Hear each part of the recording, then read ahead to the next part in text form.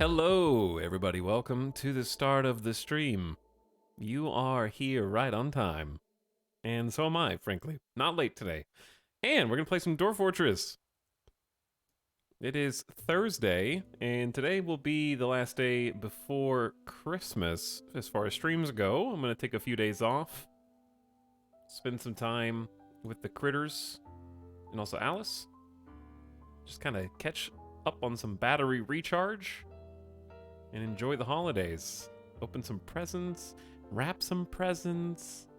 It's Christmas time.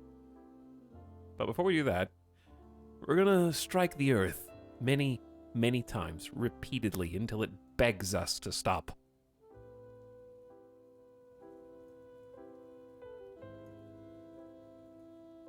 So, Dwarf Fortress is currently...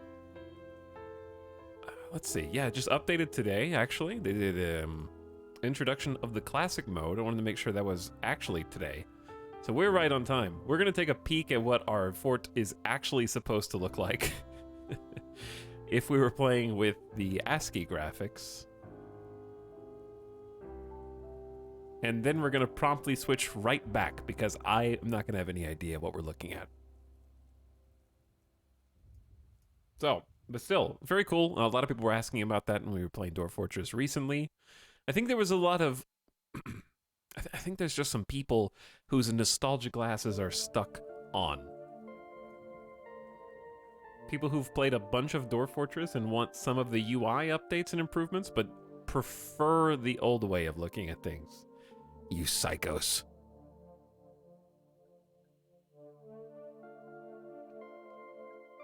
Thank you for streaming this, Etal. Hello. Turkey, how you doing? Kaibo Mod Squad, Grugan Mod Squad is here. Howdy Stoy, Soger, Chillin' Sicilian, Star Mage Dorfin, Muppenheimer, CG Core, welcome. Starwolf, Kittylicious, Altisher, Etsk, and Cinder Dragon. Welcome everybody else as well. Hope you guys are having a nice week. Hopefully, you're on break, or at least your work is going leisurely enough that you're able to tune in.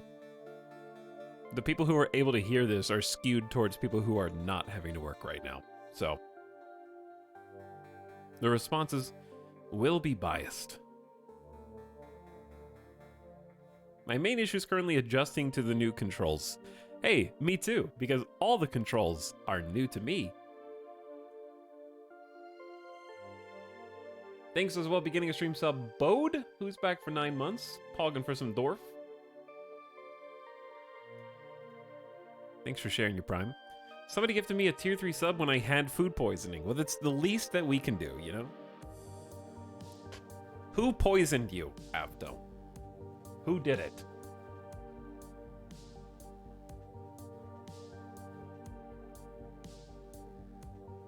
I canceled work tomorrow. Too cold. Everybody's off. And then you get to enjoy a 3-day weekend. Hey, what's up? The screen is sick. Where'd you get it? It was custom made for this channel. A commission. A long time ago now, actually. One day I'll update the graphics again. But it's actually very difficult. It's not even that money is an issue, it's that labor is an issue. Because it's finding the exact style of pixel art, and then finding someone who is both talented enough, which is easy, there's tons of talented pixel artists, but also has enough time and actually wants to do it. That's the hard part. Throw more monies at it. That's the thing I learned when I was trying to get emotes done, when I was trying to get art for the intro screens and standby screens. Artists often don't care about money. It comes implicit in the work. They're just like, there was a number of times where I was like, hey, how much do you want to do this project? Here's how much work it's gonna be. And they were like, you know what? I just don't think that I can devote myself to that project because I'm not interested in what I am drawing. And they just turned it down. Because a lot of artists, obviously I can't speak for all of them, but number that I spoke to were only wanting to participate in projects that they were personally interested in. the entire time.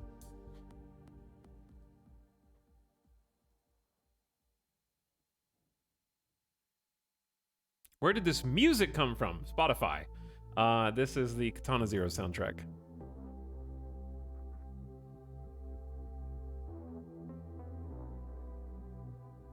Who's the artist of the intro? I will link them. If I can find their Twitter again.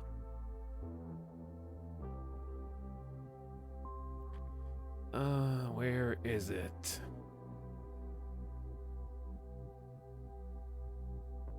Scrolling. Scrolling.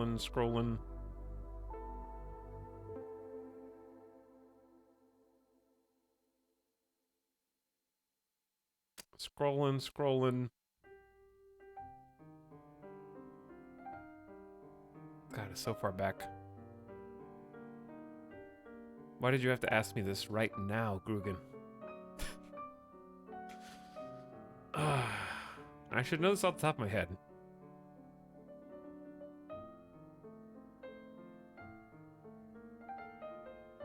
Okay, here's the artist who did the sub notification, which I need a new sub notification as well. And then Ship Timmer did the intro art.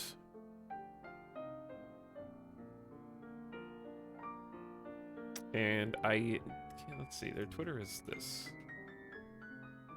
There we go.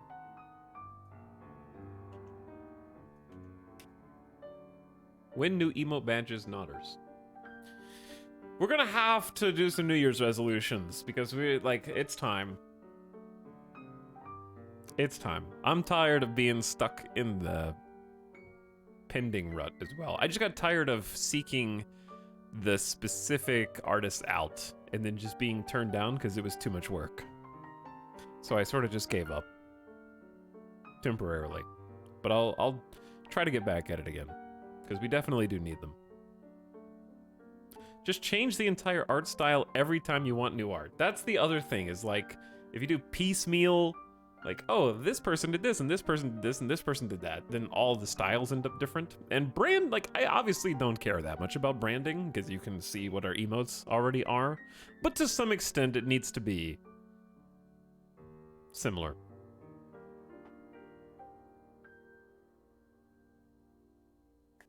And that's the hard part. It's Alex, this patch, they added the very requested add everyone to this burrow button. They're slowly getting more quality of life stuff. That's awesome. I'm glad they're still pumping some UI changes, patch to patch. Excellent.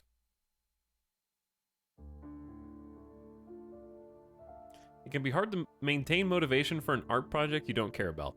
That is the biggest issue, and that's true. I think, like, the artists who have that mentality, I sort of would not consider myself an artist, but I would say that I think me and other streamers have a similar mental state of the only way to continue things like streaming or YouTube series is if you have a very real interest in them.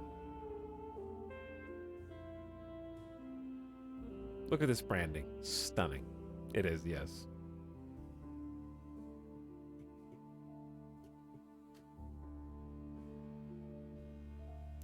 What are the New Year's resolutions? The New Year's resolutions are hopefully make some positive changes on the channel back end stuff. I don't want to be specific because I don't want to be disappointed when I talk is easy and I like to talk. So I'll be vague instead. It's hard to find an artist capable of achieving this level of art.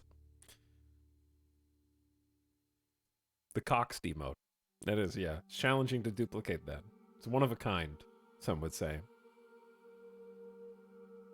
Is that Midas in the background? This is Midas. That is not a cat. Those are bags.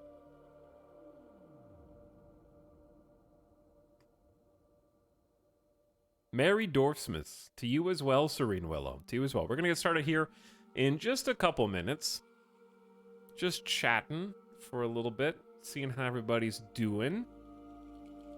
Checking out the Dorfort update news. Suspiciously cat-shaped bag. Yeah, there's even like a little tail right there.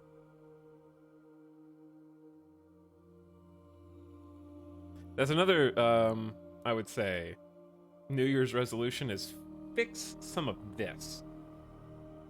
Maybe I can do some of that this weekend. For me, I just need more time off. I'm definitely feeling the holidays burnout quite a bit. He's going. He's got places to be. He's got to get cozy.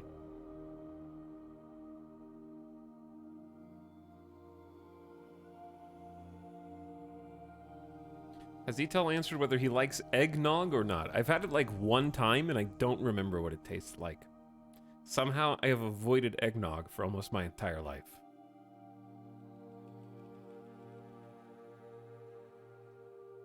Yeah, that's Midas's fort. It is Midas's fort. But yeah, I think my plan is to just take a long weekend this weekend, recharge, because I've been feeling just super burnout lately. Did you give up? What are you doing? What are you peeking over the back for? I wish I can't really zoom this camera in. Why are you looking at me? He's looking at me. I don't know what he's doing back there. Hanging out. And then what I was going to say was coming back next either hopefully Monday, but possibly Tuesday, depending on how I feel.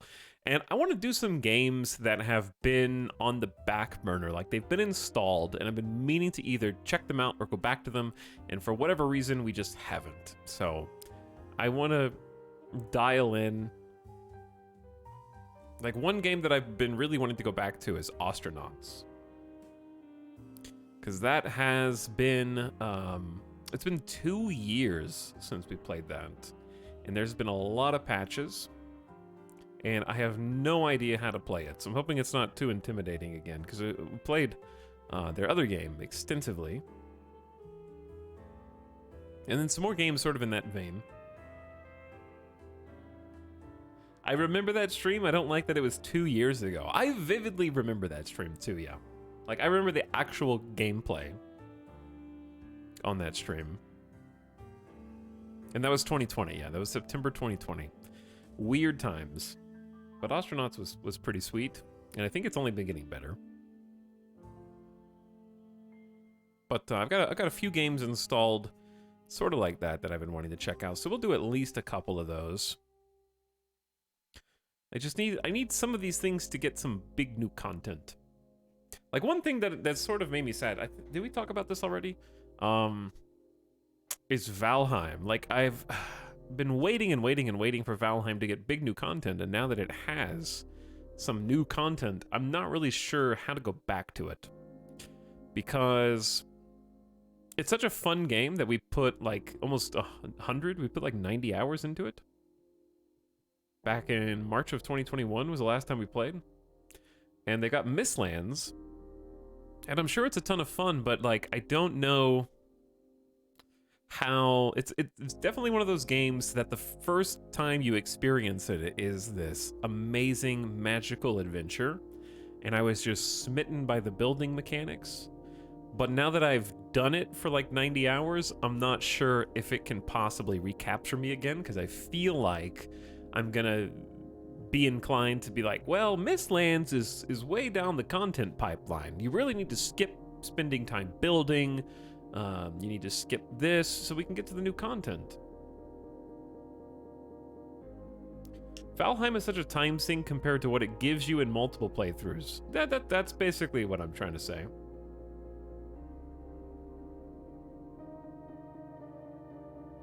Flight Sim VR. No, my computer can't handle most any VR. But also, I don't know where all the buttons are by heart. But yeah, Valheim was an awesome experience that I wish that I could just have again for the first time, because I feel like the replayability of Valheim is difficult. Especially because a lot of its wonder comes from summoning bosses for the first time, and once you've fought a few of those bosses, they don't change playthrough to playthrough. So it has a very Minecraft-esque quality to that. Like, it's very...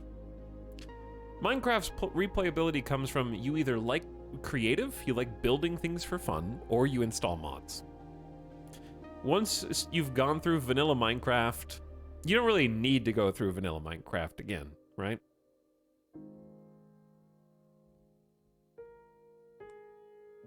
So it's tough. Tax, did you get into V Rising that scratched some Valheim itch? No, I never played that. I didn't, like, I watched a little gameplay of it and it didn't grab me. I was just watching someone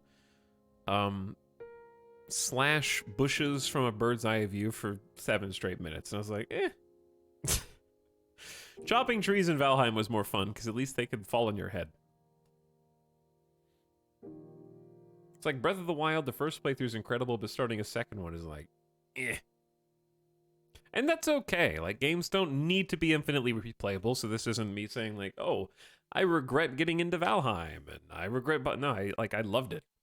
And highly recommend it to anybody who hasn't played it before. Because right now is a better time to get into it, but it's still in early access, right? Yeah, still in early access. So at this stage, I almost feel like waiting until it's actually done with early access and then going back is probably what 90% of content creators are gonna do, because they say feature-wise, the game's about 75% complete, and content-wise, it's about 50% complete. That's per their early access page. And I don't know if that's been updated with the new content. I essentially lived in Valheim for a good portion of 2020.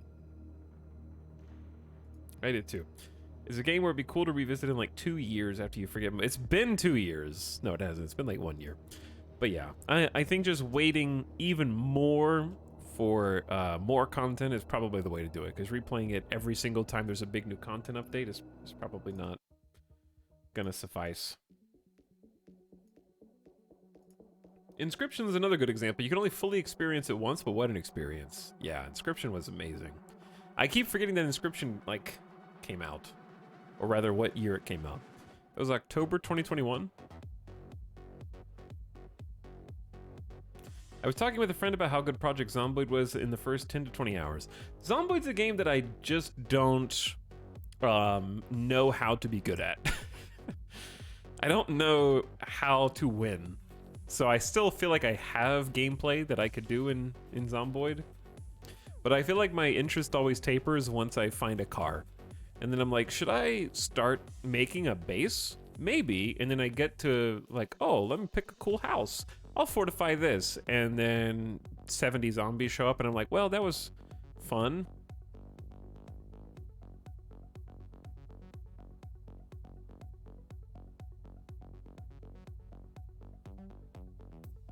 The Inscription roguelike mod is kind of cool. The card game part of it was pretty fun. All right, where are we?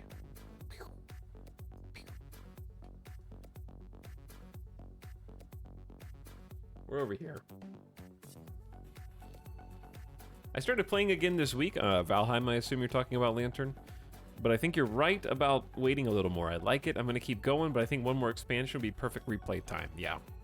Because, like, more content's great, but I don't want to play the existing content again, refamiliarize myself with it, then get to the end of the content pipeline and be like, well, that was fun. I guess I'll wait for the next one and then do it all again. Because you can't... Continuing a save in progress in Valheim, expansion to expansion, first of all, I don't even know if it's possible. And second of all, you almost can't. Because you made too intricate of a base and there's too many resource pipelines. Like the forge and the potion brewing and the like farming aspects. There's too much to come back to and remember what you were supposed to be doing. So you start over.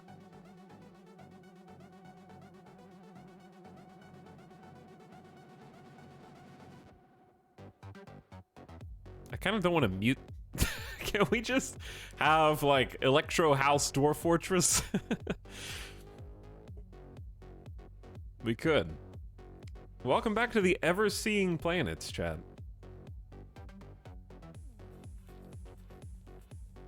The Boulder Pass Fortress is in the year 504.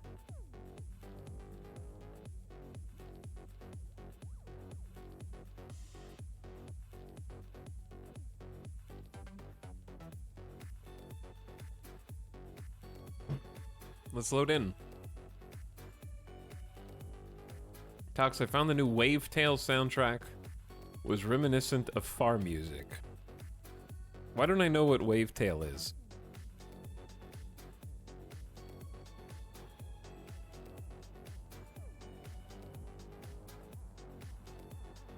Is Wavetail a game that I should know? Maybe. It just came out. Oh, it came out like 10 days ago. Surf the Wonders. It's only got 39 reviews on Steam. And it has a mix of thumbs up. It says it's positive reviews.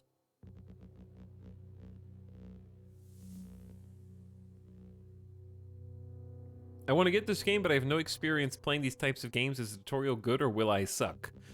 You'll suck. The tutorial's fine, but you'll still suck anyways. Because you suck. Just not because you suck, but because anybody who plays RimWorld or Dwarf Fortress for the first time is gonna suck, and there's nothing that you can do about it.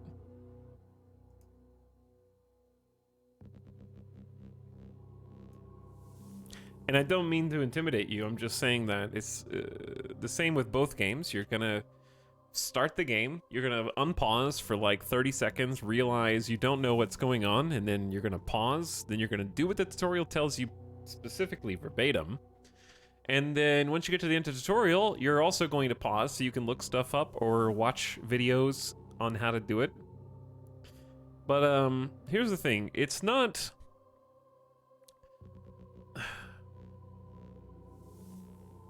The difference between complexity and difficulty. This Dwarf Fortress is not difficult, it's complex.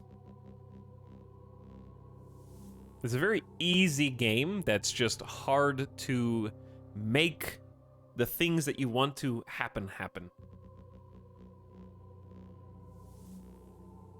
So the difficulty comes in wanting to do something and trying to figure out how to do it.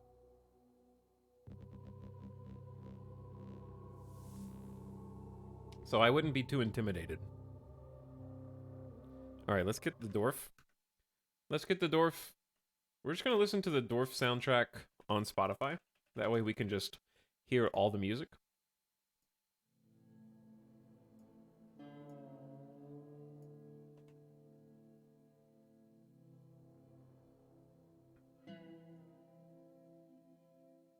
But it's definitely the best jump on point if you've never played Dwarf Fortress before, compared to any other point in Dwarf Fortress history. Okay, welcome back to our fortress in the Dwarf Fort.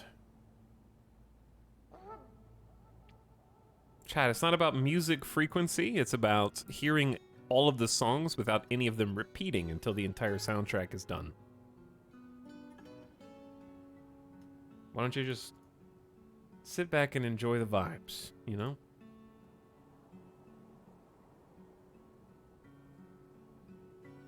Does grass still grow under a roof? To be determined. There is definitely more dirt than there is, and than there was when we started, but there's also more animals. So we need to make sure that we have enough space. Welcome, this is the surface of our fort. We'll do a little recap. We're living next to a waterfall. So here is where the river runs off of an edge that's like 12 stories or so high, all the way down to the bottom. And then as we dig deeper, our base unfurls itself. So up here on the surface, you might see some piles of vomit from place to place, and or blood in certain areas. Don't worry about that. These are some drawbridges that we can use to sort of limit the access to our castle. So we've got these drawbridges hooked up to levers that are underground that we can flip remotely in order to stop people from being able to walk across the river. And also, this door will flip up and basically become a wall that will keep people out of our base. because our base right now is accessible primarily through this open space. This is a slope that goes down underground. There's no door. So this drawbridge can be closed in order to block off access. But when it's open, traders can actually come into the fortress itself instead of having to trade outside. They can trade from the safety of our interior. And then past that, we have an indoor pasture. So this is totally roofed. And we got some animals, namely some yaks. The yaks have been multiplying. So that's good for us to be able to butcher from time to time. We'll have to keep tabs on that. We can also sell some for trade. But if we butcher them, we get some skin that we can use for various products, as well as, of course, meat for a little food variety, which we're doing great on food and drink right now.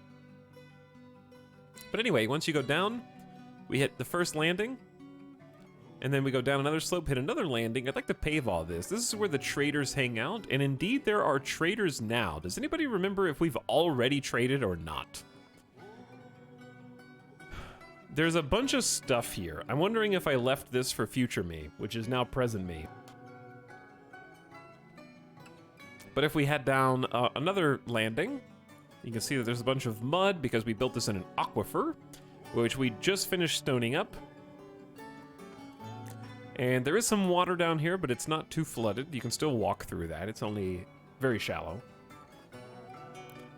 And as we continue to trawl the depths, we've got some paths that need to be mined out. Some that already have been. And then we start to hit the actual base itself. The base itself is in the process of being beautified. We're trying to increase my personal perception of its beauty with some floors that we've been making out of blocks.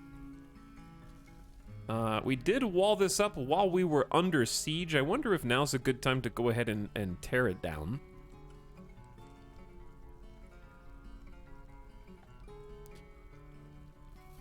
Because, yeah, we want to open the access to the waterfall and probably build something else to block access. Like we can make some grates. But yes, this is the dining hall, and some places you'll see these huge sweeping tunnels where we found ore veins. In this case, hematite that we can turn into iron, I believe. This is our temple, which is also a work in progress. Our generic temple. This was an armory, or a barracks, I guess I should say. But it is now being converted. I don't know what it is now. Nothing. Here's our switch room where we we have the control room kind of going on here. This door, I think, is already uninstalled. To the right, we have a fully set up barracks where we're doing some crossbow training. We had a lot of fun experimenting with how to get dwarfs to start training with crossbows, and I think we have more work to do as far as teaching them how to get combat ready. So we might need to practice with that a bit more. Got some individual bedrooms for the nobles, some shared common area to sleep in. For the rest of the dwarfs, our population is going up. We're up to 34 dwarfs now. Some offices for some of the nobles. You'll notice that there are some hamster remains. One of the cats has been dropping some presents for us. There's a little hospital here with a traction bench and an operating table. Then if we go one step further, we've got all of our crafting. We just freshly set up a loom, and we were working on this particular room to get some maybe leather working in here. There are some wood crafting. We got bowyers workshops, craft dwarf, and carpenters. And then below that, jewel cutting and crafting. Oops, wrong button.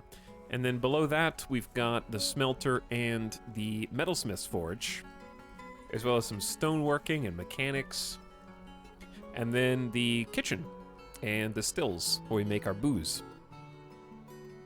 Yeah, there's the tanner shop. Okay, and then one further down, and we have our stockpile floor, where we are storing a good many things.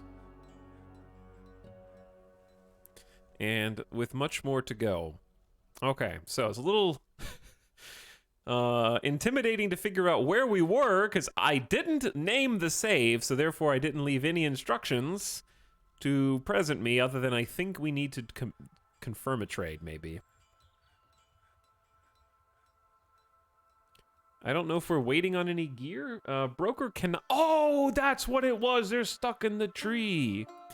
My broker went out to go meet and treat with the trader who arrived, and they climbed this damn tree in order to have their business meeting. And for some reason, they're now stuck in the tree.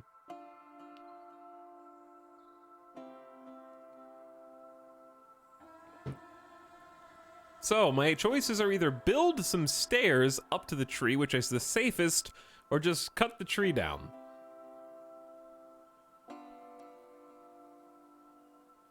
The elves did this. All right, so if I made them stairs.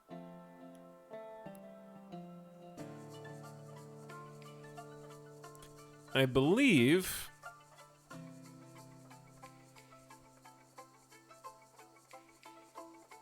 Like, stairs here should work, right?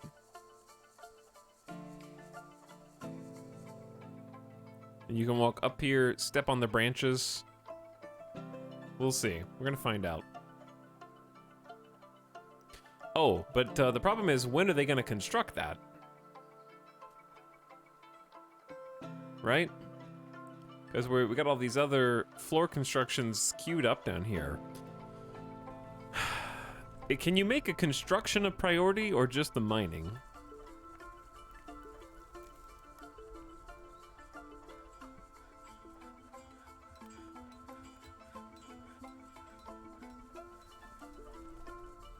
Honestly, that's a committed dwarf. I think the double arrows in the bottom, set high, that's high and low traffic areas, which is different, I think. No priorities on construction, suspend other stuff. It would take me longer to suspend it than it would... Migrants have arrived! Oh no, we just got like 6 new migrants. The population's up to 40 now. I don't think we have enough food to support all these dwarfs.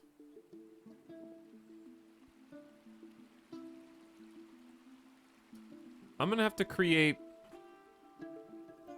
some more fruit gathering zones, I think.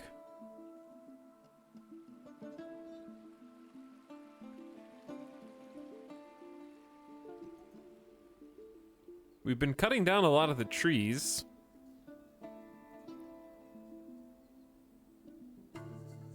Okay, let me go to the labor menu real quick. Plant gatherers.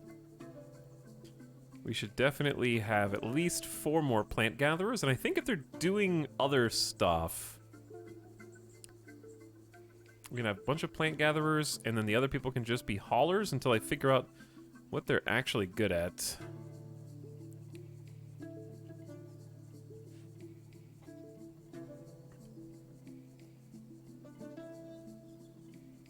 Okay, let's actually just take a peek. What I'm looking for is anybody who is, ooh, dabbling Marksdorf, dabbling archer. Okay, all right. The training is actually starting to pay off there for the hunters, because we only have 1 hunter right now. Shorast, competent bow dwarf, and I think that we could probably have a 2nd one. Novice Marksdorf, novice archer. The militia commander could be a hunter. I don't know. I guess they'll do that job when they're not in training, because I think we have alternating training right now. So maybe we can have a few people become hunters when they're not in full-time training.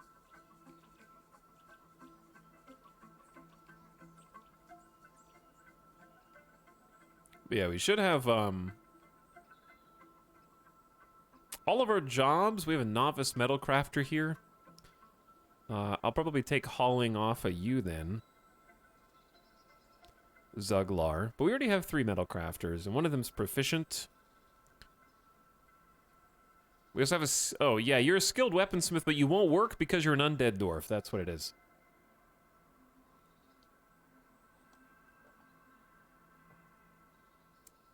We need nice floors. You're just going to have to live inside the tree for a little bit. Yep, they're just going to have to live in the tree for a bit. Okay, but anyway, the migrants arrived. We're up to 42 people. We've made a masterpiece maple chair. And I'm hoping that we don't kill the colony because I don't remember what past Etal was up to. Thank you as well, beginning stream subs. J-Web says, Dorf. Thanks for the 19 months of Dorf. J-Web. Tuna Man also getting comfy in chat. Hello, Tuna Man. Now, let me pause for a second. Just move over here. There we go. Much better. Because they're almost done with this floor.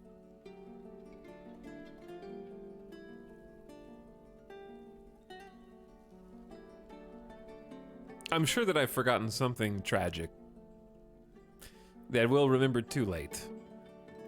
Are you guys having fun in here? Are you training? You're doing individual combat drills. And occasionally we should actually see them hit their archery targets. The question is, the wild boar is fighting.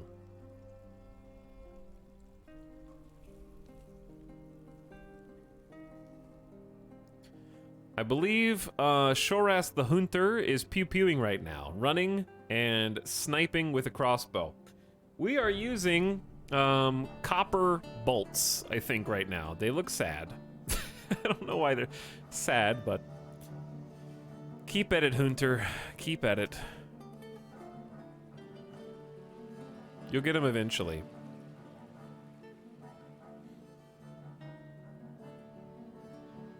I hope Midas gets a nice gift this Christmas. Midas gets a gift every day, and it's called not having to live outside. Having a warm bed, a blanket, 2 big meals a day, and treats multiple times a day, as well as a bone with a treat stuck inside of it. And having an owner who has to, due to his own health issues, help him go to the bathroom every single time he goes to the bathroom. Yeah, but he deserves more.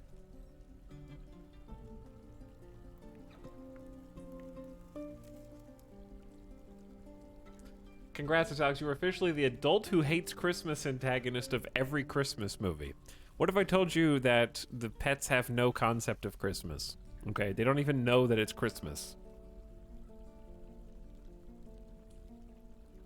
It's the same as any other day. I just happen to give him Christmas every single day.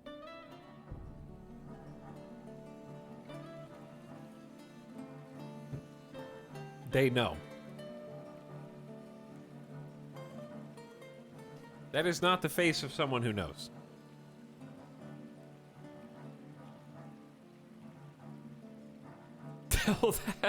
Tell that to Santa's reindeer. But anyway, the truth is, there's really not much I can give Midas for Christmas because he can't have any stuffed animals for his own health. He will eat the stuffing and swallow it whole. He doesn't like regular chew bones unless they have treats in them, which I already give him. And he can't get an extra helping of food because he ate and drank a little too much the day before yesterday and then puked it all up.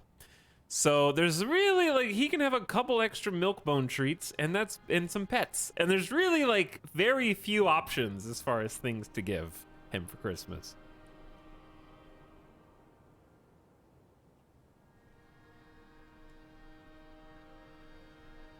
Smelting hematite ore, that makes iron. They're hunting and they can't get where they need to go. Have you guys built the stairs? Chat, they did build the stairs. However,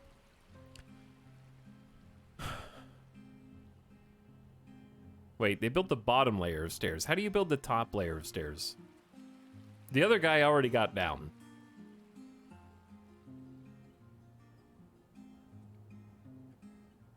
Does he like squeaky toys? No. I think he might actually be deaf, to be honest. I think he's, like, gotten deaf in his old age. But that's just my suspicion. I can't prove it. The other guy jumped. Is it actually just waiting for construction?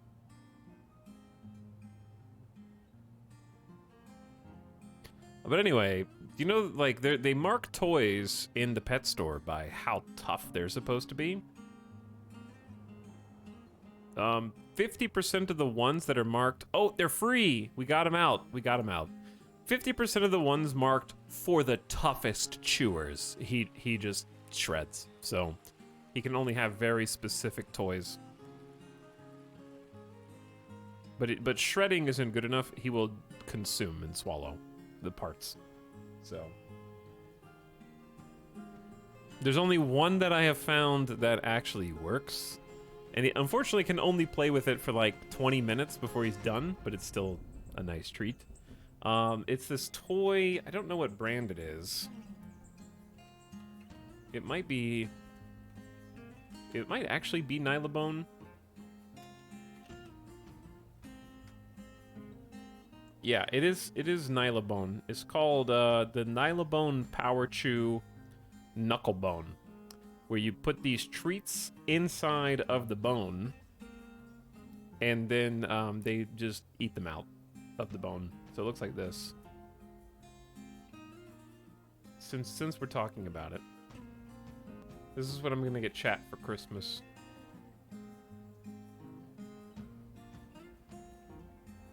So they have the little sockets on the top and bottom, and you can just put a little treat in there, and then he chews on that for like 20-30 minutes.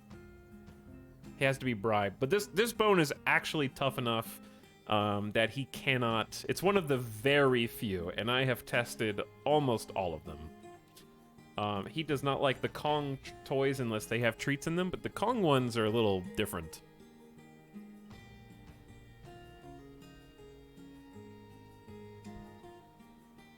Stray cat, needs a tanned hide, cherry wood bed, and making blocks. All right, trade time. We got the broker down. Let's trade.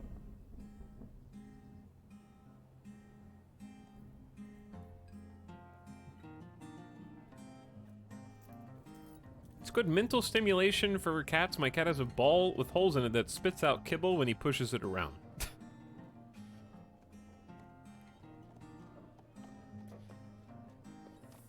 We usually give our girls plain Cheerios for Christmas and some plain unbuttoned unsalted popcorn. Plain popcorn. I never thought about giving a dog popcorn. Okay, we're selling rings. We just make these for fun. Here's a question, chat. Is it, like... Should we just continuously be making stone crafts like this? Or do you think it's time to switch it up? Now that we actually have some gems and stuff? Like, okay, let me put it like this. Is it better to make stone crafts and then encrust them with gems? Or do you have to, like, make completely different crafts from scratch? I think all of this should be safe to sell. I don't know. Well, if you don't know, then don't say anything. I always have crafts being made, because I guess it just trains them.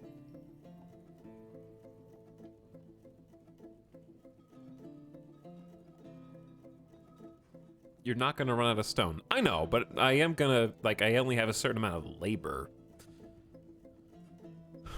Why is there a silk rope in here? Dude, pond turtle stuff. They are using the turtle shells for things. I'm just messing with you, Krugen. I have been saving gym furniture for the nobles to keep them happy. I guess I just don't know how to target specific pieces of furniture for that purpose.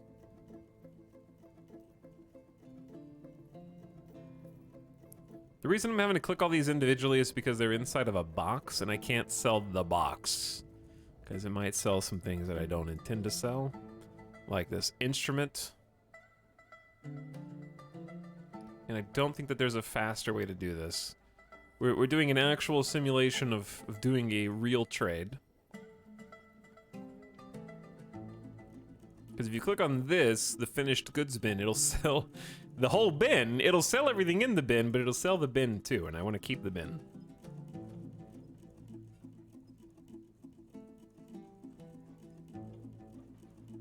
This is a long scroll wheel, though, I know. I'm sure the devs will add some way to separate all this stuff in time. Like, I think from a UI design perspective, there's really no reason why this menu should be separated by... Like, it should be separatable by either bins or by item type. Because defaulting to bins is problematic.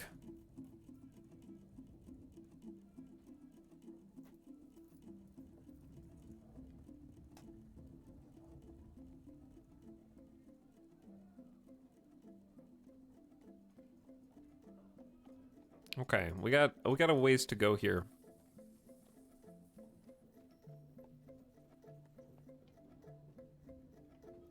Like, type in crown at the top and just an all button. Yeah, that would be nice too.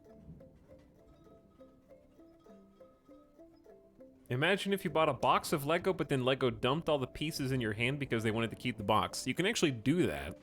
I have a really cool Lego set that does not include the display box. It's just a bunch of bags of Legos in a cardboard box. So they sort of already do that.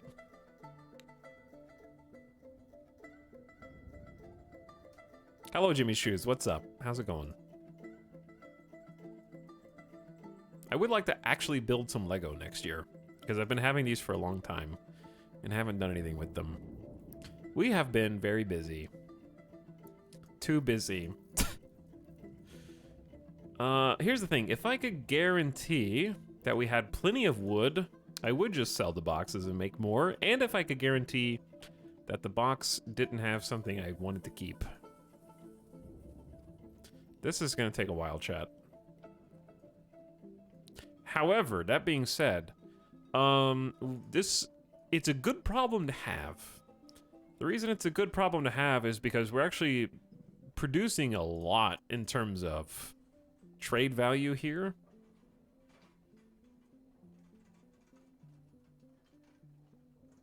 So we're going to be able to either make really good relationship with the trader and appease them by giving them a whole bunch of cool stuff that they can profit off of.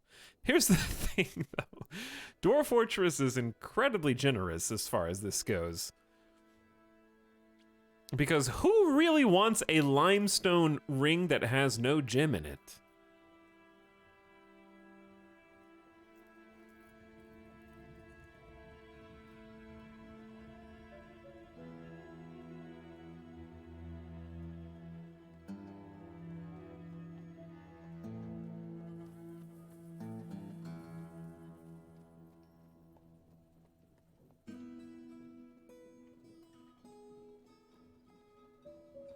I'm genuinely curious how the success of this game will affect Toadie's dev cycle. Well, they already said that they hired somebody in the news update today. It said, the team grows. With the success of the Steam launch, we're now able to bring on some more help for future updates and events. Firstly, Putnam is a very prominent long-time member of the Dwarf Fortress community and will be helping Toadie with programming. This is a historic moment, as never before have non-Adam's eyes seen the Dwarf Fortress code. Welcome, Putnam. We wish you luck and courage. So they have at least one more programmer now. That means development will happen twice as fast. Wait, they were already contributing. Never mind. Development will be going as normal, except the person will be paid now. I'm just kidding. But that's good. That's very good. That's the first step. It kind of reminds me of the RimWorld development cycle in that sense, where for a very long time, Tynan kept everything super close to his chest. And it feels like once you sort of open yourself and your code to somebody else, it's easier to start trusting other people to see your vision through. And then with that comes a faster and improved development cycle. And getting somebody else to start eyeballing the actual source code and iterating upon it is the first step to speeding things up through manpower. Because throwing more people at a programming problem obviously has a ceiling, right? Like, you can't... AAA devs figured this out from time to time. That you can't just put people on, like, too many cooks in the kitchen, right? But certainly there's room for more than one. I want my damn boxes to stay. And I'll do this all by hand if I have to.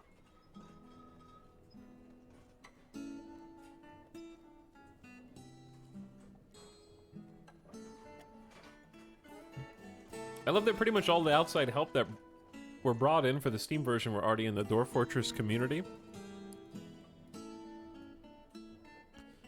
I think that's the only thing that makes any sense. Watch it sell the boxes anyway. It's not gonna sell the boxes anyways. I can sell a couple of these. I don't know. The scroll bar is too jumpy. Is there anything in here we need to keep?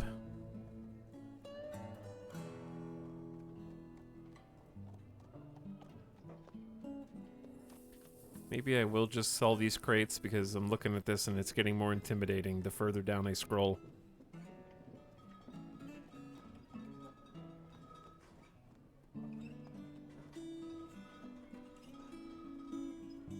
There's gotta be an in-between here between. See, because look, this isn't, when you go down an entire level, YOLO.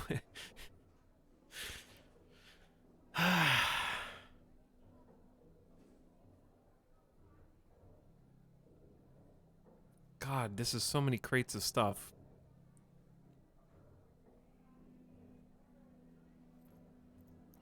Alright, fine, I'll sell the stupid boxes too. Otherwise, we're gonna be here all day. You can't minimize these either, unfortunately. We have 18,000 trade value. We've been very busy bees as far as making little limestone trinkets goes. Oh, well, that's what I was saying, is that Dwarf Fortress is incredibly generous because it's like, yes, I have 500 limestone bracelets, and they're like, yep, and? Wait a second, you're telling me that there's no like bulk discount required? They don't get less valuable the more of them I make? Supply and demand? Like, no. All you gotta do is just keep making them. I'll keep buying them at market value.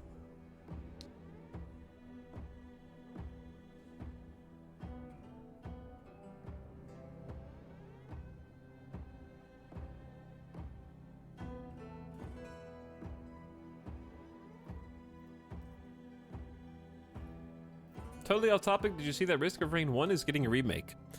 I did, but I didn't really play Risk of Rain 1, so I don't really have that much to say about it, I guess. And I think Risk of Rain 2 is a lot of fun, but I honestly don't like playing it in single player. So that really limits my ability to enjoy it. So maybe Risk of Rain 1 will be better for that.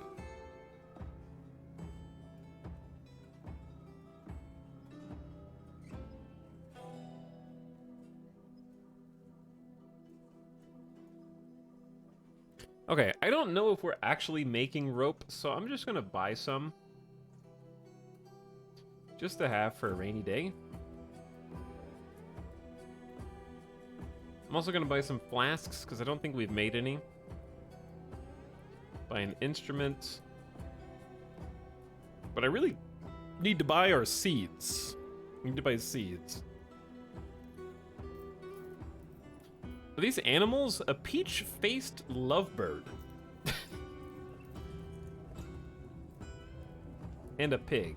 I don't remember which pig we have, and I'm not closing this menu to find out. So we're just gonna buy the pig and the lovebird. Cavey is a guinea pig. Oh, it's a guinea pig? Well, now we have a pet guinea pig. I think I'm gonna buy some milk barrels. I'm assuming that these are full, because I want to have some food stockpiled. We definitely have buckets. We definitely have weapons now. We don't have a spear. I'm going to buy another crossbow, because they've been difficult to make. Iron bow, I'll take it. We definitely have iron longsword. I'm still not savvy on which of these arrows and parentheses equals higher quality. So that's all sort of nebulous to me at this point. We need to make some actual training swords. Okay, put that on the to-do list. We have been making our own armor though, and shields. So I don't know if I need to really buy much of that. We haven't been making them regular clothes though. So I'm just gonna buy some of that. Now, seeds. We got seeds. These are just peas, but peas are seeds in real life. So I'm assuming that those are pea seeds.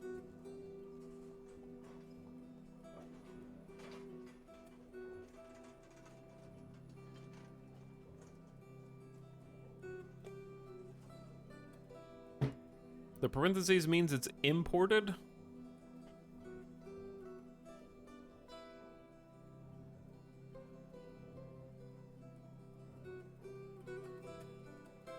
I'm trying Classic Dwarf Fortress, and it's not as bad as people say to get into. More power to you, you know? Go for it.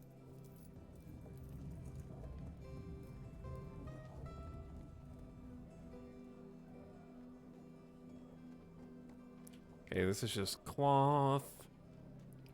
Lots of cloth. Lots of memorizing hotkeys. Yeah, there is a lot of memorizing hotkeys. Should we buy some boxes of leather? I think so. Leather is somewhat difficult to come by right now, so I'm just gonna buy all their leather. We just started hunting and butchering, so get a head start on that, I'd say. And cloth-wise, like this is alpaca and sheep cloth. Other than that, how do we produce cloth? I might just buy some cloth boxes as well, since we have so much money.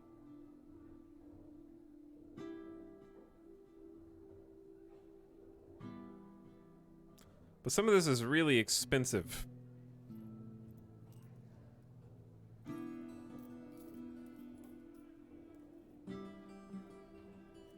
Their profit is still 16 grand. I think they're okay.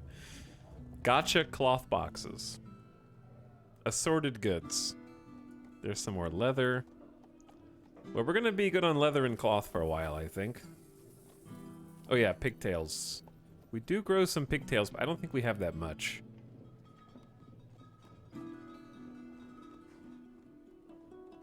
I think I'm just gonna buy some rogue meat, because I don't know, we're getting more. We got 42 people now. Prepared reindeer heart. Put it on my tab. I'm just gonna buy all the fish.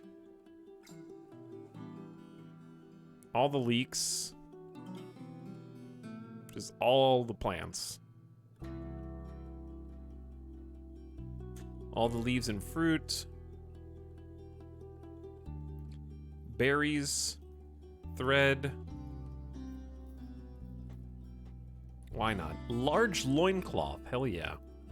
I think we can make our own backpacks now. We should be able to make our own quivers. Just buy all the cheeses.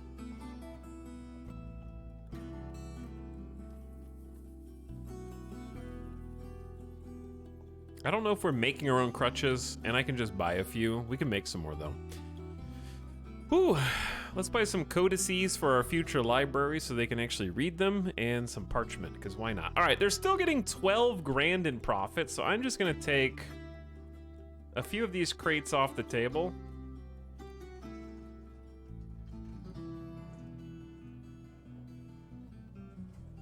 Because we don't need to be that generous. We definitely want them to make a profit. They're still making 4,500 in profit here. They're really gonna like us.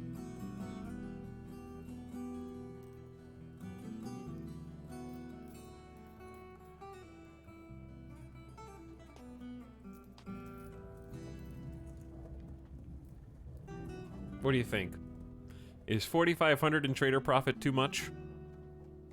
We're giving them 10,700 worth of goods, and we're getting 62.64 back.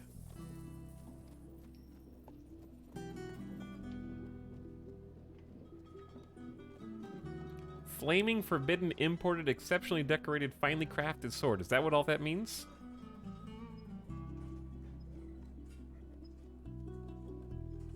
$40% is a lot.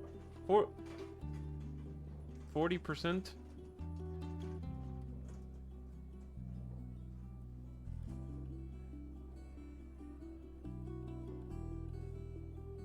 Well, I don't want to manually uncheck all these things.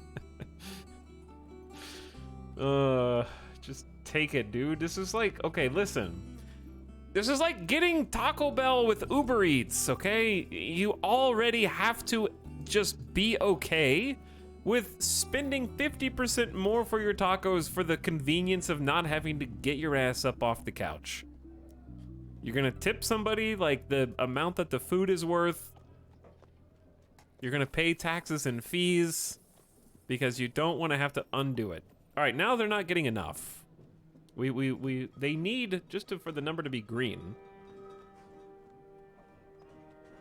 they need like 3165. It doesn't have to be green. Yes, it does. Yes, it does. This fort is going to have a good reputation. Trade. Now, you're free to go, broker. No trader needed at the depot. Get back to work, everyone.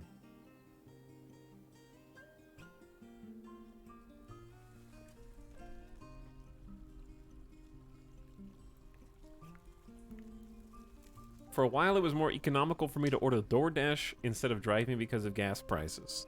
Yeah, that was just silly all around anyways.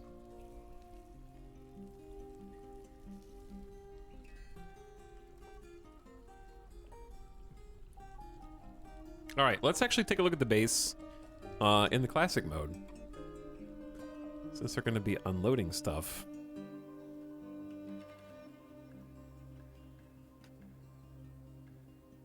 For some time anyways. Make a save first, since we just did a massive trade. Hello, Paul. Says,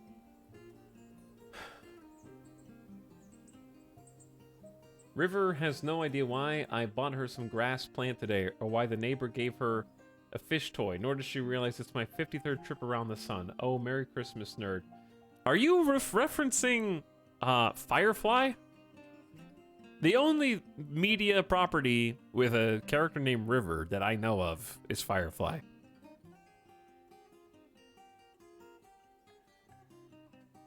But also, it's your 37th month of sub, so where did the number 53 come from? River Tam, I think, was their name. I love the fortress layout. I like the fortress layout too. We're gonna make it actually look snappier today. It's part of the plan.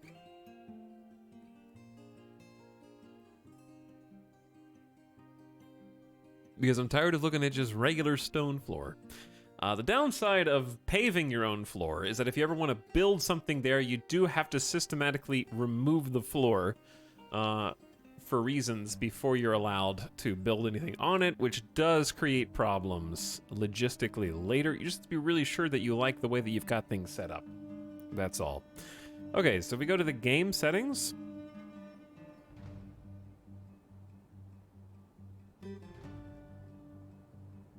Somewhere, it might be under is it under video settings? Use ASCII graphics. Yeah. Look, chat, you can't zoom in at all, but look at our little dwarfs go. That's a C for a cat. The river's flowing.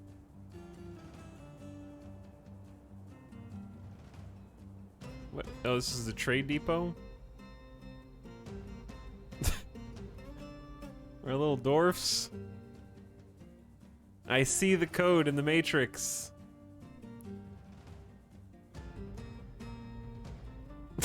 Oh, man. Oh, man. God, I'm so glad that the Steam version exists.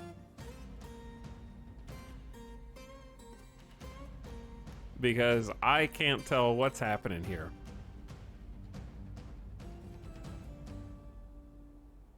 And I know that that changes over time.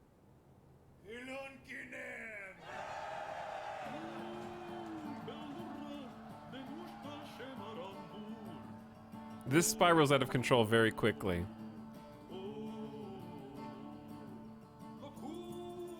I like that they actually changed these buttons down here, but you can still use these buttons.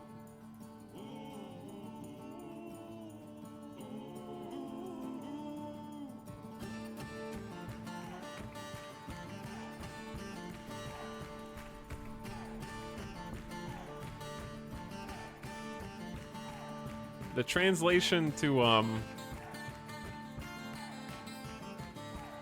Steam graphics is amazing.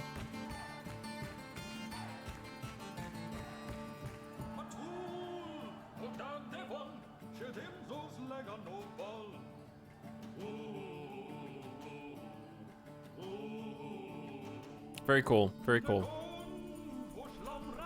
Whew, wow. Oh my god. It's like coming up for air.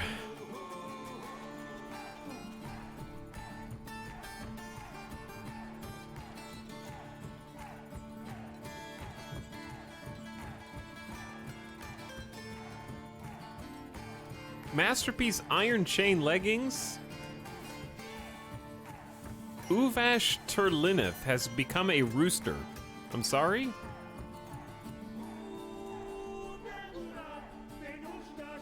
Pet of Kogan, 1 year old. Chat, why? Did someone give a full first and last name to this rooster? They have pets. They brought some pets. There's tame bunnies. There's dead worms in here. The merchants are leaving soon.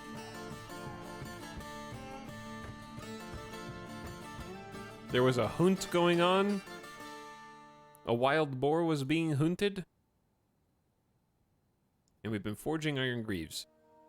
Okay, what are you guys doing? Gathering fruits and such? We have like 600 food now. All right, we're doing great on food. I don't think we're doing great on farms. And I wanted to... Anything that I do right now is just going to be a lot.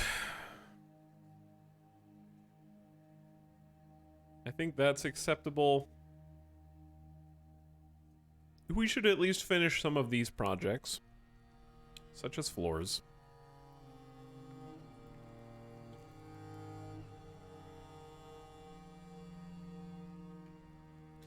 Did I want a door here?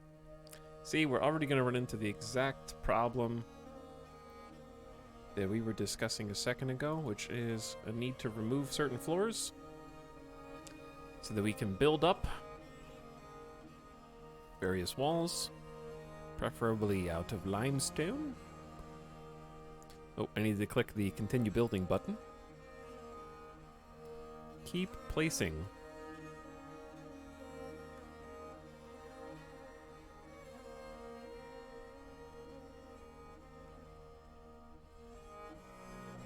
Like, I don't love having multiple little wall airlock things here, but I think it'll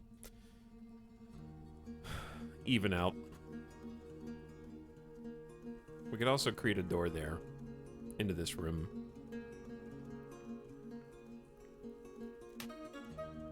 And then this would make a lot more sense than just a door here. Let's uninstall this one.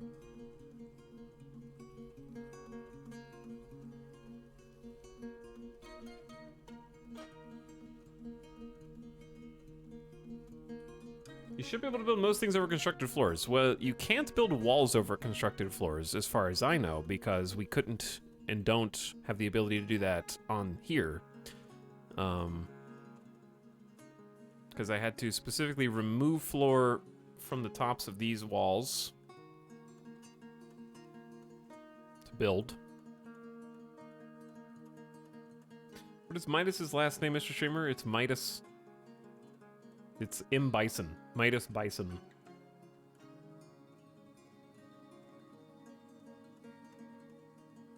Because when we first built this, the issue was if you... So like, let's say for example, I built a wall over this. Wall here, can't. Left click, doesn't work. You're not able to build it there because the hatch is forbidden, okay? I'm just saying that when we were first doing this, everyone in chat was saying not to build floor on top of the wall because we would have to remove it before building it, so... maybe chat was lying. You can make towers, but I don't know which is the correct roof. I also may have removed some of the floor from some of these spots. In the old game, you couldn't, but now you can. Okay, well, there you go.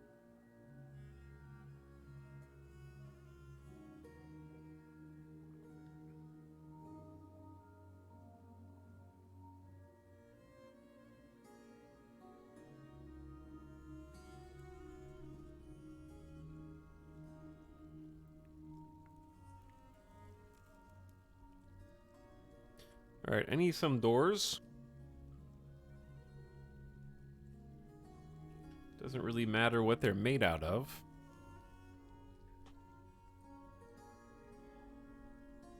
But yes, there sort of highlighted the problem with streaming Dwarf Fortress is people backseating misinformation and literally teaching you how to play the game wrong. And then it has to later be corrected by additional backseating.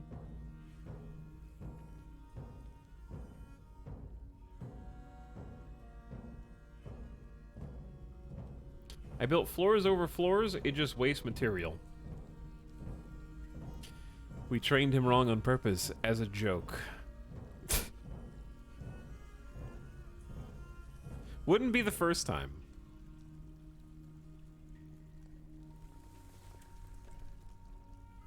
Okay, anyways.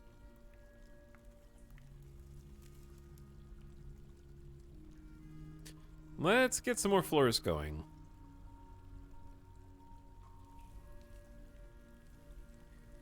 Where am I? How was I doing this? I think we did it in...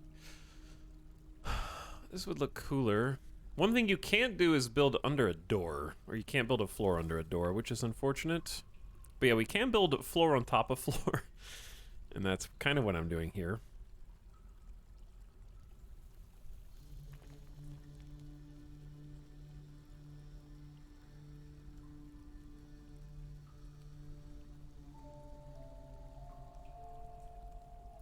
This is sort of a painstaking process. Is the end justifying the means? You be the judge. Actually, I'll be the judge. If I didn't think it was, then I wouldn't do it. But this is how I have to make it work. And a little extra effort and polish will go a long way into making this base look much better. But I want to start with this floor, since this is where everybody lives right now.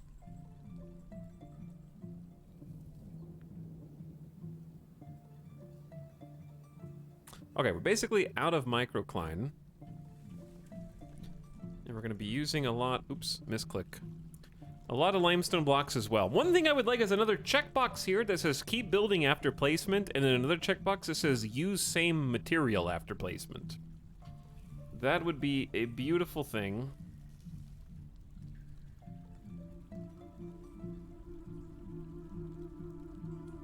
Or use last materials, something like that.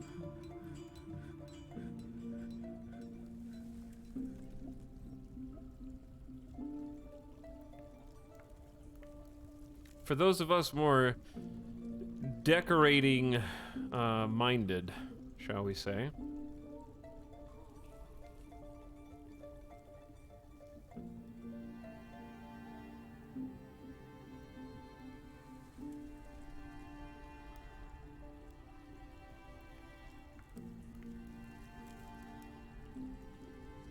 He's building... Oh, I am building walls. You're right. You're right. Hold on. Yep. Just really claustrophobic in here all of a sudden.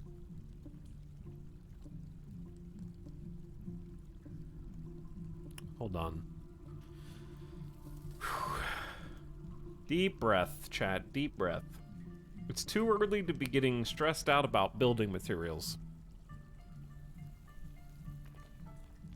I'm slightly stressed out because I feel like I don't remember what our production pipeline was as far as making new crafts was going on like before.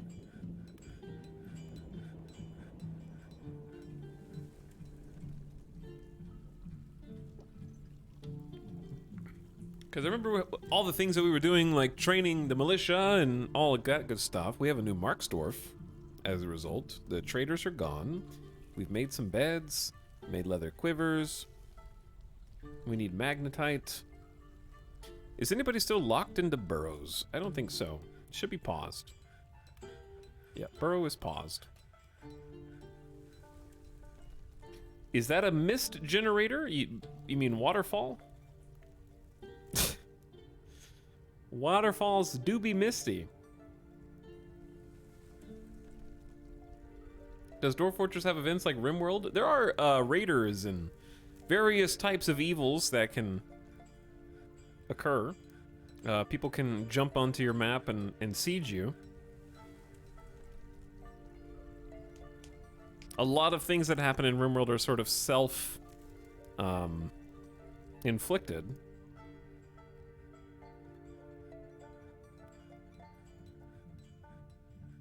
That's true. Kind of messed this up, didn't I?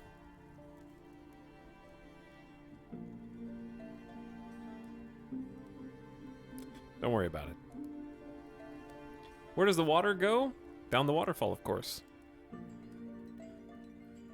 Don't worry about that. That's our sewer. It's more simulated events than random events, yes, but life is dictated by RNG. Like, where you were born was totally random. Only it wasn't. The only random events are strange moods, sort of, alongside a bit of spoiler stuff. Yeah, no spoilers, please, chat.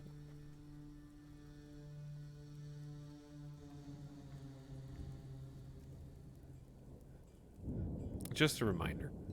But I know that you guys have a lot of knowledge and your brain is just constantly trying to spill out of the ears in your head.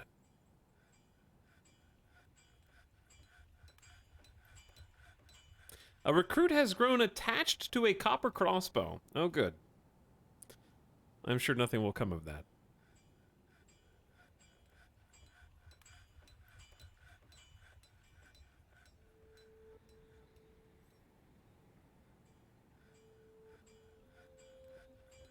Okay, what I need to do is fix this scene. Actually not. Oh, I know why this is a problem. Hold on. How about that? There we go. We need to take a deep breath. Do not take a deep breath of this.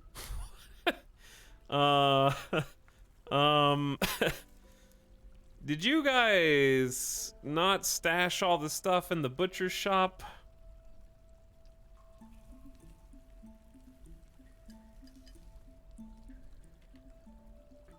Did we butcher things and then the things spoiled by chance?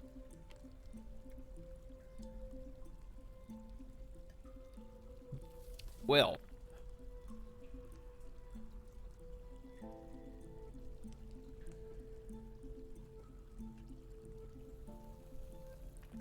My question is,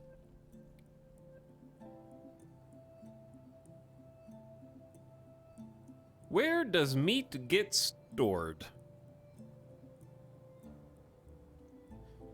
Is there a particular type of container that is beneficial to put meat in?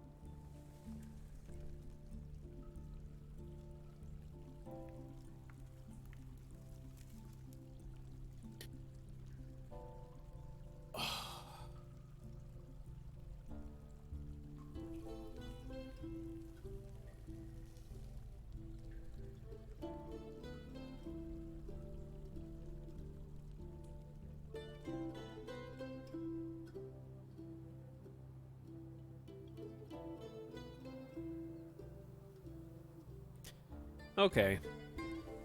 Well, I'm wondering, let me check my stockpile. Why does this say none? This is supposed to be a wood stockpile. It's called Woodstock number 1, and there's definitely no wood in there.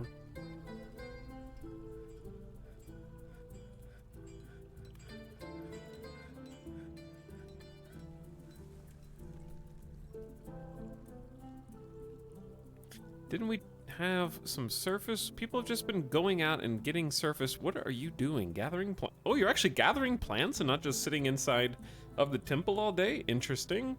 There's a Langer skeleton.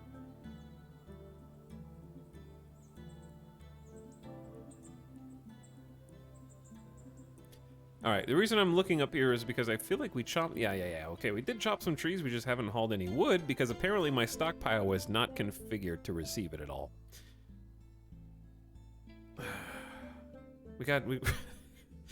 I need to check. Somewhere down this line, there is a make wooden barrel thing. Okay, let's check this. If the amount of empty barrels is less than 6, it says not satisfied for the next check. So we should have at least 6 empty barrels somewhere. Let's say 8 empty barrels.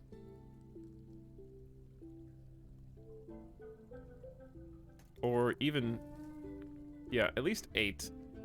The amount of logs is greater than 12. That's confirmed. Let's make them make 4 barrels at a time or something.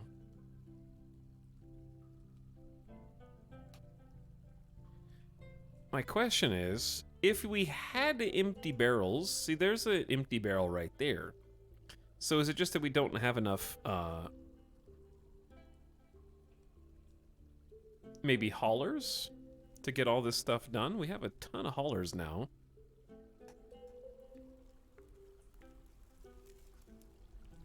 I'm assigning all the plant gatherers to also be haulers. I don't know what to do with this stinky miasma that's spreading.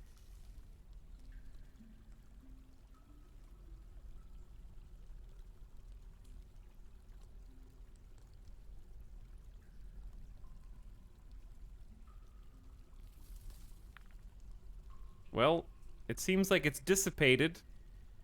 At least it's not corpse miasma.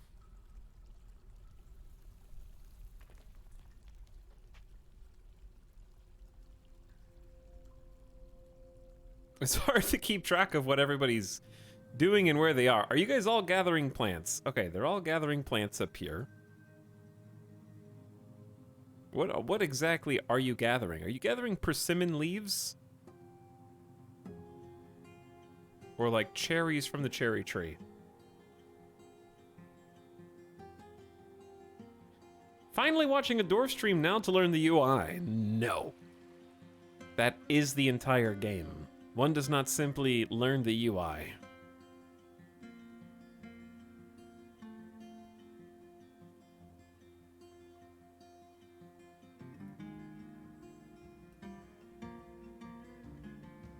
Okay, let's try and dig out another farm area here.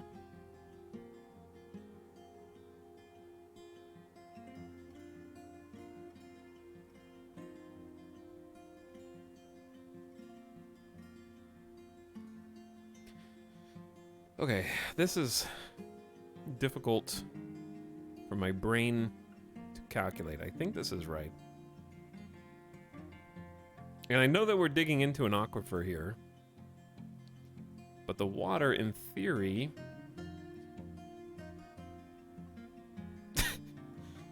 might be problematic, actually. Do we just need to destroy this staircase temporarily, maybe?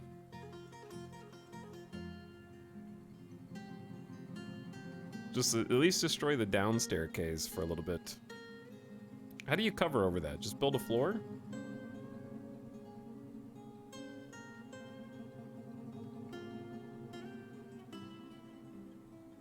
Where are limestone blocks? There we go. I'm just gonna build a floor over the top of that. They can still access it from this stairwell. Just a little further away. Slightly inconvenient. But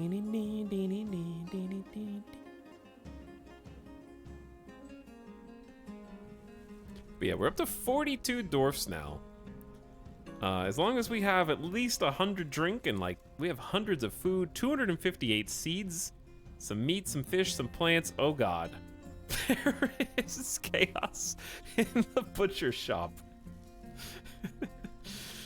Oh.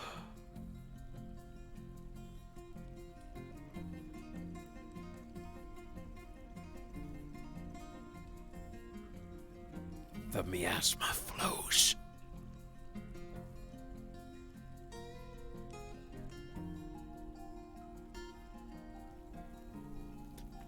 Trying to look here and see. There's definitely yak bull bones, rotten chopped kangaroo liver, rotten prepared kangaroo brain, rotten kangaroo meat 18. Yep, that'll probably do it.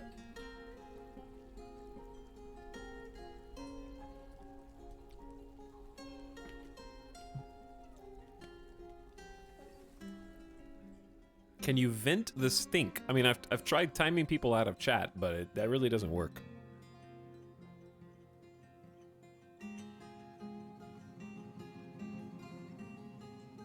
Limited viability.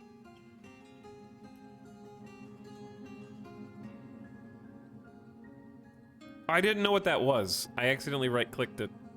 We'll never know what it was. Okay, what's this? This is a loom. Both of those are looms. So we were looking at clothing workshops. I have used leather tanned at the tanner shop here to make clothing and tools. Okay, we already have 2 leatherworks. This is not how I want this room to be. That's not my first choice.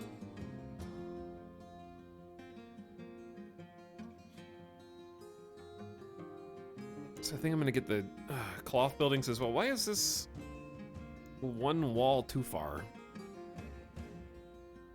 Something happened here.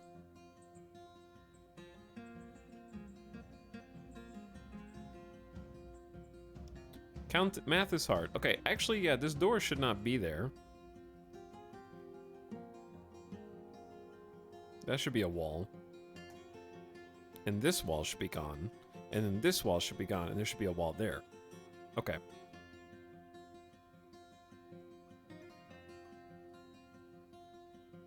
This is difficult to keep up with, but I'm doing my best.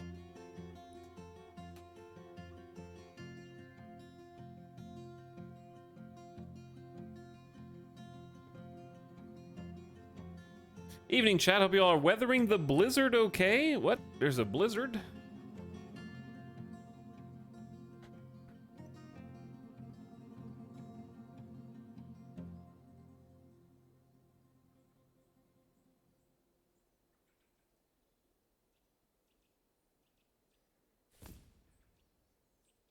Nope, I died. Rip.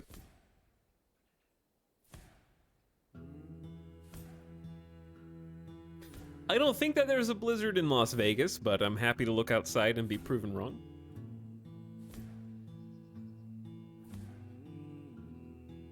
Most of the US is getting hammered. Chat, are you in the blizzard right now?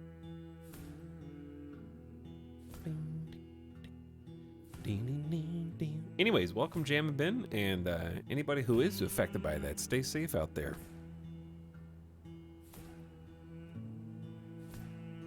Apparently my head's been in the sand.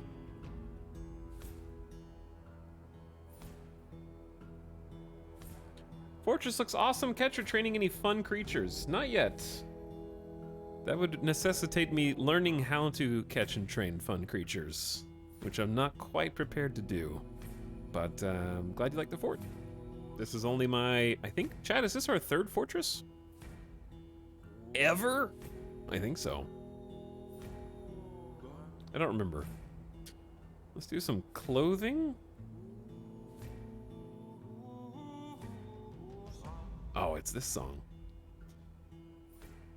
I don't think we need 2 of these, but for symmetry, I'm gonna do them. We'll probably need 2 eventually.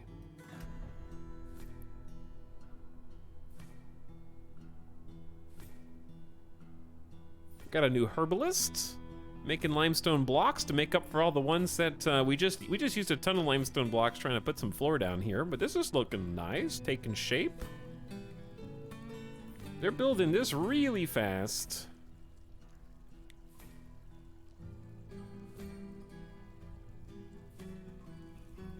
Oops, I could have done this totally different, but that's okay.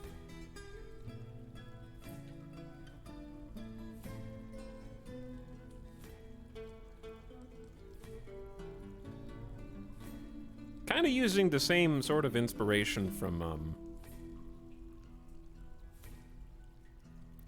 RimWorld.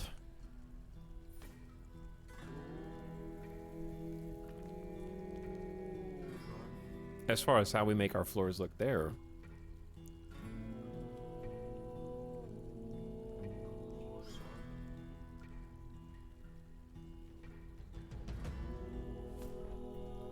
Okay.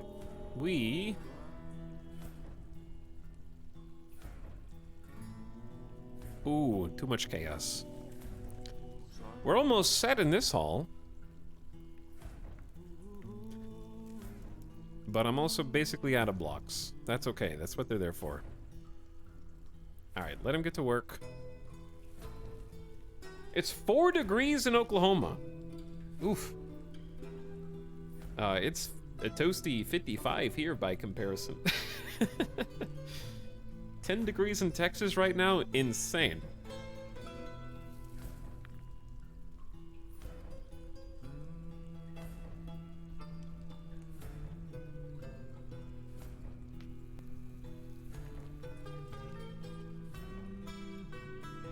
Catching and training things is pretty OP in my opinion. Well, that's okay. I'm definitely not looking for pro tips or backseating of any kind, really.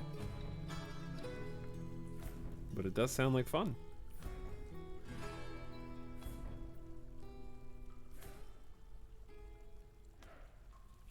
But anyway, thanks again, Paul, for the 3 years of sub. Appreciate you. Why am I a tier 3 sub? Who gifted this to me? I don't know. There should actually be a notification or a message on your Twitch page that tells you exactly who's responsible for that.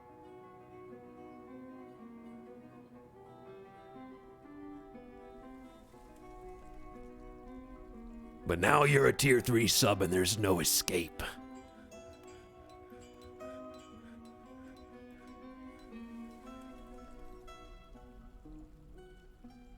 Okay, we're still making Iron Mail shirts. I actually want to check on the work orders for these and see how many I told them to make of each set of armor. I think I told them to make 10. So we should have a full set of armor in progress for at least 10 dwarfs. I think that all depends on what our stockpile of iron looks like. We only have 1 iron bar, okay.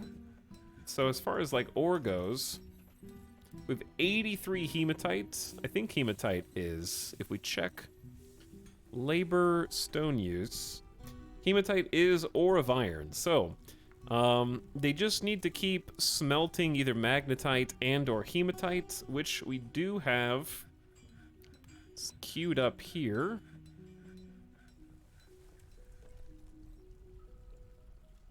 There's magnetite and hematite. If the amount of iron bars is less than 20 and the amount of hematite is greater than 0, yeah, they should absolutely be on this.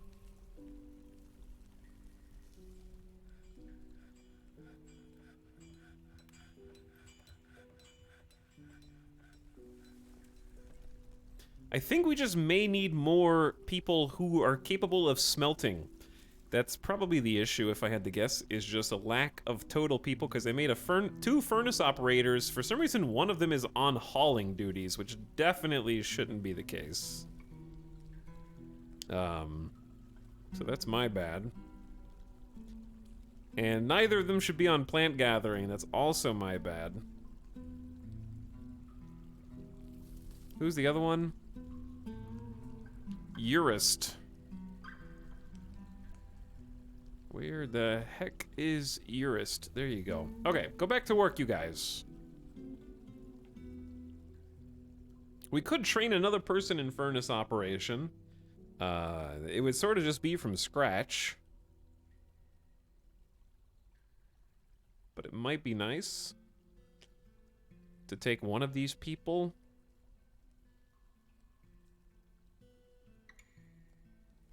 Like, this person is a stonecrafter does not have any synergy necessarily with what we're doing, but I think just having a third person. Zon Athelmal.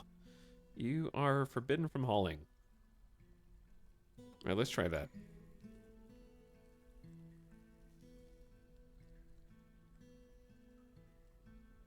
I want to watch the furnaces and see if anybody pops over here.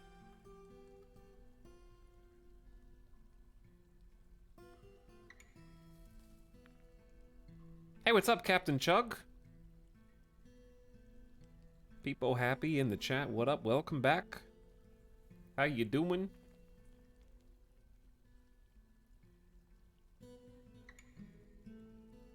Let me turn the music up a little bit. The Haunted Lands bonus track. Who's this? K-Dole is polishing stones. That's the jeweler. We also have another jeweler with no job. Yeah, I'm gonna hang tight. I see somebody hauling things. What are you doing? Likot, storing items in bins. But I just kind of want to keep eyes on the smelter and see if anybody comes over, because that's why we've kind of stopped all metalworking, because I think my furnace operators were assigned to other jobs. Okay.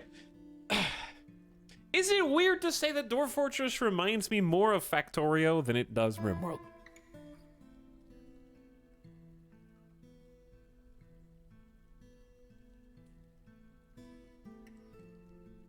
It's like very much a game of assembly lines and being like, why don't I have any iron bars? Oh, we don't have iron bars because these two people were supposed to be making iron bars and they were doing this other task instead, and you have to like straighten out your supply lines. It's got automation elements.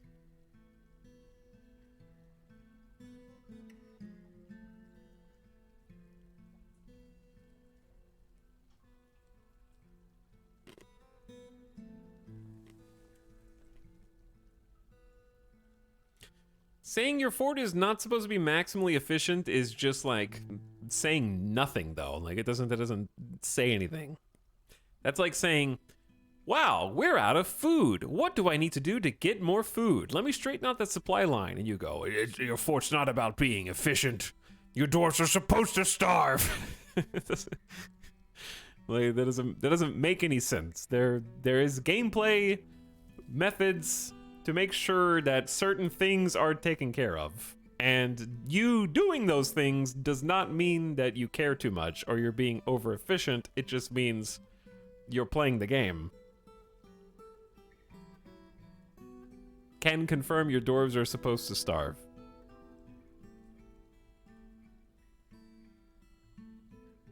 Dwarf Fortress minecarts are similar to Factorio trains. That's funny. I'm anxious to get some minecart set up eventually. I want to follow the people around that I just...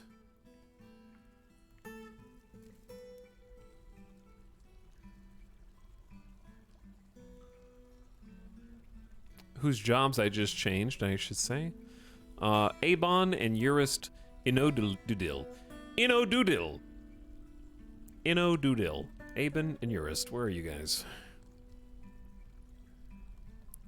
Ah, having a drink. The furnace operator's thirsty, I see. Oh, wait, do they not have enough cups? Yeah, wait, there's cups on the ground, right? What is this? This is a... when I click on this, why does it say it's a barrel? Those are cherry wood cups. Let me check, how many cups do we have?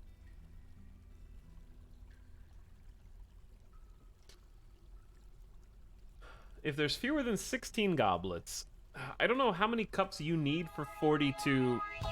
Okay. This is not Dwarf Fortress soundtrack. That is a different thing.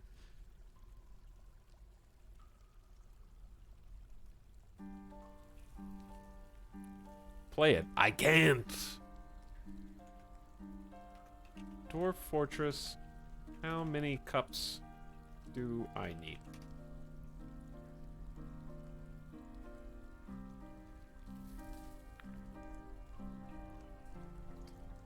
You might have to make an inn with a chest, a tavern with a container that has cups in it.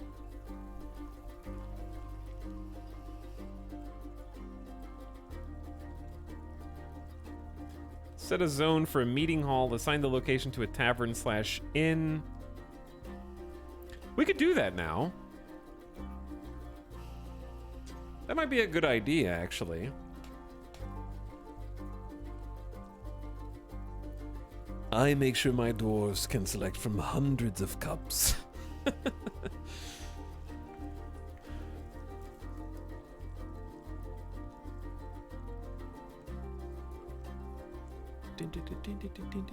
No, this is a burrow. We're not using the burrows right now. We might have two zones here. There's a meeting hall and an unnamed dining hall overlapping. I never did put any storage in here regardless. So I do think it's probably a good idea to put some chests down here. Let's get that fancy pearwood chest and this fancy cherrywood chest. Chat, what are some other good decorations that we could maybe throw in to make this place pop? We need to start making some statues.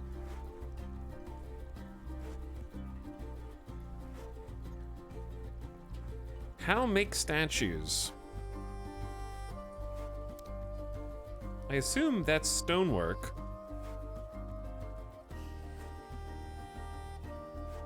Ah, yeah, it is.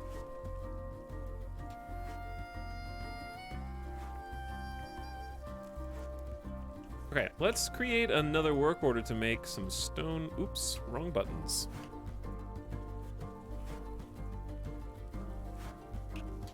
For now, I'm just gonna use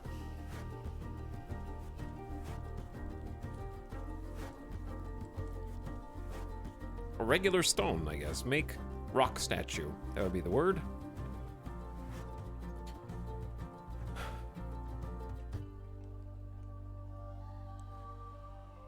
If the amount of non-economic hard rock,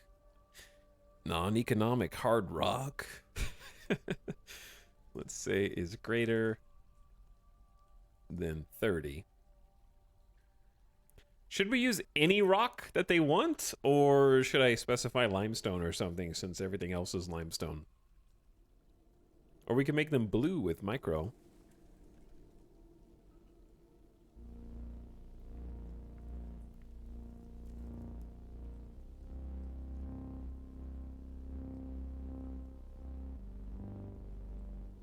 What do we have the most of? We should have the most limestone still. I know it's a flux.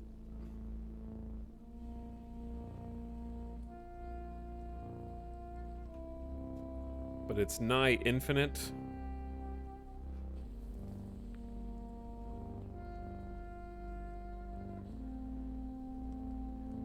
Shell earrings.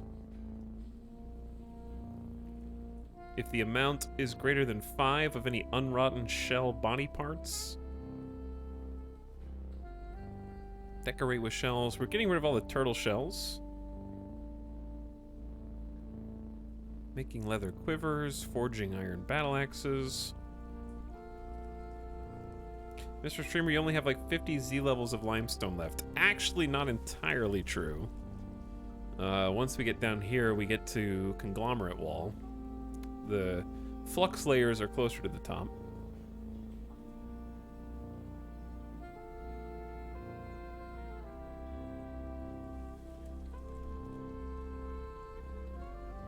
Okay, what was I doing? Yes. I don't want to queue up that many limestone statues simultaneously, so let's queue up like 2 at a time. I also want to say if the amount of limestone statues... This is tough because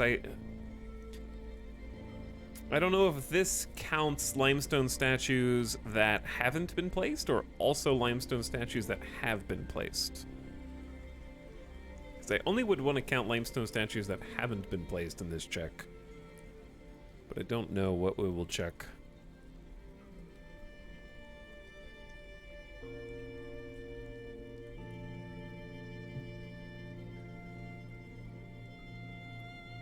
So I'd say as long as there's less than 6, you should keep going.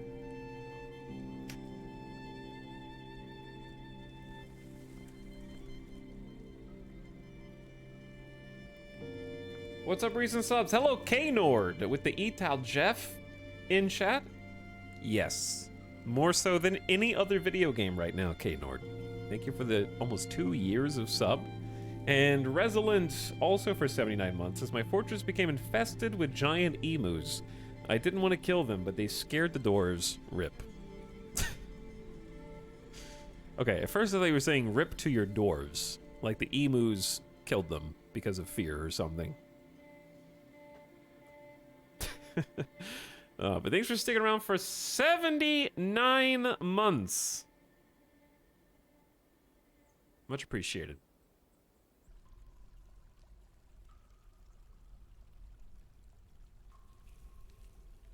Saving game. We still have so many turtle shells up here. There's a lot.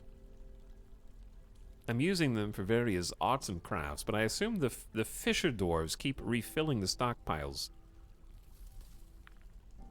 Oh, we're actually hauling wood. That's awesome. All right, the other thing we need to do today is dig deeper. Like, I want to fine-tune the base that we already have, but we need to go deeper. Those are my goals. Streamline and smoothen out some of the base. Like, for example, we have some, I think there were some ore veins in these walls, and we deleted them.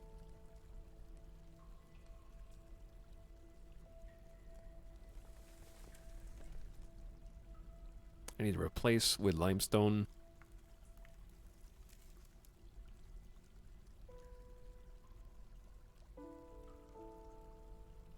Oh, we're out of limestone blocks. Yeah, that'll happen. I think I'm going to go ahead and build another workshop for stonework. Oh. No, not again. Tell the dead to stop walking around here, dude. I just want to peacefully build my fort. The dead walk. Hide while you still can, I guess.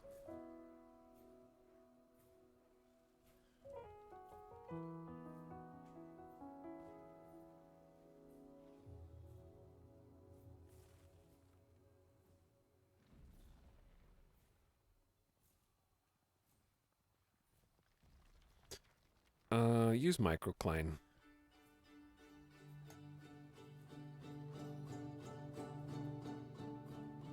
We have a lot more microcline in our stockpile now than we do limestone. The catch is... I'm just actually going to take a quick inventory. Wait, it says we have 132 limestone here. Okay.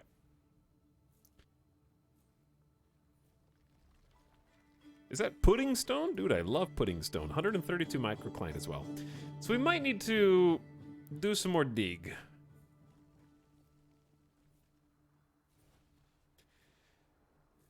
Crazy how beloved Dwarf Fortress is, considering it only has one negative event that just repeats every so often. They're back! Here's Earth, Faint Slayer, Human Spearman Corpse, Mebzuth, Human Spearman, Guycast, Thadar. Just different undead. Well, everybody, you better get back inside. This is actually super problematic for us because there's a lot of dwarfs that are outside right now. And we need to assign all civilians and all soldiers to the burrow.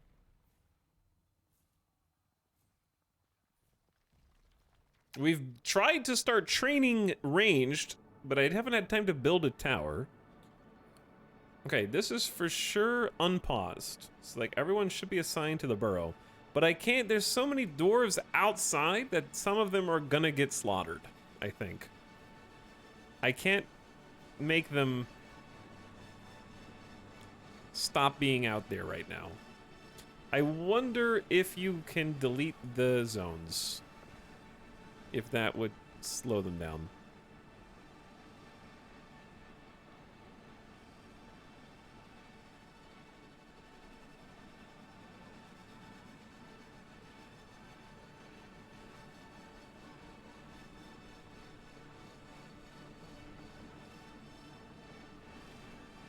Okay, yeah, I just need them to come inside.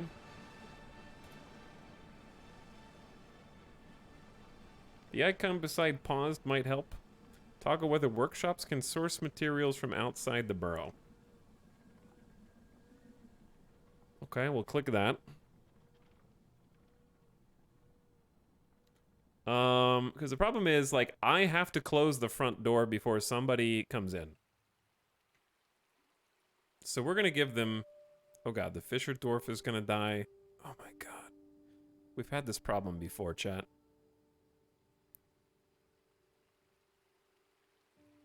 They're still all going out to their tasks. The only... Here's the thing. The person who said you're not supposed to be maximally efficient in this game, and that's why you're sort of hands off.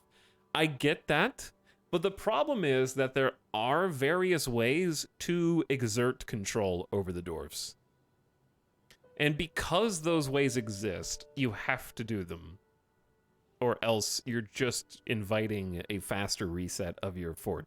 Like, for example, in this case, I need to track down each of these people, add them to a squad, and then tell them to meet somewhere.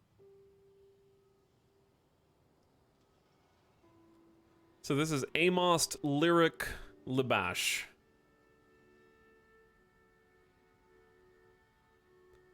And I gotta, like, track them down. Oh my god.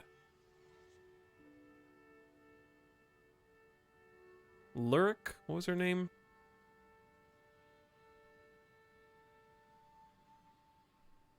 Lyric? What is your name? Amost. Lyric Libash. Amost. What the hell? No alphabetical order is for nerds.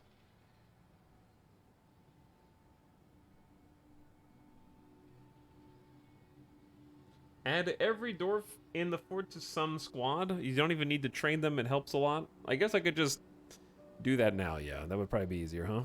Just put everybody in a squad right at this exact second. And then tell this squad to meet in the switch room.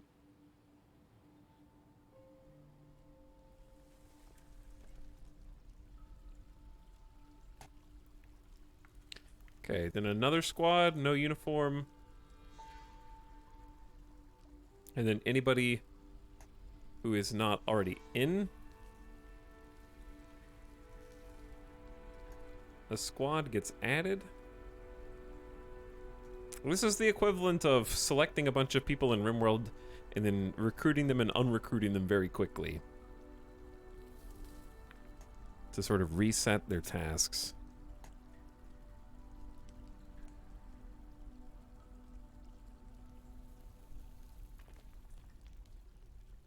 Hold on, we're just gonna do all of them at the same time.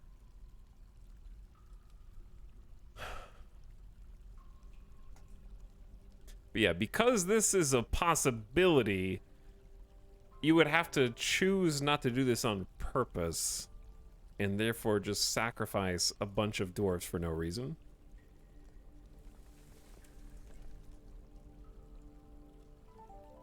Just for having the gall to be outside at this very moment.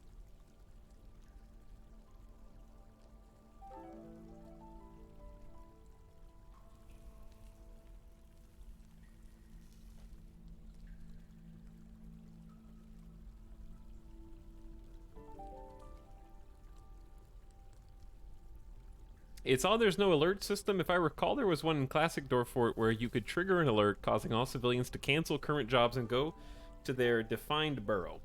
Well, that's the thing, right? That's the entire point of a borough, is to keep people in a safe place.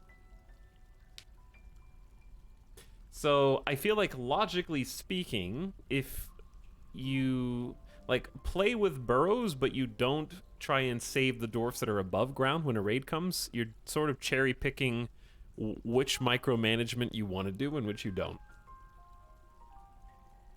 There's a tasks page to cancel all current tasks.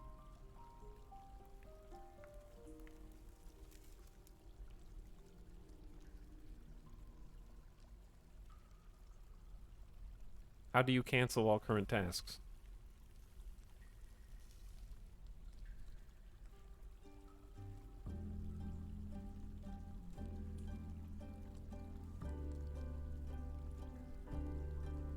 You have to cancel them one by one. You can't cancel a lot of tasks. Yeah.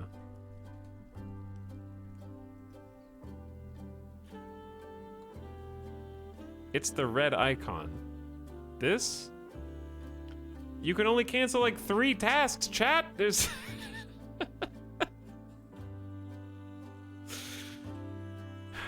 You can't cancel any of the gather plant tasks. Those are the ones who are outside right now about to die.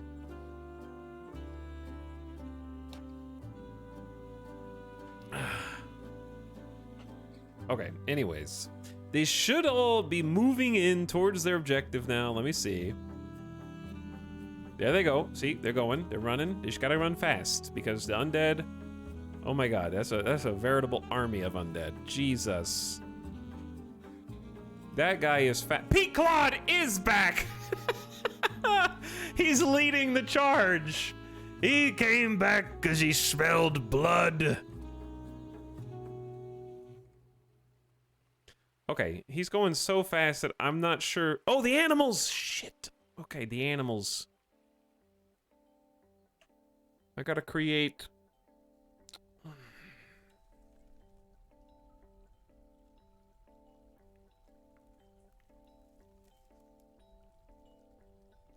Dogs.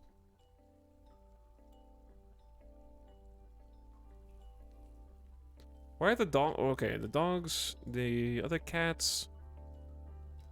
Right now, we're gonna fix their pasture in a moment.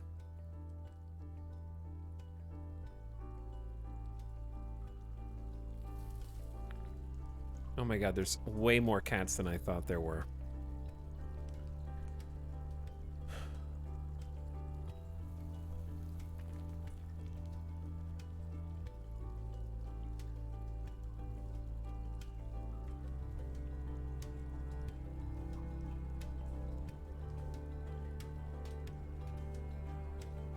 Okay, now the up pasture, this one.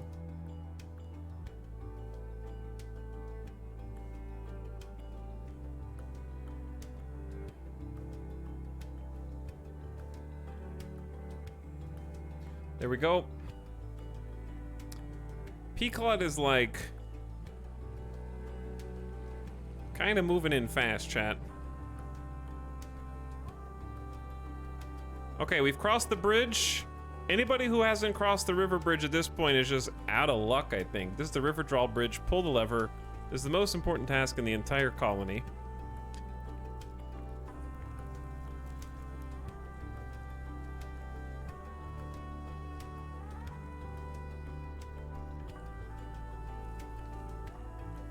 I might have to, like, uncheck these guys or cancel their orders.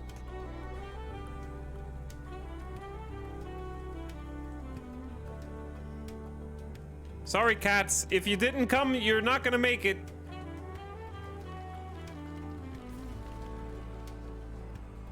We need to do the entrance door bridge as well. Pull the lever. Most important task in the entire colony.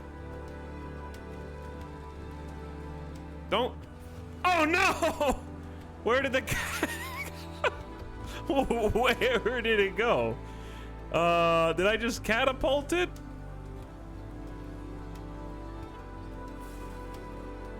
Is it airborne?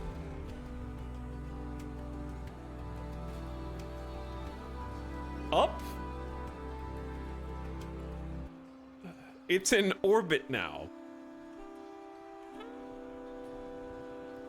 Chat, what about the front door?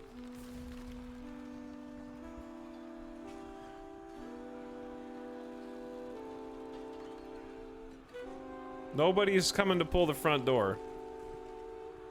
I guess there's a possibility that the river will at least slow. What? The cat is fighting. This is all your fault, cat. Oh shit, it landed in the bottom of the... Oh no. That was the drawbridge one.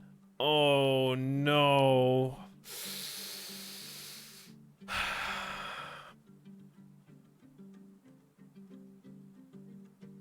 Fell down the waterfall.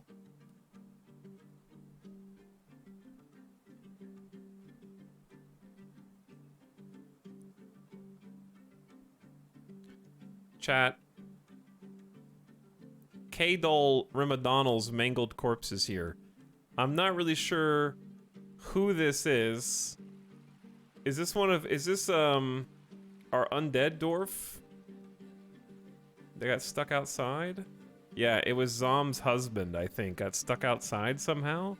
I don't know what the hell they were doing all the way over here, but they're dead now. I think that was them.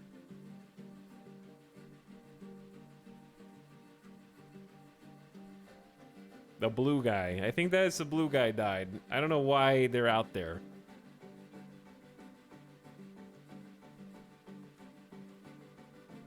But they lived for like 300 years.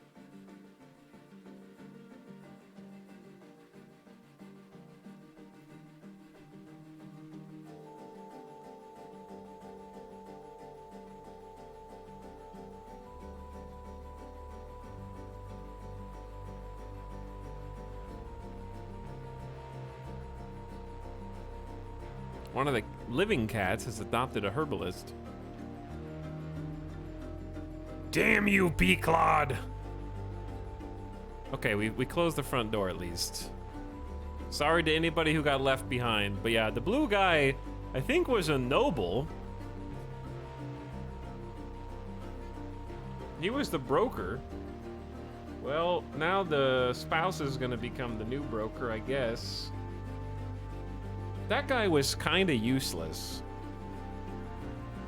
Is P-Claude injured? Do you think P-Claude got wounded in that fight?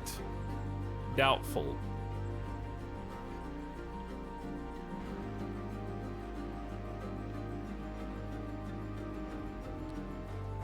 Chad, how the hell are you supposed to defend against this?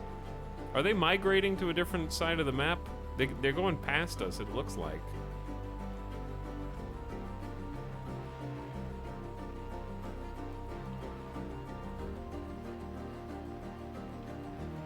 Are they gonna resurrect this nerd? He has trouble breathing, motor nerve damage, sensory nerve damage. But I think that that's normal. Are they gonna resurrect that guy? Where's the corpse?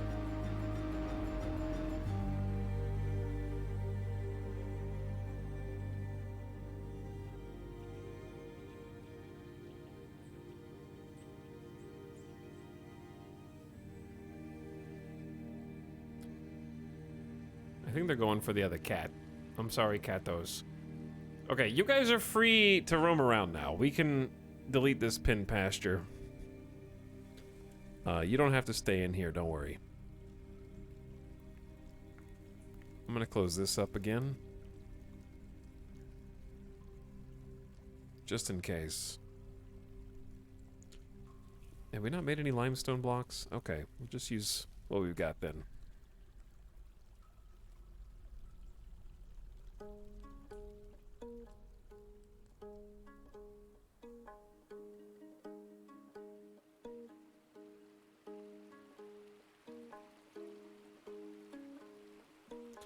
I think they're just gonna hang out up top.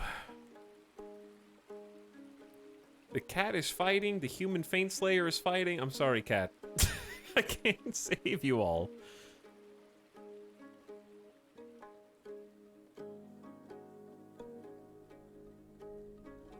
Cat, get away from the ledge. You're scaring me. Chat, where did the undead go?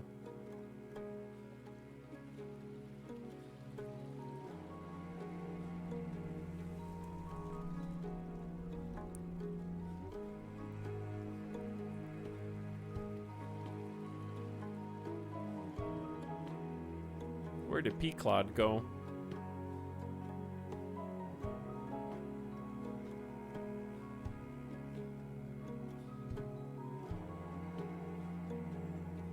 They're hanging out down here. I think that's Peaclod.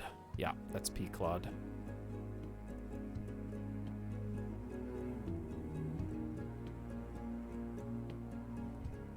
Too spooky. We should put a bell on Peaclod. That way we don't lose them. Sinless Moon, thank you for the 19 months. It's just had 9 Forgotten Bees show up my fort. That was fun. Thanks for sharing that. Cool.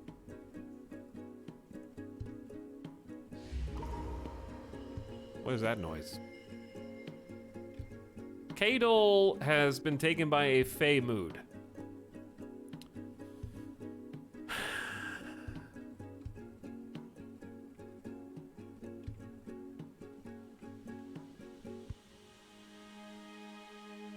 Time to find out what's gonna happen. Chat, don't spoil anything. I know you want to. But just don't do it.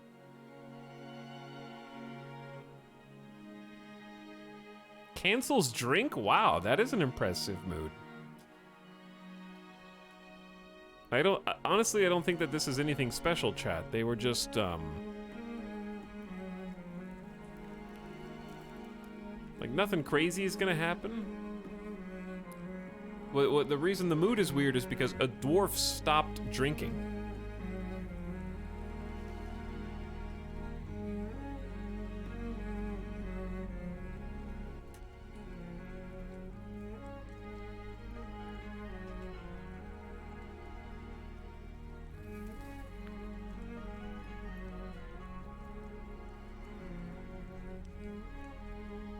They're gathering things up now.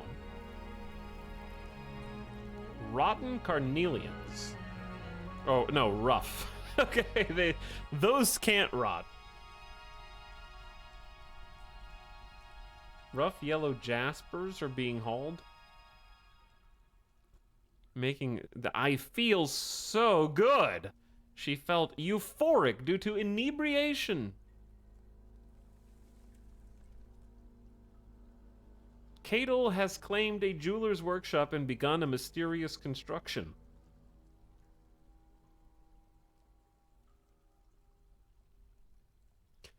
Spouse Iden Bridgebore with 3 children. Between them, her eldest son, Mistim, Eater, and Abel.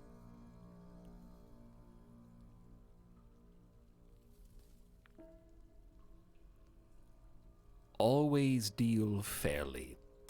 She felt euphoric due to inebriation and uneasy after being unable to be extravagant for so long.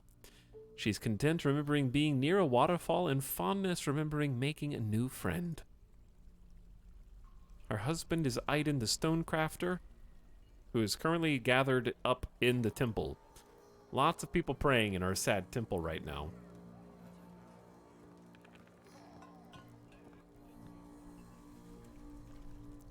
But I'm more interested to watch this person.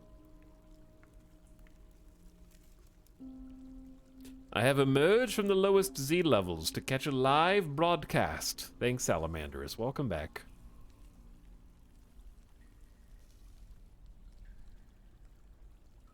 Appreciate the sub. And also appreciate the 8 months.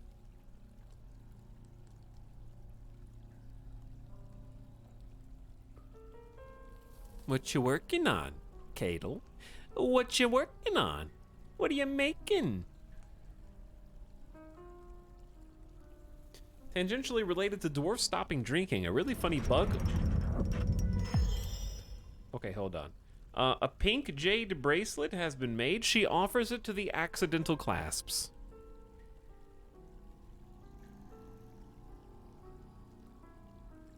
Is she carrying it now? Or is it here?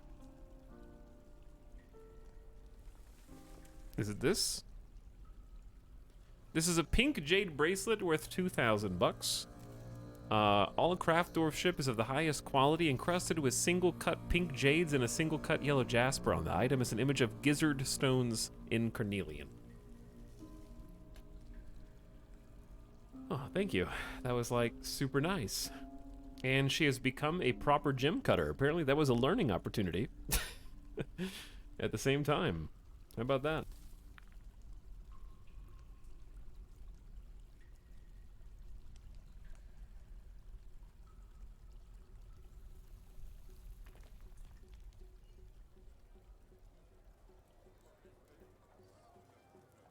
Okay, shop's all closed up here. I don't see any undead at the bottom of this river yet.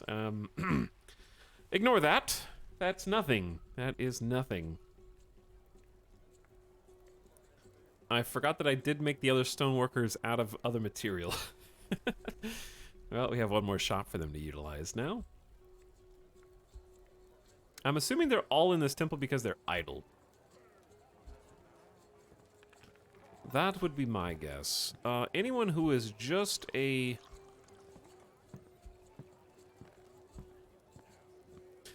idler. Tirist the Marksdwarf. Let me see your labor.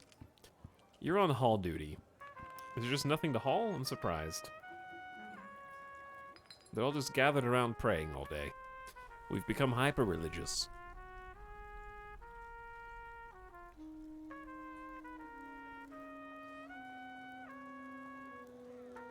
Alright, I'm gonna make a save.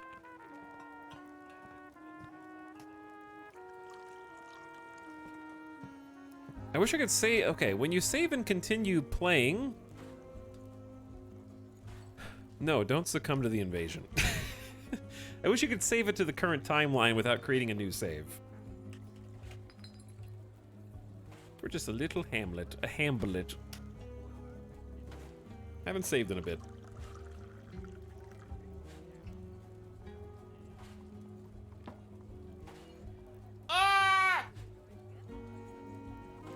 I'm trying to figure out what we should do next.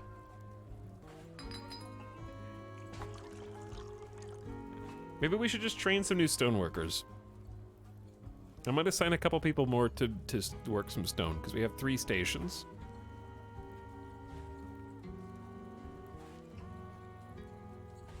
Ah!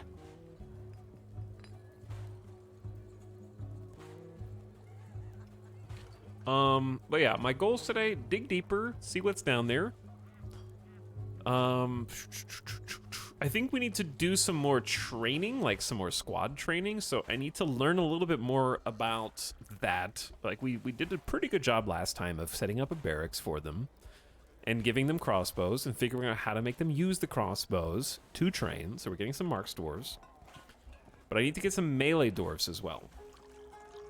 So maybe while we're being sieged, we should create a squad of people from... Oh, that's actually a quality of life feature that I would love. Is when you're creating a squad, this is just my personal request, and you have this menu open, and let's say there's free space. Like if you made a new squad, right? And you added people to it, you could click on the people that you wanted to be assigned. That way you don't have to find their name. That would be very nice. Because as the fort gets to be like 150 pop, finding specific people is going to be quite tough. Okay, this squad can be delete. There we go. Because what I kind of want to do is have one squad dedicated to Marksdorf's training and then one squad dedicated to melee training. And that way we can actually have 2 proper... I'm tired of hiding inside every time we need to defend ourselves. What happened to this chair? What is on it? Superior quality maple chair. I don't... Those are sweet potato seeds. I don't know why those are in there. It's got seeds on it. Uh-huh. Yes, it does. Yes, it does.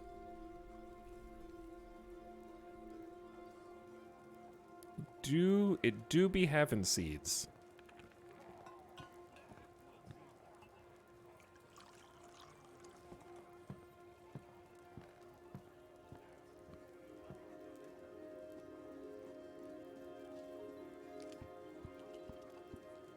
Let's use some of those microcline blocks.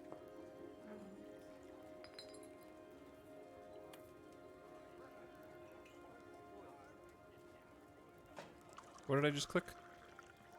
Oh, we don't have enough. Okay. Do we have any limestone blocks or no? We need more people doing the work. That's fair enough. Take me to labor, take me to stone cutters. We only have 3 stone cutters, I think, is the issue.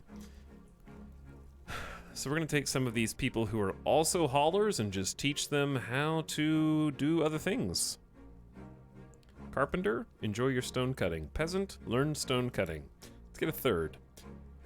Broker Faint Slayer, I don't think she does any extra work.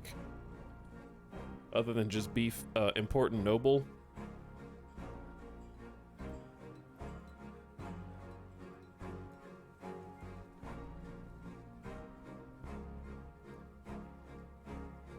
Competent planter and metalsmith? Sure.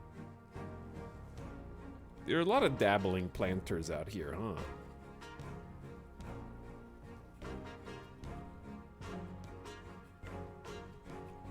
But I feel like we could teach like a wrestler to be a planter. This person's name is Farmer, but they have no skills associated with farming. Interesting. Is that an all button on the material select screen? It is a new update. They've done it. They have indeed done it.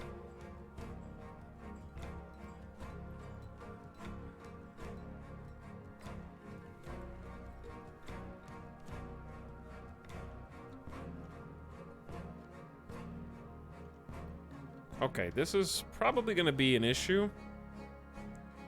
But I have decided that it is my issue.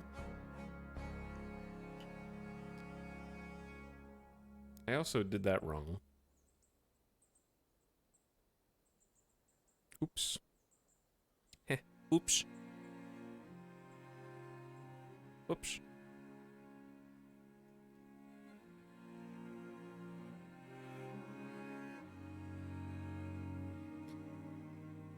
Okay.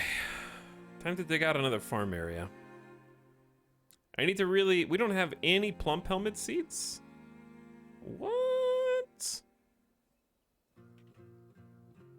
We have 3 plump helmets spawn, and I have triple confirmed that we are not using them for cooking.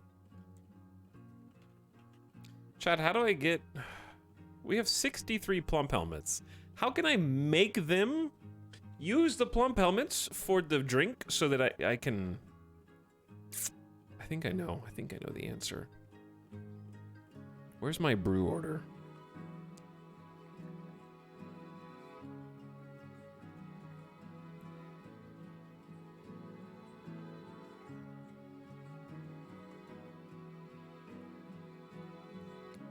Oh no.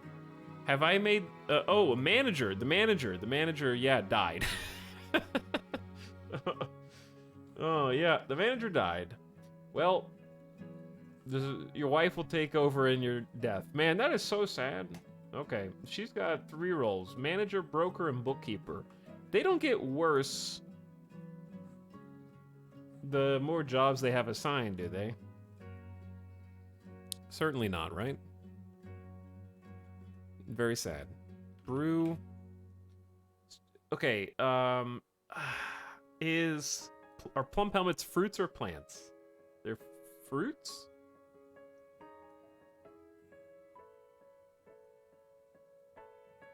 They're plants?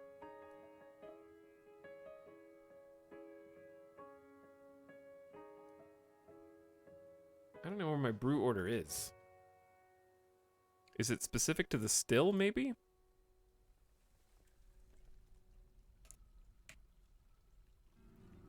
Is it? Oh, it is at the very top. You're right. Gamers don't look up. No, that's true. So here's the thing. I wanted to say... That's fine. That's just a catch-all general brew order. We can even up that to 4 each time it checks. If the number of drinks are fewer than 50.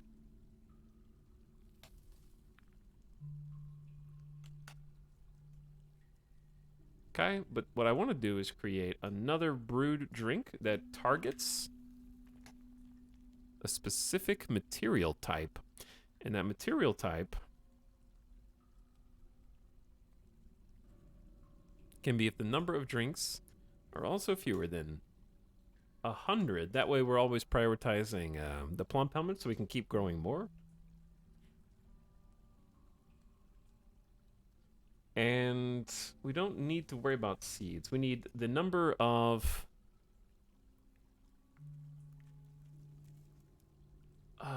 plump helmet mushroom. If the amount of plump helmet none, what does that mean? If the amount of unrotten fermentable, if the amount of plump helmet, unrotten plump helmets is greater than 10.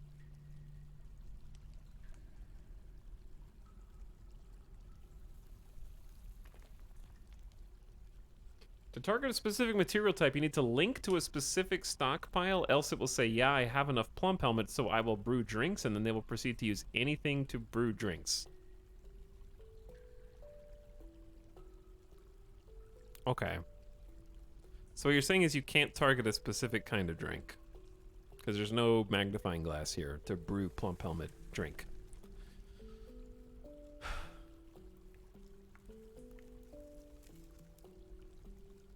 I think it really depends on what this check means. What is of plump helmet none?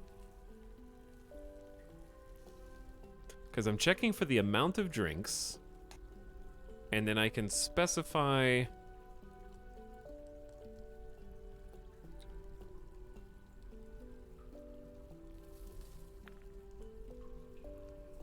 there's no back button there, which is kind of obnoxious. Like, if I specify the material of drinks, shouldn't that work?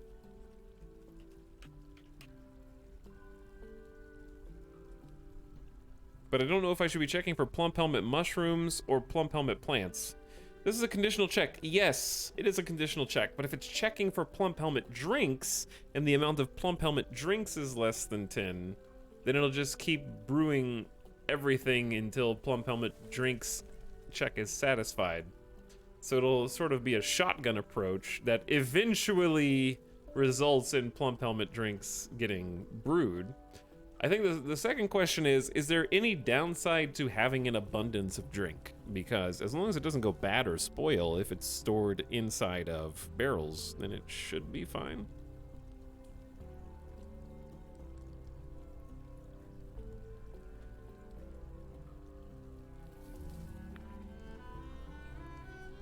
Hello, Crispy Games. What's up?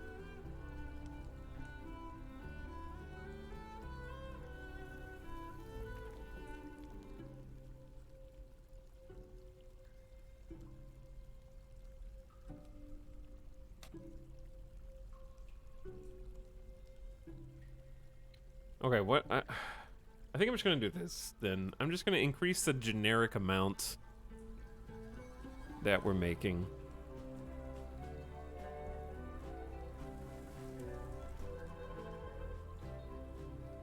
Because the rest of it's just too much.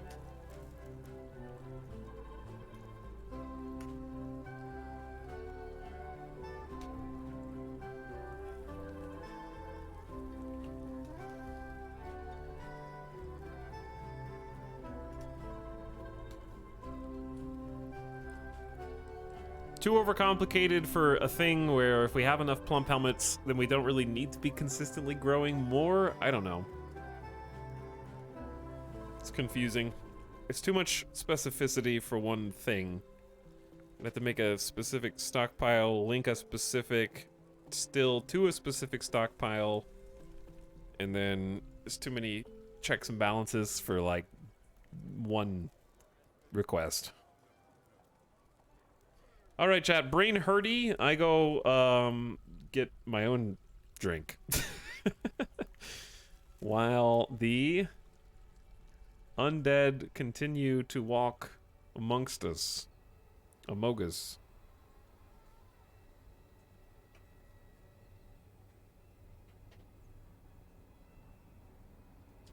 And I am well aware that this is a problem that I definitely plan on fixing. Maybe.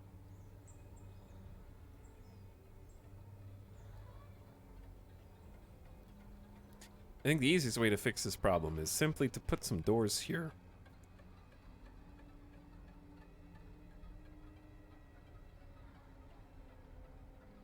I'm aware of the lack of symmetry between the top and the bottom of this.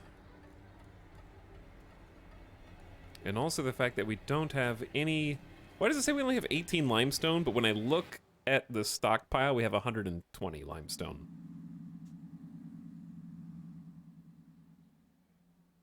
It should be counting limestone from elsewhere. Speaking of limestone, I wouldn't mind taking one of these floors and just starting to mine on it.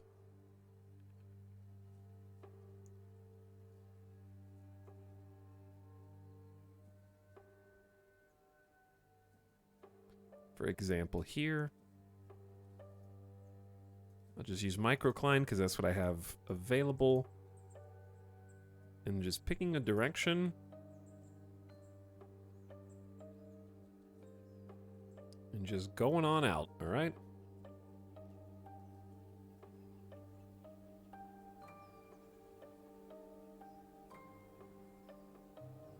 Let the miners do their thing.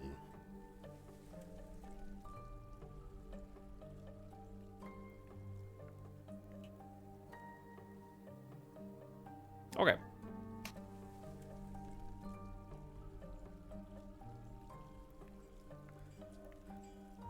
The human crossbowman is fighting an elk. Let's actually change soundtracks real quick. Well, let's just do this. Let's put up the BRB.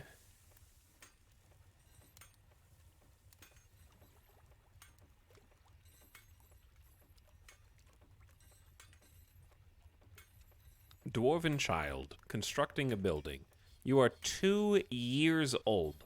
What could you possibly be constructing right now? You're hauling a persimmon wood door.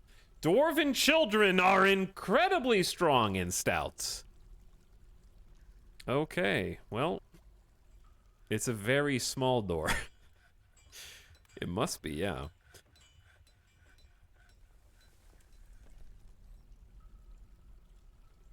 Chad, I'll have you follow a hauler, okay? That way, at least you can have a dynamic view of the base. I'll be back in just a few minutes. Thanks for waiting. Thanks for hanging out tonight. BRB.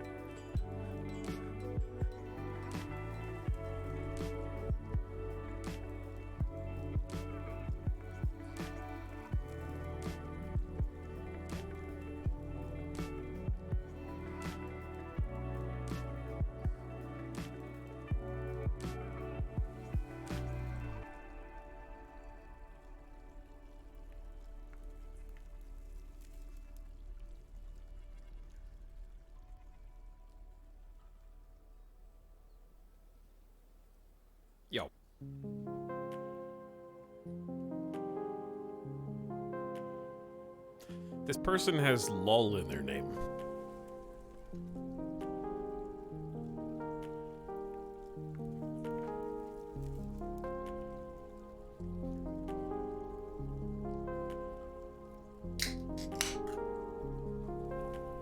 I see that we have significantly increased our drink stockpile.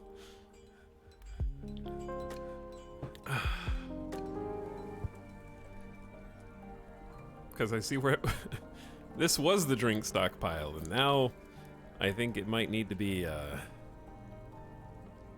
little larger.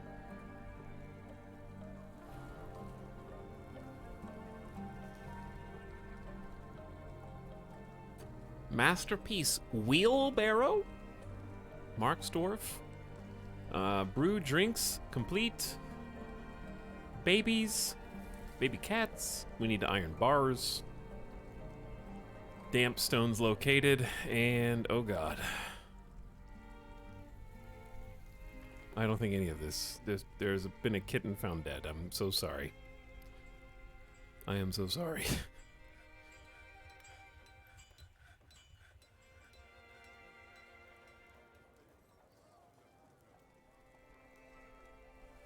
Oh my, this is starting to pool.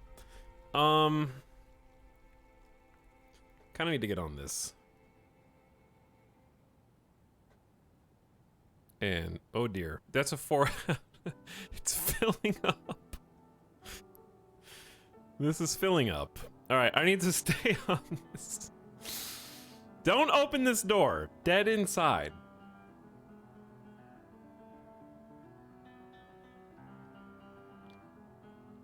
That's a well-made door. It's sturdy as hell. Okay, but yeah, we can fix this. We can fix this. I just need some brave miners to cancel these orders.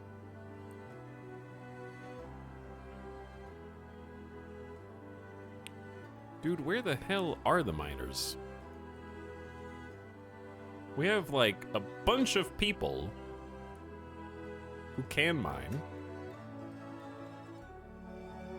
Where are these cowards? Oh, I know, it's not. Wait, yes, it is. It is part of the borough. Believe it or not. So I'm not actually sure.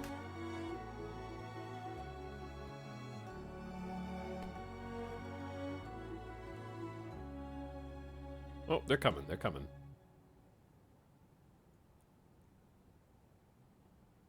Hurry.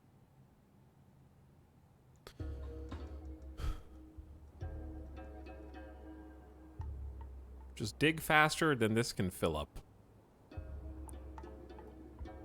Nope, come back. What is this music? What was the game that was suggested? Whose soundtrack? Wave something?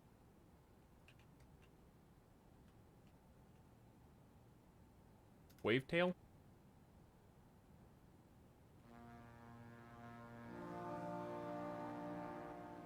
We'll give this a listen and see how it goes. Just get a really big sponge. I think that's viable. That might work.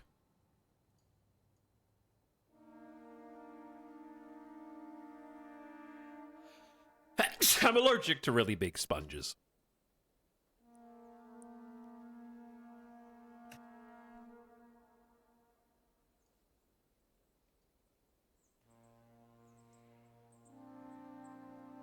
I know that that is very sad. 1, 2, 3, 4, 5. 1, 2, 3, 4, 5, 6.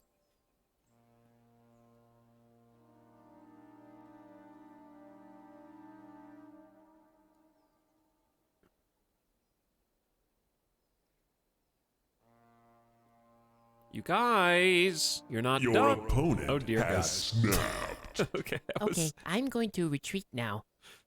People leave. that really scared me.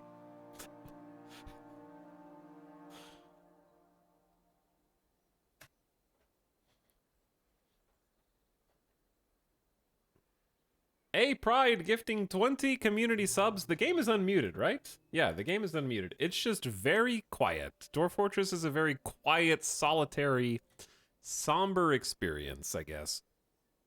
All right, we're going to release the water that's in here, which, of course,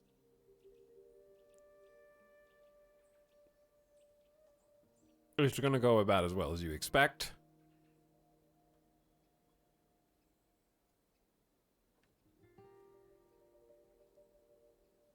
What? No, this... Wait, yeah, this is right. We need to at least lock the door.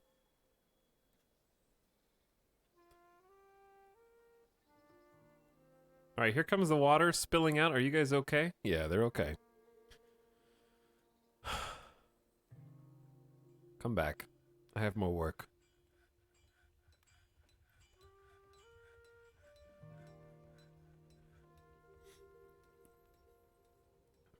All right, I don't know if we have enough,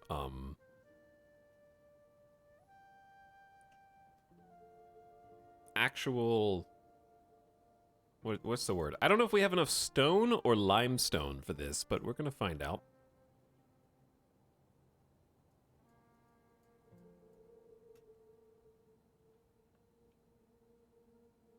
I know it's a little soggy in here. We just have to work fast. Okay, this music might be too sleepy, Smilk.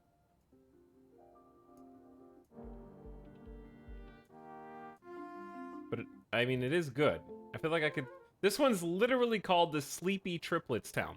So it might be... It sounds nice, but it might be a little on the too sleepy side. Maybe.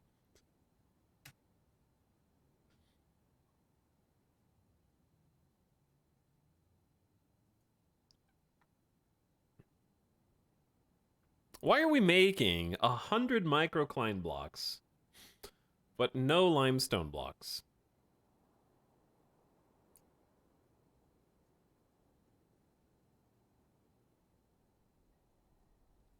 I watched the stream to help fall asleep. Okay, let me help you. Alexa, mute volume. Confirm.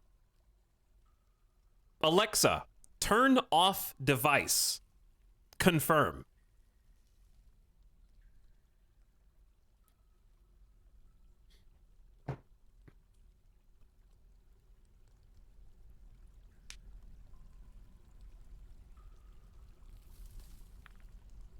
Okay, Google. Volume to maximum. Confirm. Hey everybody, what's up? My name's Italix. Welcome to the household.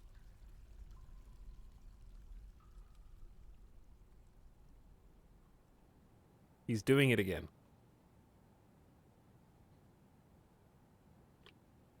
He's doing it again. He's doing it again. He's doing it again.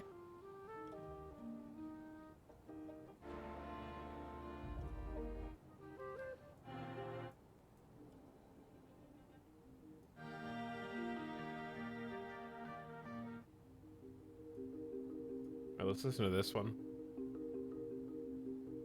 We got problems. We got problems. Okay, 2 iron bars. I don't have them. Make easy meals. We got a lot of food. We got a lot of drink. Damp stone located. Shut up. I will tell you when to stop digging. Hint, not anytime soon. Make microcline blocks. Where's make limestone? Chat, I'm gonna cancel limestone crafts. You guys are gonna have to remind me to make different crafts, okay? We'll do that in a moment.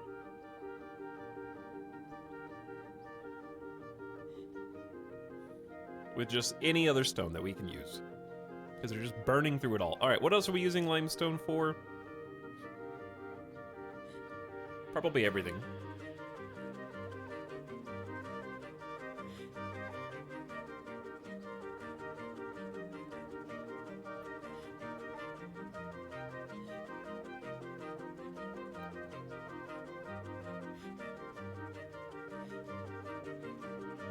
I don't want to make this out of microcline.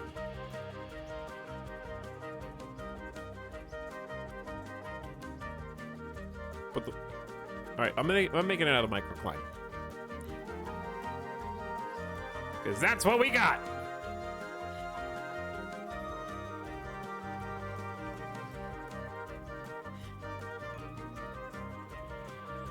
Door, wall, door, wall.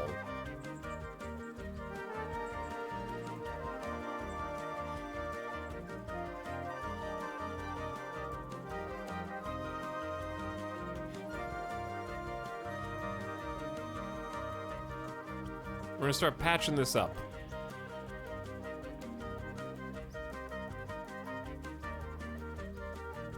It's gonna be beautiful.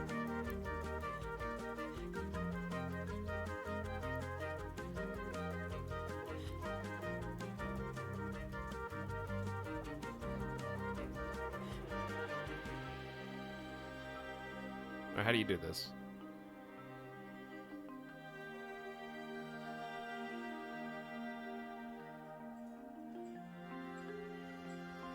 Look at my builders. They're so efficient.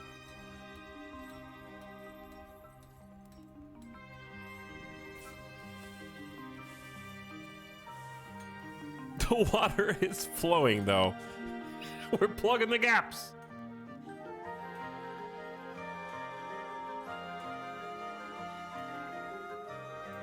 I turned off OK Google just so Etal couldn't hack any of my devices. Oh yeah? Bixby. Restart phone. Confirm. You didn't think about Bixby, did you? You forgot about Bixby.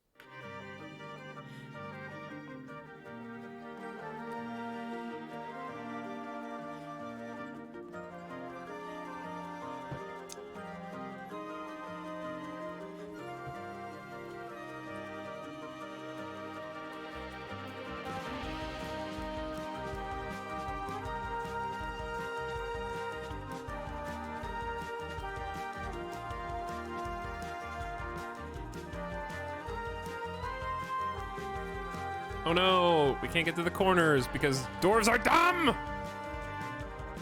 You're not dumb, you're just doing your best.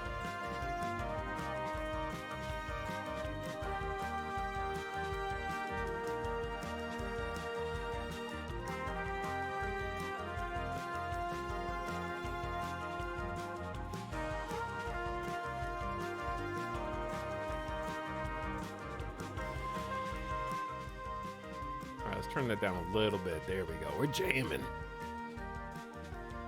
This is fitting dramatic music. This is dramatic music? Is this dramatic music?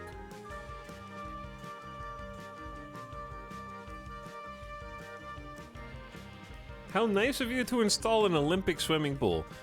We've actually done something that is extremely useful on accident.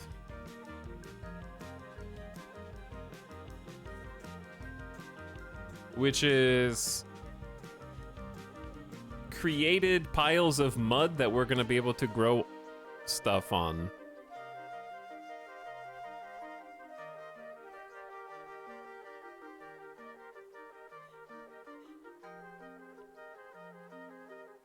The water is probably slowing down at this point. I think it's just moving around trying to find equilibrium, bouncing around until it gets to here. Some of it's leaking through the corner. Because I need to fix this.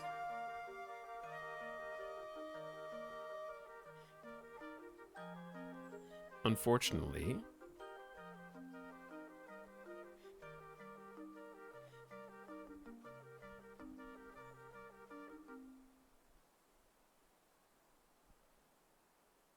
All right, miners, get up here. Where are the rest of the builders?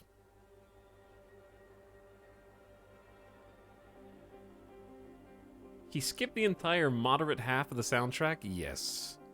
I needed something to, restart the vibes.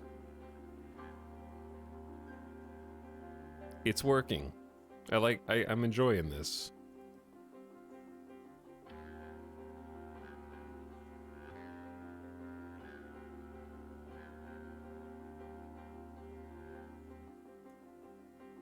The door's floating away, chat. What's going on? Is anybody coming up here to build this?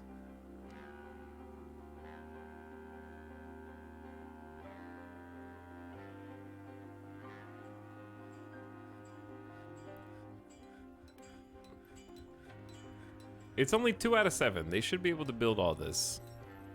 All right, they're focusing on the wrong walls first. There's a lot of dwarfs in this hall, suddenly.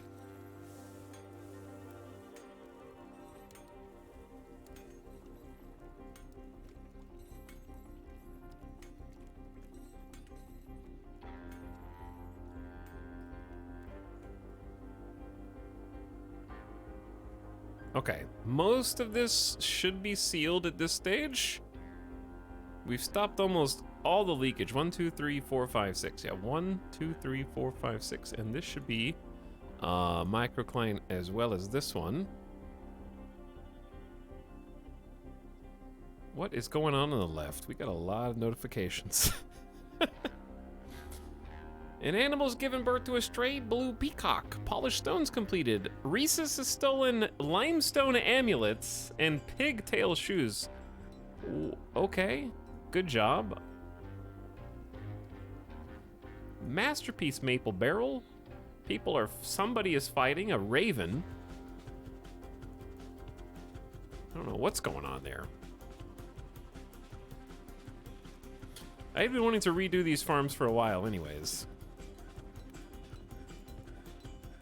In fact,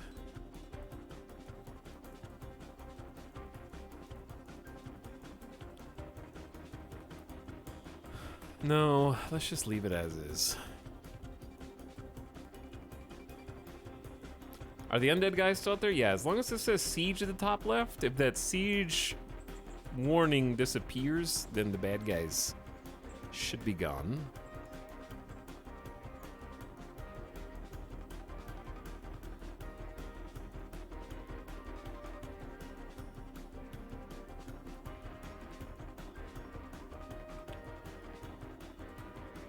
Okay, this is all goofed.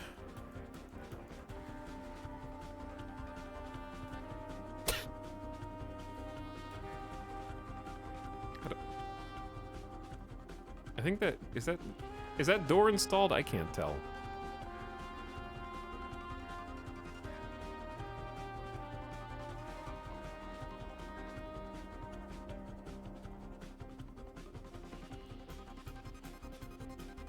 Chat.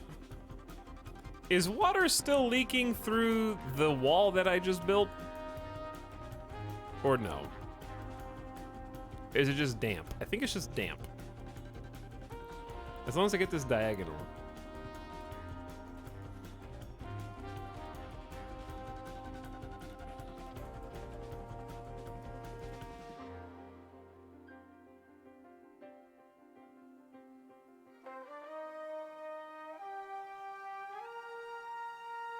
Pog swimming pool.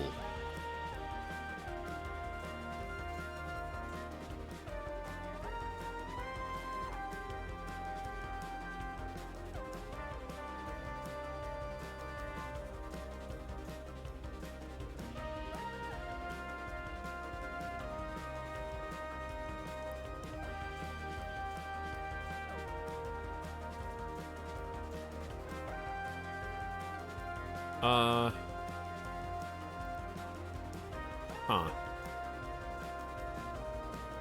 Wait. Why can't they build,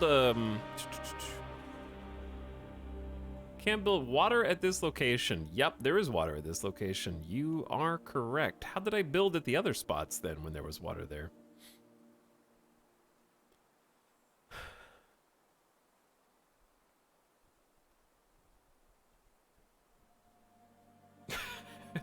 It looks like your door crop is growing in nicely. I agree. I don't know how to remove this door.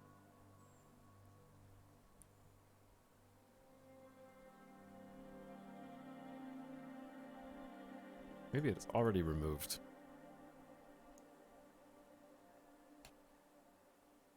When it goes 3 out of 7, you can't build. It's only 2 out of 7. Right here. 1 out of 7, 2 out of 7, 1 out of 7, 1 out of 7, 2 out of 7.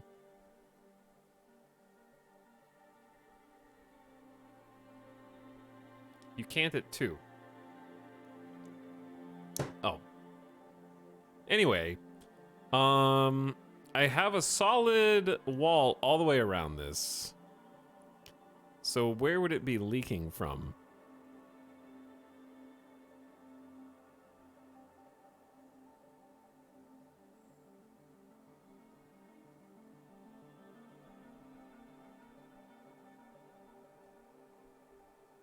The blue door.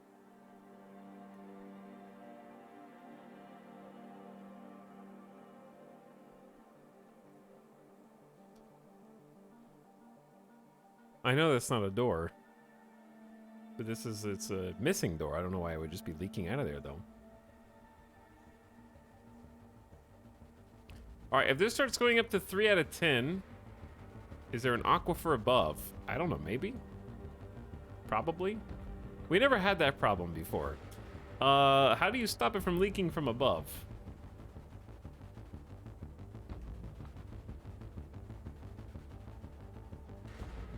Dig it out too?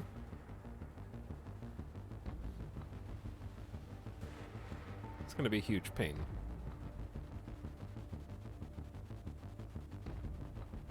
You don't really, you have to drain it. You cannot drain aquifers. They are unlimited water.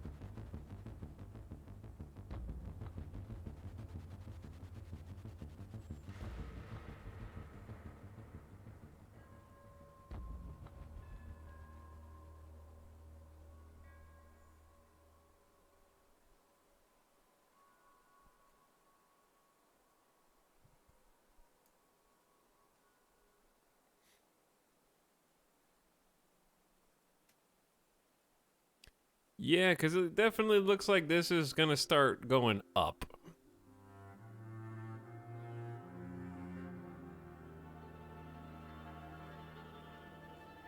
This might be an interesting project. Right now I'm gonna forbid these doors.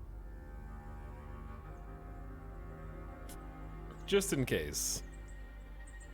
Because I definitely feel like it's filling up in there. When my misinformation produces Jeffs, they are one and the same, I tell you. They are one and the same.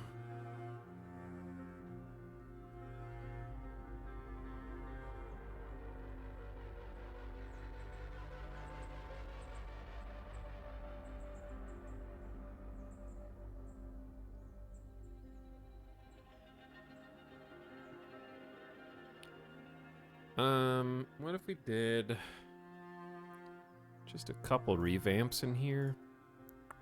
By the way, thanks again, A-Pride, for the awesome 20 gift subs. Super nice of you. Hope you're having happy holidays.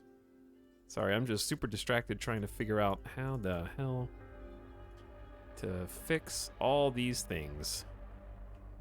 And enjoy, if you got a sub, Lexi's, Tarzan of the Drapes, Prof Bad Guy, Valeoffen, Electroraptor, Sailor Treble, Pentarian, Miru, Handle, Jimmy Johns, Tiny Tetrahedron, Pump, Master Classic, Nilakin, Sionzinos, Bobob Dilly, someone called Sarah, Haterman Dude, Dark Archer, and Azul Usagi. And thanks again, S-Frog, for the 17-month sub. Jimmy Johns, and that's you. That is you. You got a sub.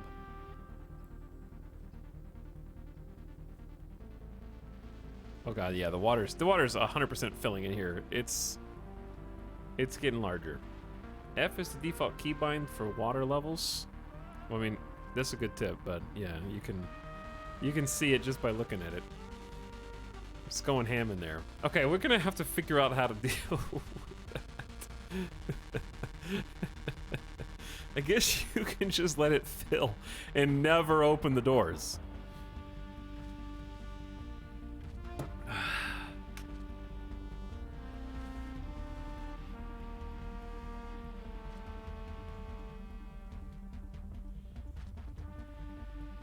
Solid plan.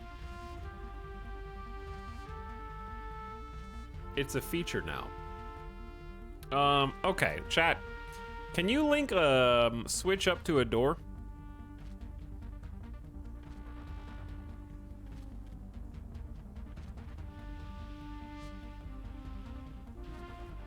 Make a well above it. That's not a bad idea.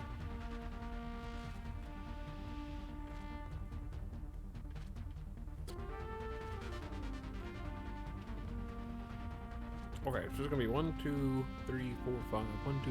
Delete that.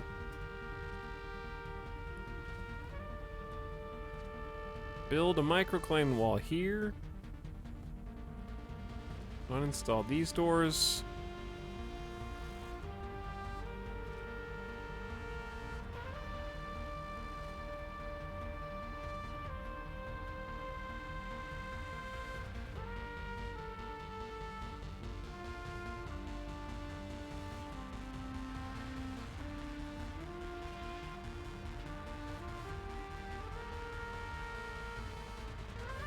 They're so fast. They have nothing better to do right now. Who's fighting outside? Human crossbowman's fighting. Kogan has grown attached to a crossbow. We've brewed a lot of drink. Too much drink.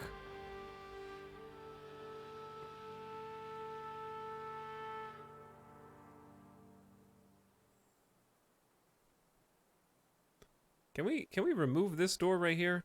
Chat, they're going way too fast.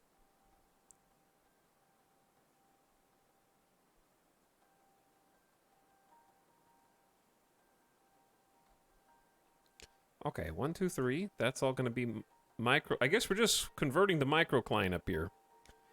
Oh, I started all this, but we don't actually have the blocks for it. That's too bad. Yeah, we don't have the blocks.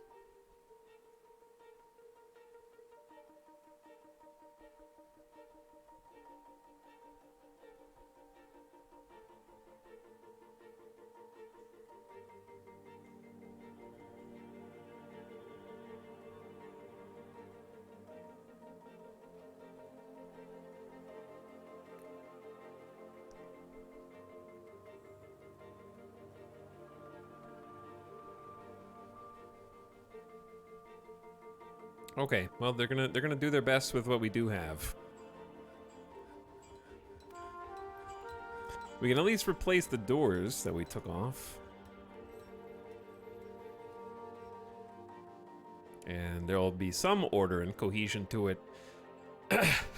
Okay, so down here, in the switch room, we're gonna add a lever here for the water door. Ita, last song has original lyrics, by the way. Okay. Can our dwarfs learn to swim? Technically, yes. Technically, yes. But also, you don't want to do that.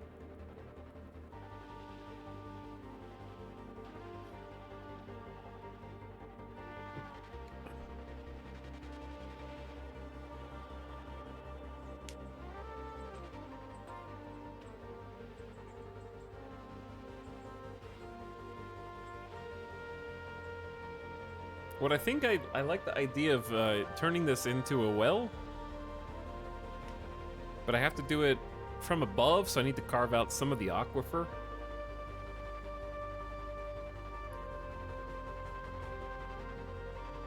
I remember that one cryptic warning about teaching dwarfs to swim. That it's a terrible idea, 9 out of 10 times, yeah?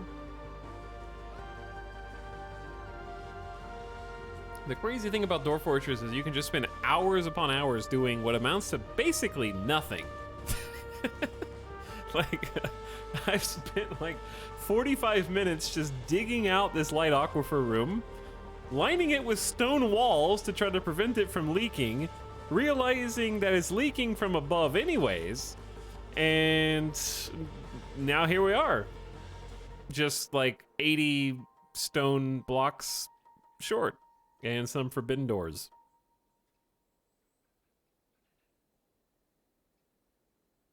Well, the switch has been made. We're going to go ahead and link the lever to the farm door. And then we're going to title it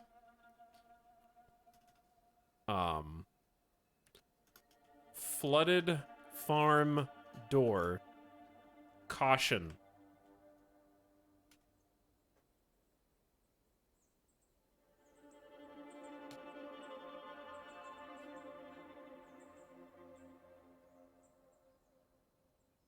That's the best part of this game.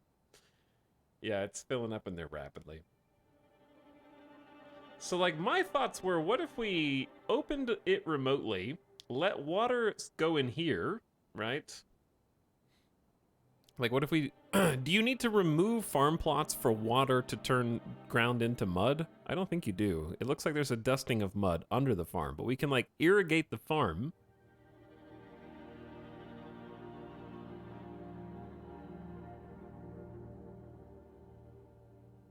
Instead of growing on soil, on sand, we could grow on mud.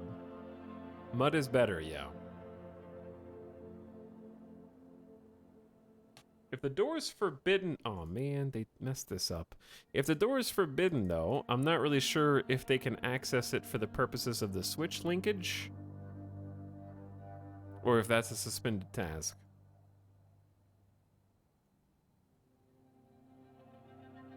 Yeah, they suspended it. Okay, well... there's a small chance that we could be washed away. If I allow this door to be opened.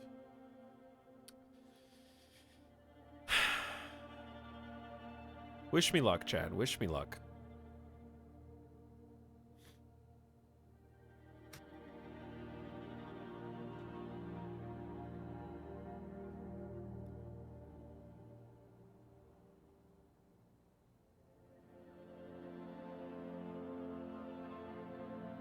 Because the water level is up to 3 in here, and dwarves are not very tall.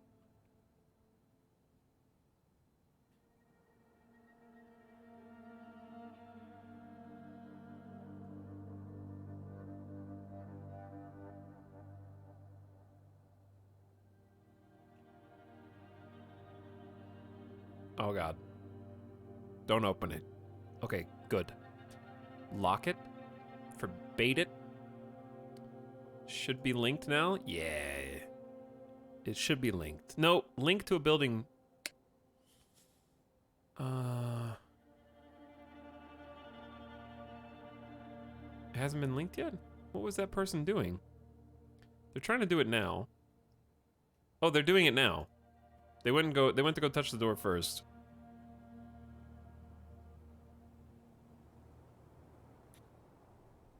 Twist it. Bop it. Pull it. Turn it. Where are you going? You're taking the most circuitous route into this room? Alright. It has been done. Okay. Alright. We're gonna do it. Lock this door. Now, pull this lever. Behold, irrigation. The door is open. The water is flowing through the doorway. The door farm is complete. This door is locked. Oh, the lyrics. Shh. That's the song that I'm supposed to not do.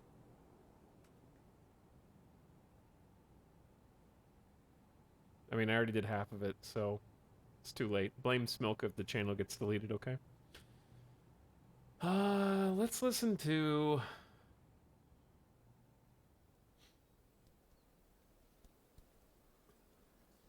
What do I want to listen to?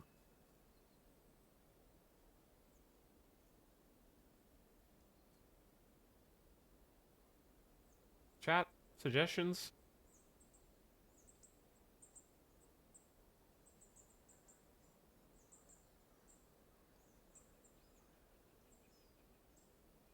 Did someone say the Yakuza 0 OST?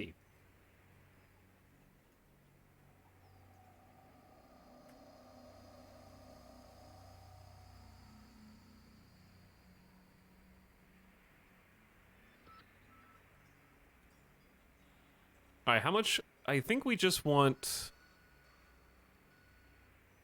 the water to go all the way to the edges.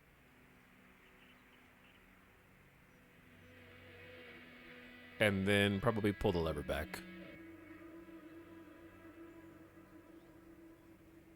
That's probably good. Pull the lever.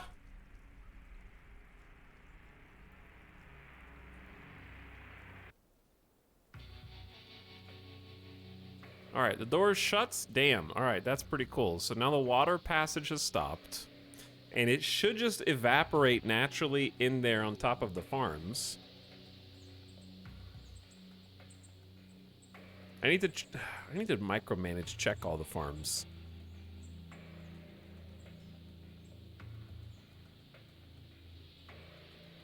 Which is honestly easier said than done.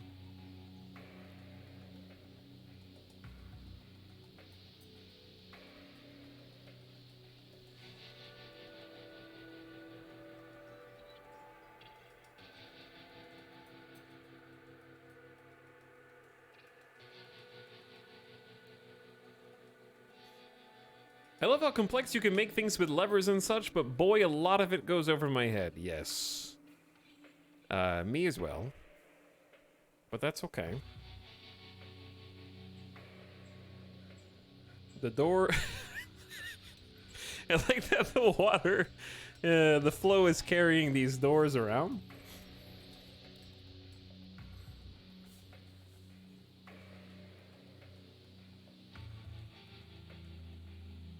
All right, and it's already starting to drain itself naturally. That's pretty cool. Okay, well, what do we do in the meantime, though? Is this is probably outside of the burrow.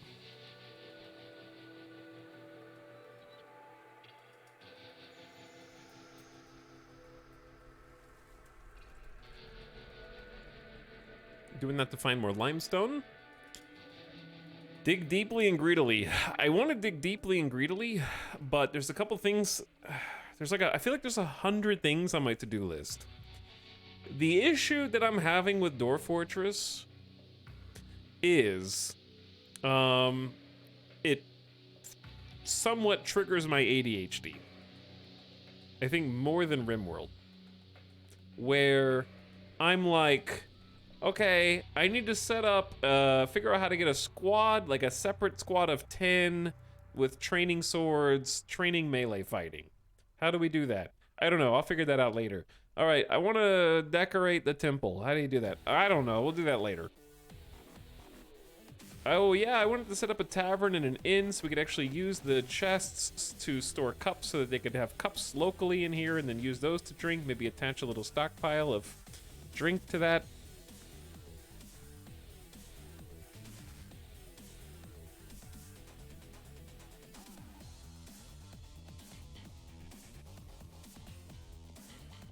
How do I expand this? There we go.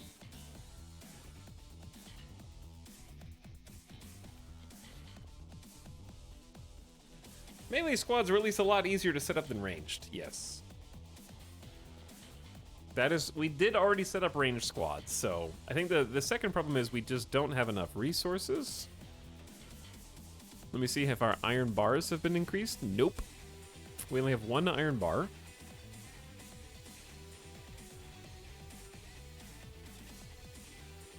These are both on smelt magnetite for some reason. And we don't have any magnetites. So I'm trying to figure out how this became a task. Like if I cancel this, my tasks are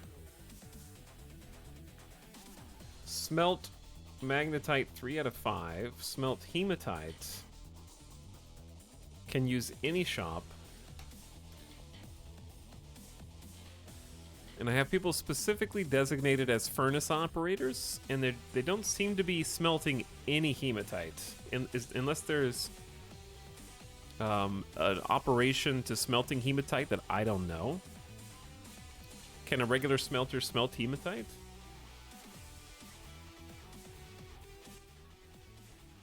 Do I lack fuel like charcoal? Maybe. Let me check. I have 7 charcoal, and then I have... That's not enough, is it? I only have 3 coke. That may be the issue.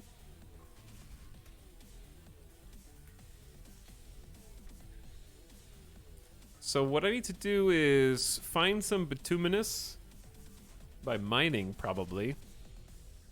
If I don't have access to trees right now, chat, and I'm looking for bituminous coal, is there any way to do like an overlay for ore you may have already found? Like there could be bituminous in the walls. Because I do think that fuel is the issue. There's some coal right there, actually. So I want to set up auto mining,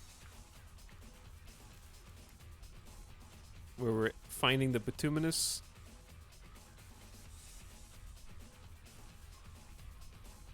If any continues to exist. Yeah, that's what I want.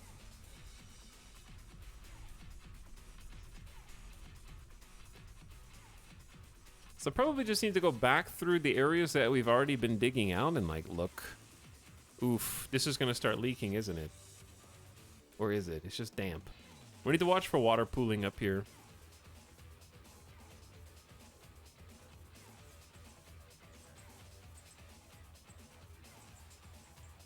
I think they would have stopped if it was gonna be a problem though. Is it just a weird narrow passage between the aquifer or something?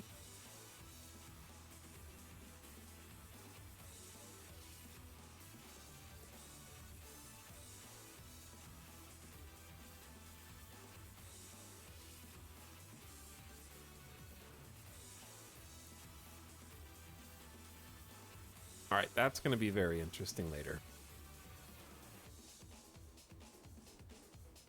This is jet, not coal.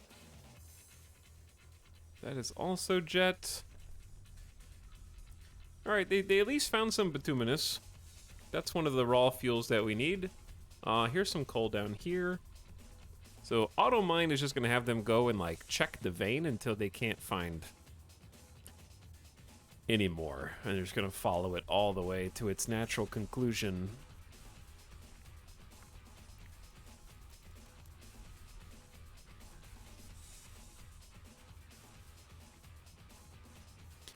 I'd like to replace some of these walls, but we'll do that later. Tetrahedrite is good though.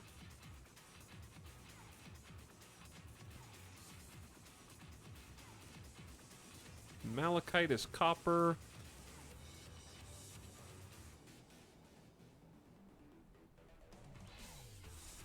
Tigereye, why not? Galena. Oh, this is all hematite over here. I apologize for what I'm about to do to the kitchen. It is necessary. There's some bituminous coal. Excellent. Get the malachite. Uh-oh, what was that? Erdem cheesemaker withdraws from society. I'm sorry? Excuse me?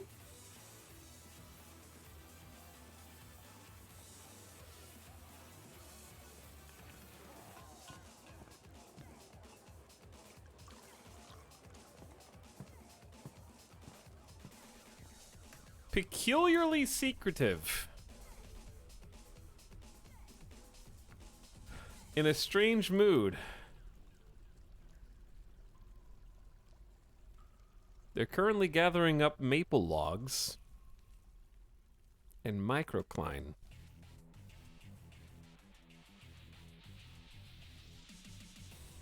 Microcline is heavy though.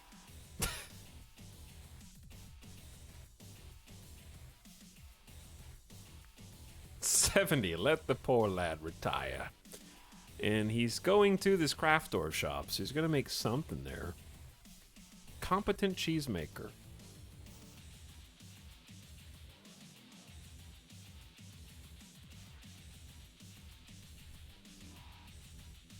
In life, you should work hard, then work harder. I like that his squad is in the crypts of grouping. The crypts of grouping. They're already ready to be buried in their squad, and they haven't even started fighting yet. I need to make a cool crypt under the temple or something.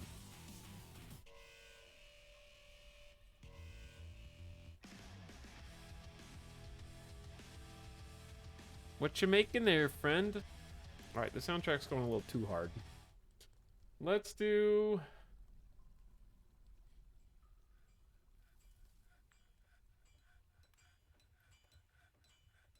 This soundtrack will be familiar, possibly from yesterday.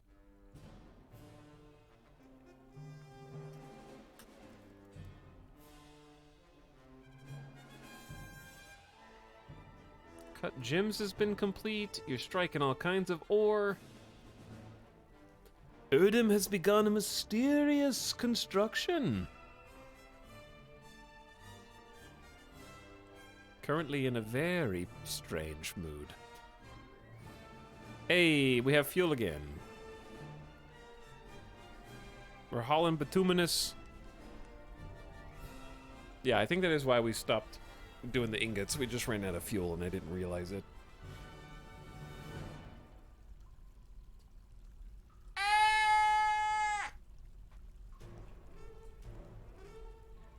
Some scream down from the depths.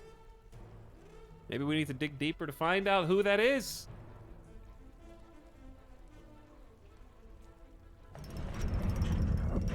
A maple amulet has been crafted and offered to the accidental clasps.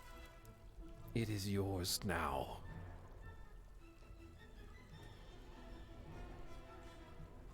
Cacophter. A maple amulet. All Kraftdorf ship is of the highest quality. The object menaces with spikes of maple and microcline. On the item is an image of Inspel's fated mire, the human, and Kadol ivory bolts, the intense future, the dwarf. What? Kadol ivory bolts, the intense future, the dwarf. In microcline, Kadol ivory bolts, the intense future, is striking down Inspel's fated mire. The artwork relates to the killing of the human Inspas by the dwarf Faint Hammer Skulls. Faint Slayer, Kadol Ivory Bolts, the intense future in Hammer Skulls in the Laconic Hills. The Onslaught of Conflagration.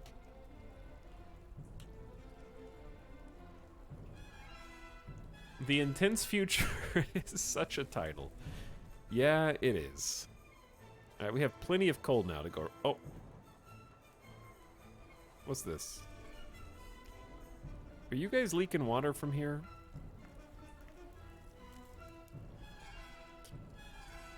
Well, now we have to mine this out, don't we? So I can rebuild it and seal it up.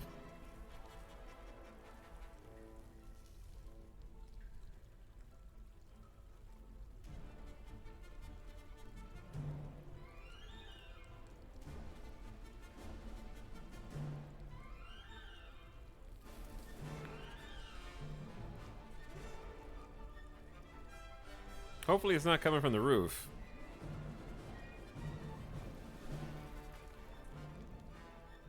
It seems incredibly easy to accidentally spiral some of this out of control. Rose quartz cluster, nice. Some more hematite. Sardonyx. The water in here is... Dude, there's a fish! The sailfin. Oh my god, it's level 5 in some places here. We need more mud!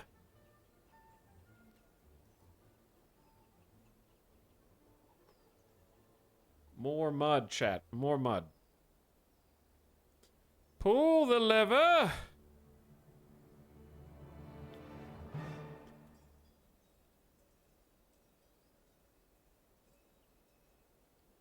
Stop fighting elk outside. Alright, the door's open. We don't want it to flood too much, but we do need more mud than just a dusting. Maybe we'll let this get up to level 2 out of 7 all the way through.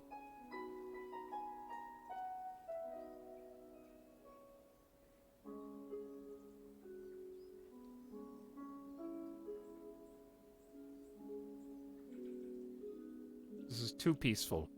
Oh, it's Mountain Blade Warband. It is peaceful sometimes in Mountain Blade. Accidentally made a full farm irrigation system. Cap 420, thank you for the 14 months of sub. And welcome back to the stream.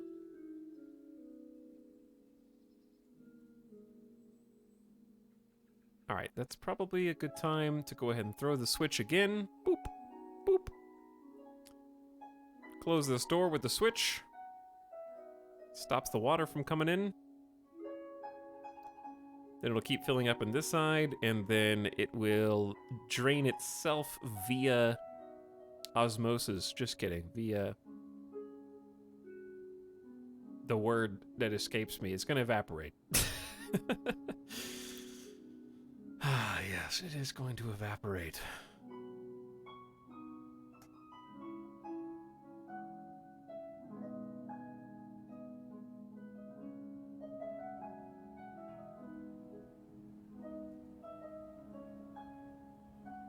Diffusion. Yes, diffusion.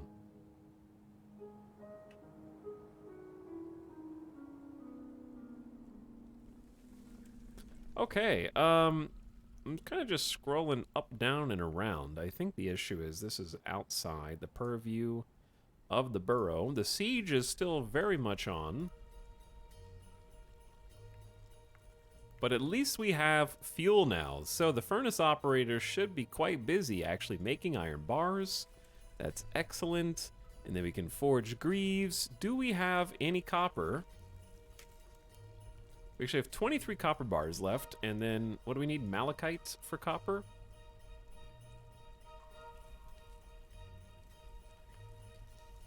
We should have 86 malachite. All right, so I just want to make sure we're not burning through all of the copper reserves. Good things are still happening down here. Okay. Here's a question. Where do we make training swords? Is that going to be a carpenter? Yeah. Training axes versus training spears versus training swords.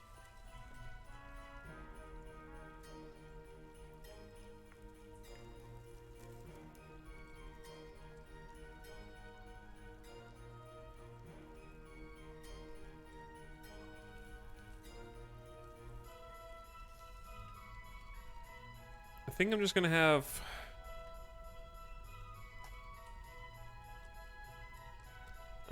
the problem with this is that they're being made out of wood, which is very precious for us at this exact moment. If the number of training swords is less than, let's say 5, and the number of logs is greater than 20.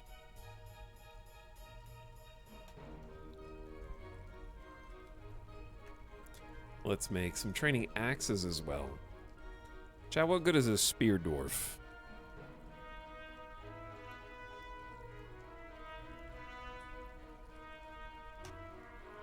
We'll start with training swords and training axes and then go from there. The wood supply is basically empty, I think. Don't make training stuff. It's a holdout from older versions of Dwarf Fortress. What?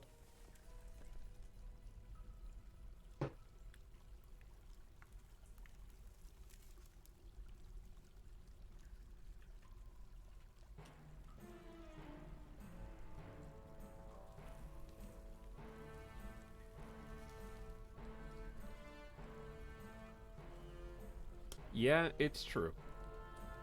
You're a holdout from old versions of Dwarf Fortress.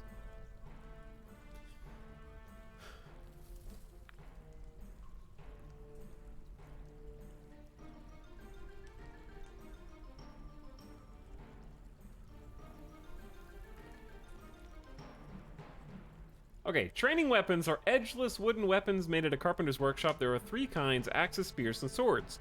Dwarves won't harm each other or themselves during combat drills or sparring while using metal weapons, so training weapons are only useful when you have no metal weapon of the kind you'd like to train with, and in a few specific circumstances. They're virtually useless in combat, so exchange them for real weapons before battle, even if it means using a weapon they are totally unfamiliar with. Their utter uselessness can prove useful for live training, however. Note that soldiers equipped with training weapons for extended periods of time can grow attached to their worthless wooden weapons. Congratulations, you now have a legendary stick. Training weapons also used to have a few specific applications. Poor quality training spears were prime component in danger room design.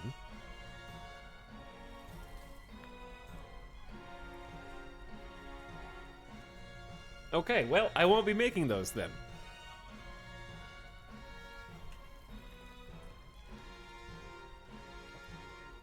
Warband, please. Are you gonna switch soundtracks again, Warband? In that case, I just want to delete all 3 of these off-duty squads. I want to check on the combat competence of my crossbow corps.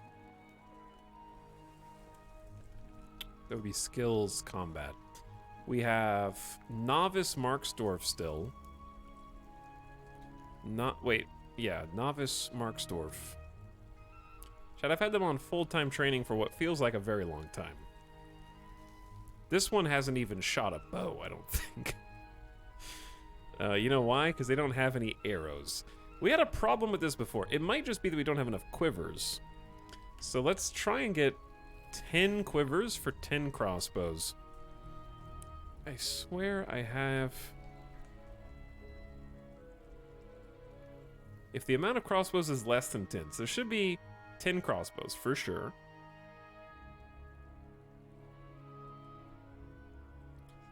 Leather quivers. Bam, right here. Oops, wrong button. If the amount of tan hides is greater than 0 and the amount of quivers is less than 10, so there should be 10 quivers.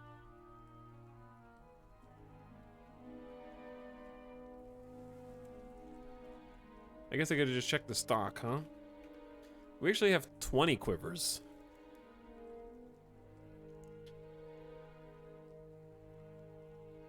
But for some reason, some people just don't pick them up. We had this issue before. If they don't pick up a quiver, they can't train.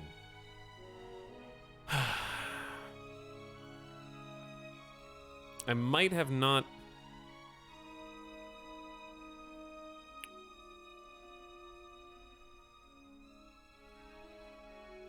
Where does a,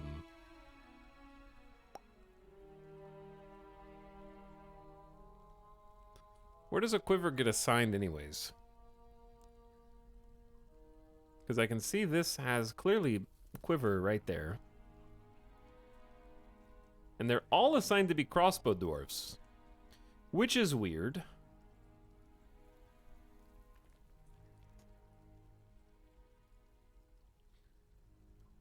Update equipment.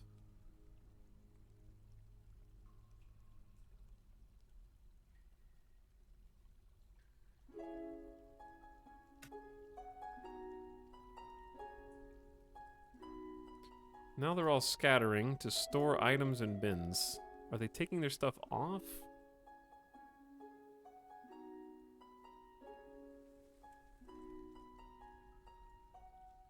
This person definitely has a quiver.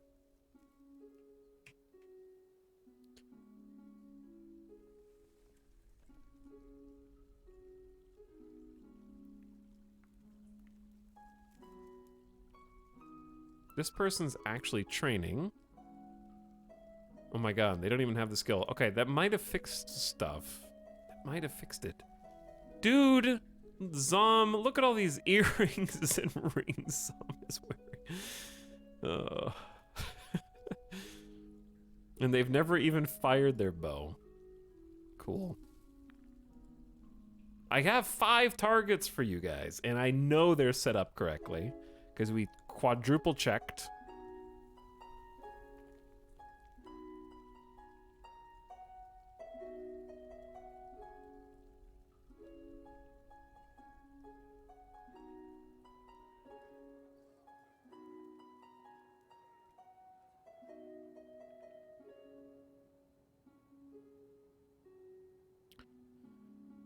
Okay,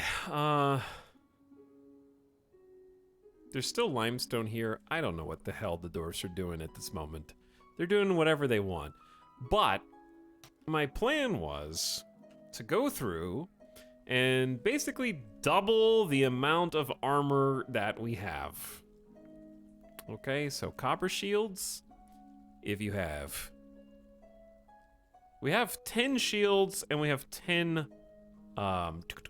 bucklers. So the shield should be for our melee and the bucklers should be for our ranged, I believe. So these should still be making those. We're gonna need... We don't have 10 or more iron bars. That's the big problem.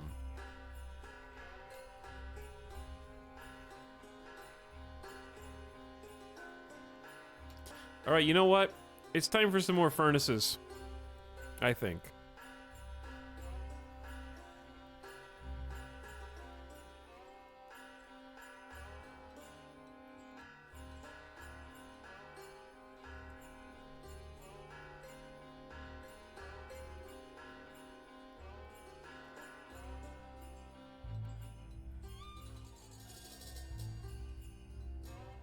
Okay, and then we're gonna start digging.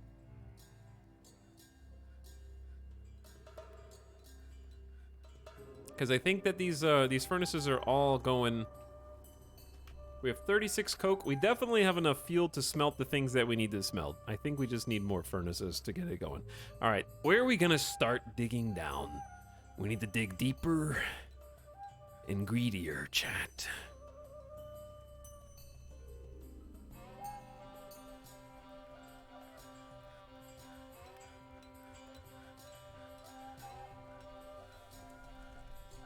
We also need somewhere to just stockpile limestone, to be honest.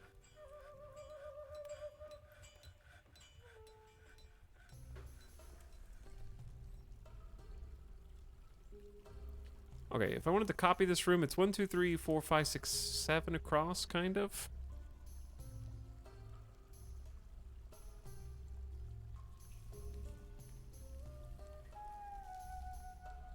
This should be 5. That should be 7, all the way down to here. Then 5, and then doors on the edges.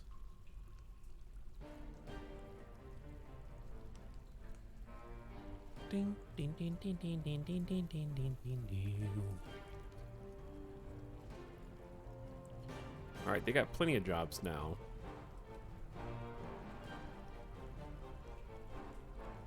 Nobody's cutting the limestone.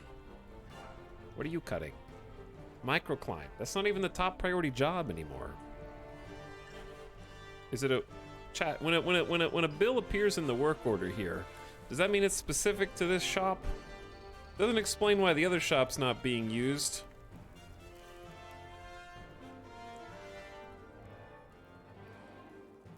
We have 6 people assigned to be stonecutters, but I think hauling is probably taking priority there.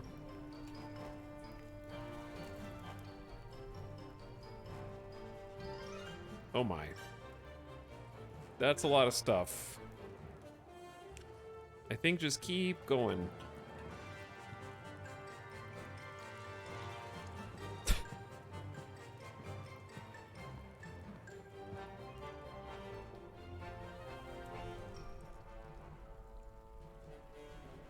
No, they're doing make limestone blocks too. I think they're just taking their dear sweet time.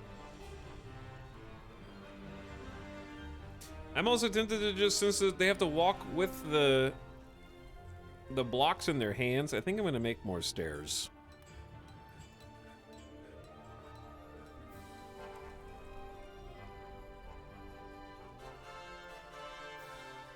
I know I have to build stairs.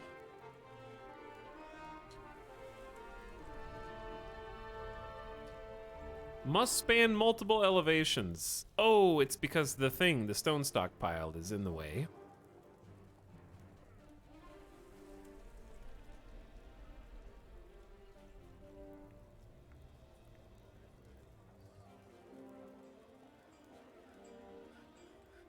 What? Must span multiple elevations. Yeah, that's... Oh, oh.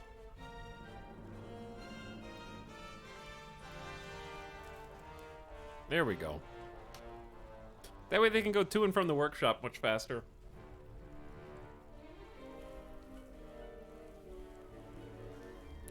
Oh my god.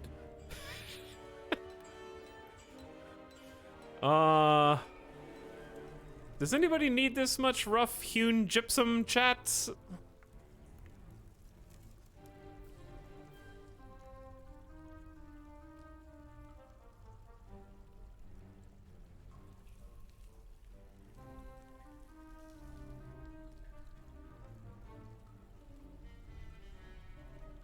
Probably not, no.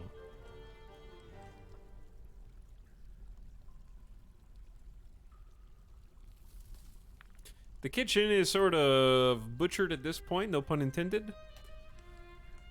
Okay, alright, okay. So.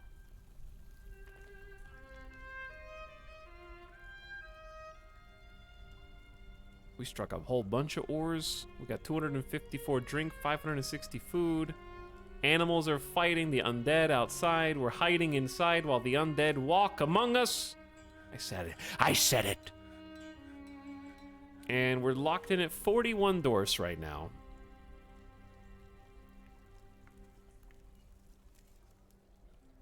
Oh yeah, this hauling is so much easier now.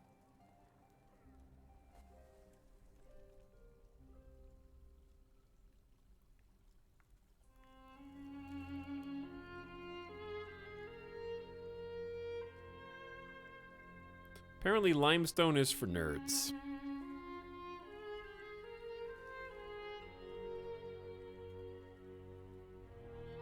Because we don't have any. So is wood, for that matter. I think these are the last of our doors. Which is why it is time to start digging. This is going to be an entire stockpile just for limestone. Never mind.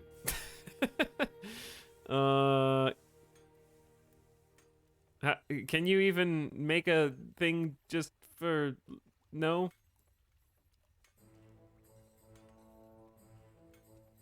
Wait, what?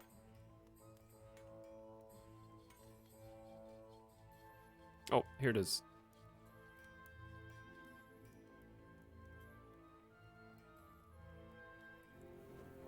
What's it under? It's economic? It's economic? Oh. Okay. There you go. Limestone stockpile.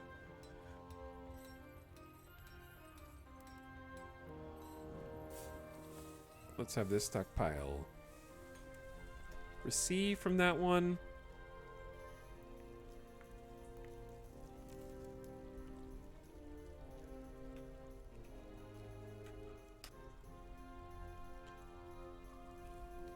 And then...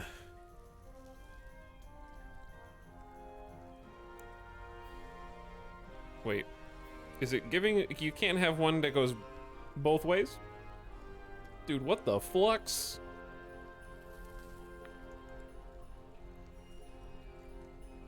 What the flux indeed.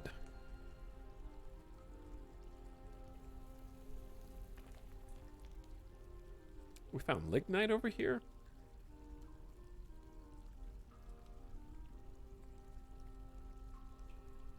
I wonder if this is still inside the burrow. Yep, okay. Chad, I don't think I'm cut out to be a dwarf because the gemstones that are in the walls, we have to build these like unlimited tunnels to go get all of them, and I just want my base to be organized and look cute so that when this happens I don't, these chambers now exist that I don't want.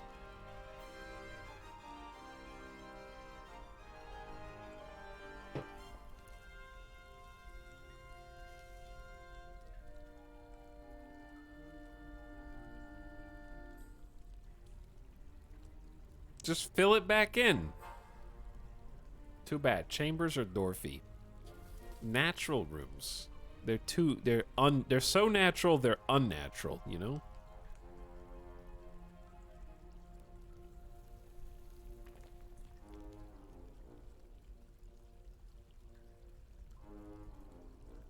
Tox, if you were a teacher, what would you teach? How to play RimWorld.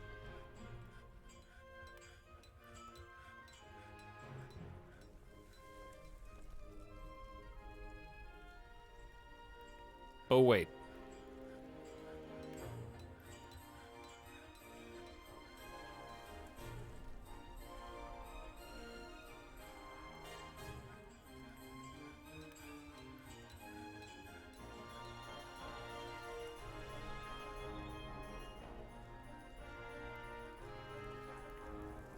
What would the first lesson in RimWorld be about?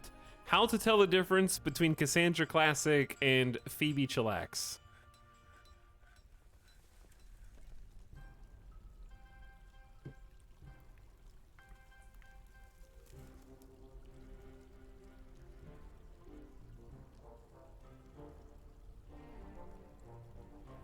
That's an important one. Yep, it definitely gets a lot of people, you know? It's a tricky one. Could sneak right by you even.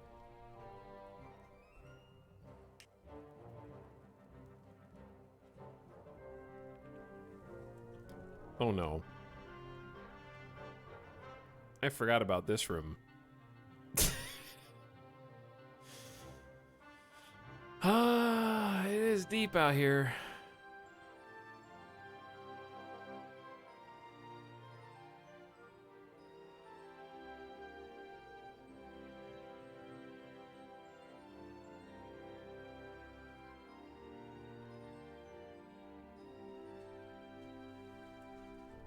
Indoor pool.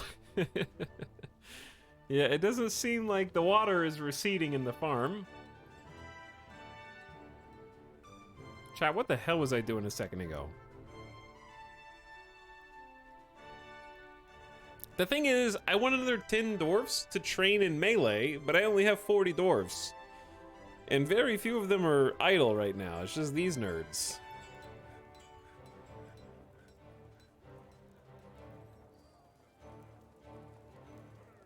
About that really big sponge. About that really big sponge, yeah.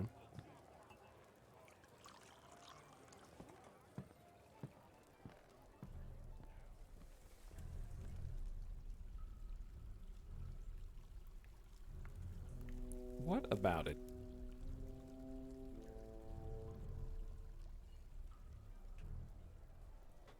You weren't doing anything!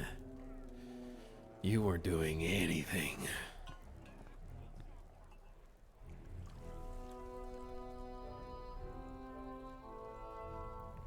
Well, they do have a quiver. Does their quiver have arrows? That's the thing. That's the kicker. Chad, there's 107 copper bolts. So I know that they can have them, but is their quiver full? It seems like all their quivers are empty except for this person.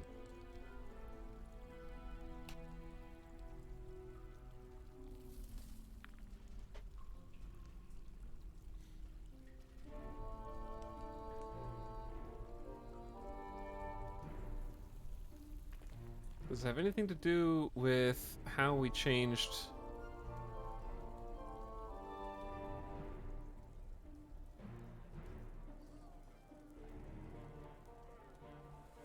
the barracks here, maybe?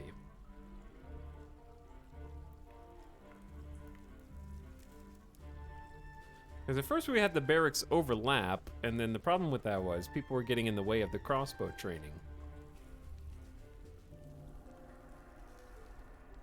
Because it seems like only one person ever trains at a time, and I have 1, 2, 3, 4, 5 separate archery ranges with squads assigned.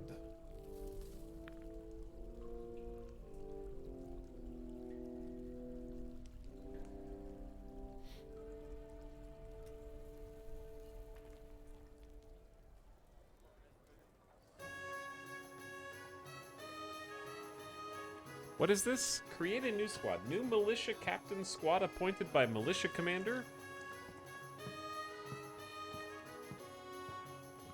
Why does it say there's 3 militia captains?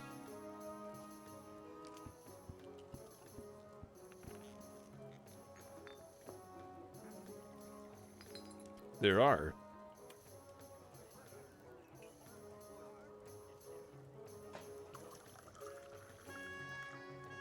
So, none of them have any relevant skills. So, Fath, you're a snoozing. You can be one, I guess. Boop. And you're gonna have, I'm gonna have to create a uniform for you. So, I guess metal armor is fine and probably gets the point across, but wouldn't I rather just create a uniform anyways? Braldorf, bodywear. Male shirt. Breastplate.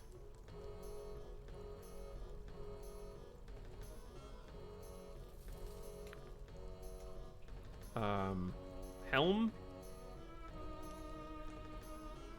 Leggings. Greaves? What kind of boots? Are we even making boots for them? I doubt we are.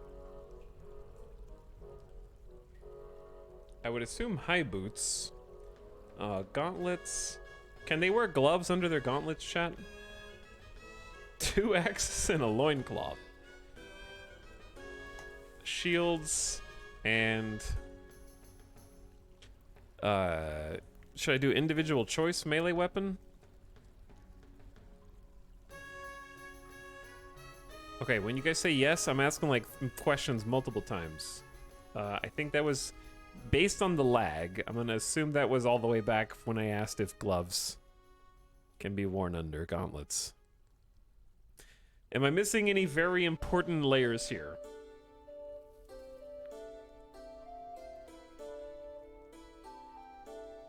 Yes, maybe no, but possibly also yes.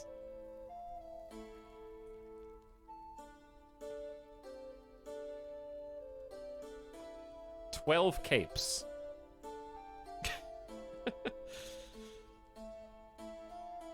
Can they wear loincloths under their armor?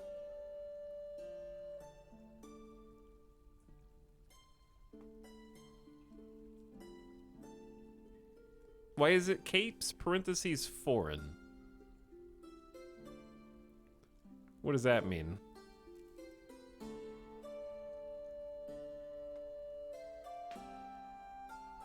We need to start taking a hard look at making clothes. Your dwarves can't make capes. They're not dwarven.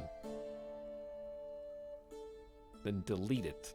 Confirm and save uniform.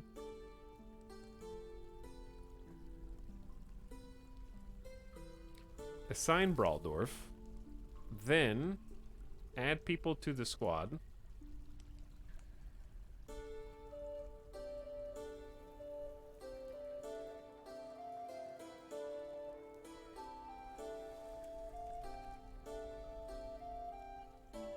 I'm gonna assign people who are primarily haulers.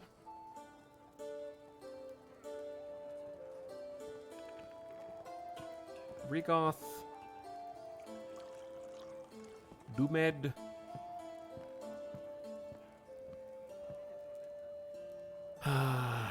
Or we don't really have that much planting or gathering. Skilled fighter. Ooh. Adequate sword dwarf. Nice. Why are they not sorted by their competence?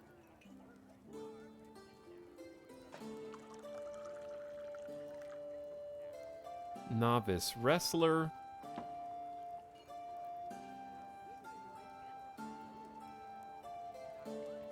Chief medical dwarf is a novice fighter. You got it, buddy.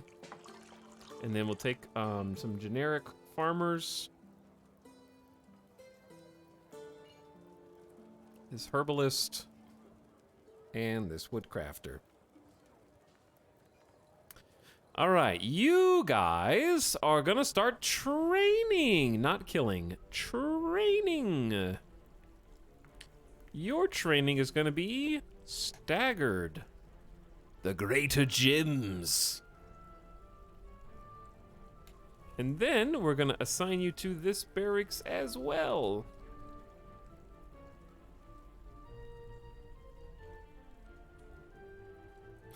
I've opened about 10 caches and found one winter vacation variant. That's probably still better than me, Drimbus, because I got the bundle, opened all the stuff on stream. I didn't get one. I haven't gotten a single one yet. I feel like they're way too rare, considering they're like timed exclusives. It's like, I already bought your big bundle. I think you should get at least one, one winter variant out of 5. I don't think that's asking too much. Your dwarves will still train when off duty, just whenever they feel like it. So, should I keep them on a scheduled training or no? Yo, Nat. Thank you for the 10-month sub. It says, yo. Yo yourself. Thanks, Nat. And Rikun says, what's this button? I think you figured it out. Thanks for the sub. Is their weapon of choice happen to be their pickaxe? Do I need to specify different types of weapons?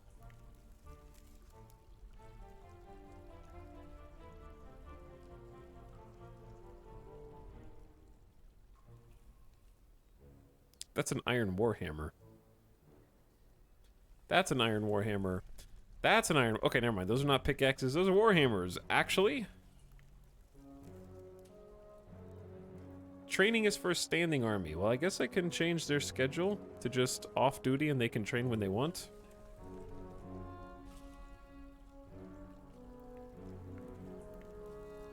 And that's fine.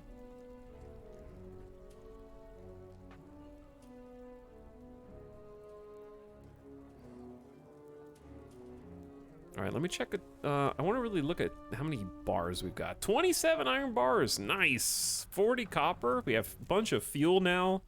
Okay, now we can actually smelt and forge things.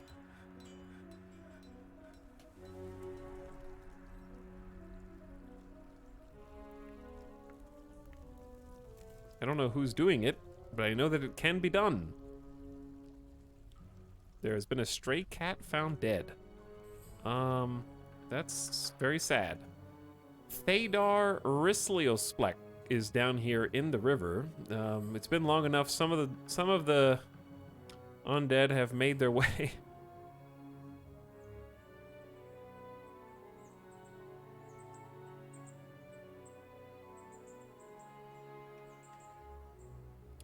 They're sort of just camping. There's so many of them.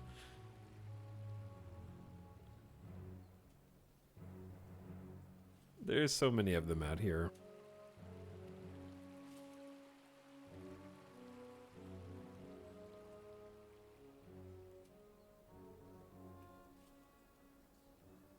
Yeah, I don't think this water is actually evaporating this time, but it's definitely not... Is it going up?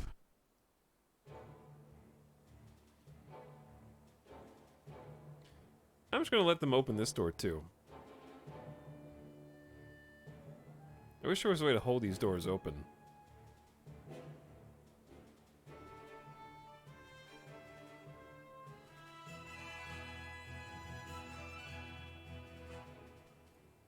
Okay, well,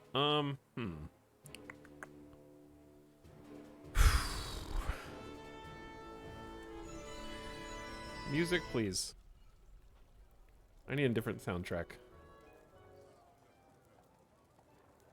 Let's do some funk.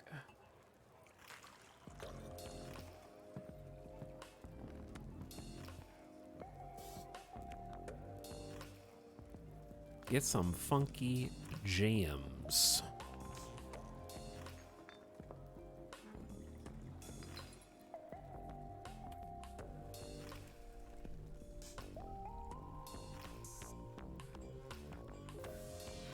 All right, chat.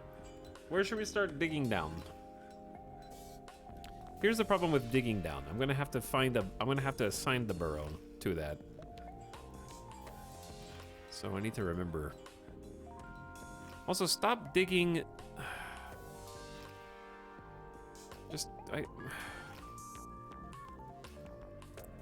Only actual ores. Limonite, hematite, galena. Indigo. Okay, that's it. Tiger Eye.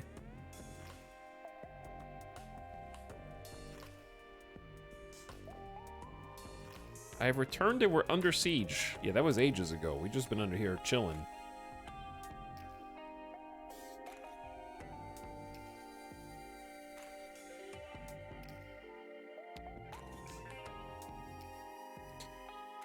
All right.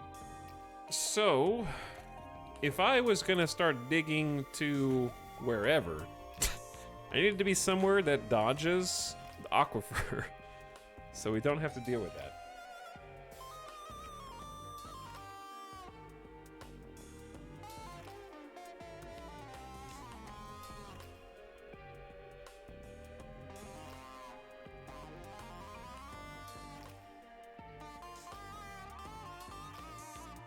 What about this spot here? It goes down into the sewer, but it's not that bad.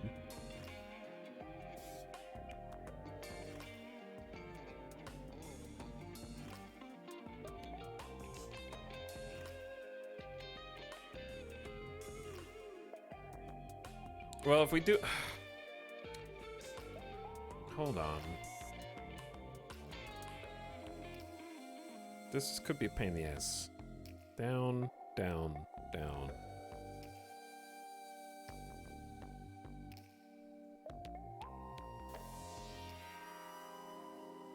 What? Hidden cannot build this location. I know! Hold on, no. Okay, dig stairs, dig stairs. Calm down. Here to there. Here to there.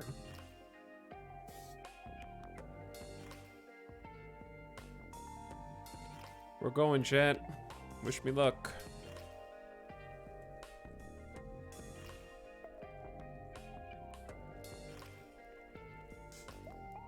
Into the abyss.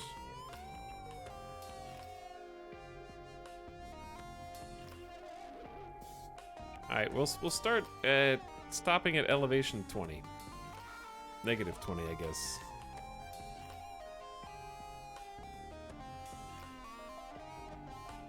Oh, there we go. So now that the stairs are there,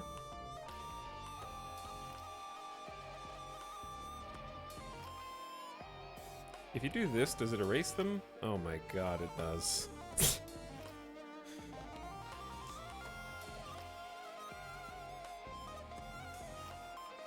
Oh, you have to do that first. Oh my god, I did it wrong. I did it backwards. Hold on.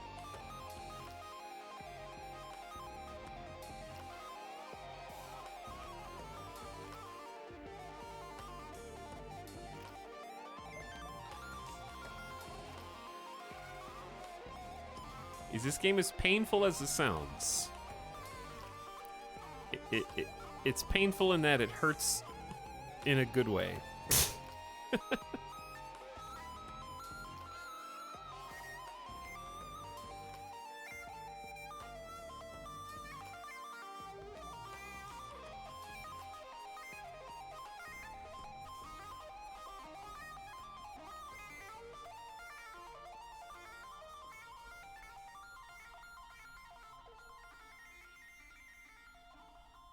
The answer is yes.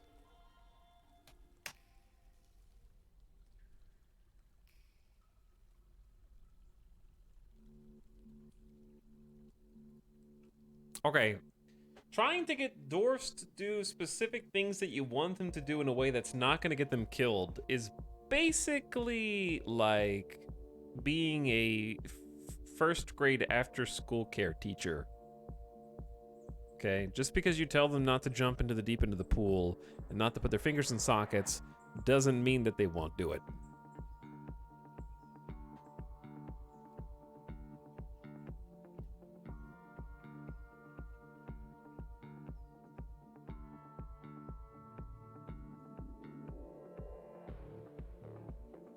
Oh, there's already an aquifer here. That was wasting no time at all.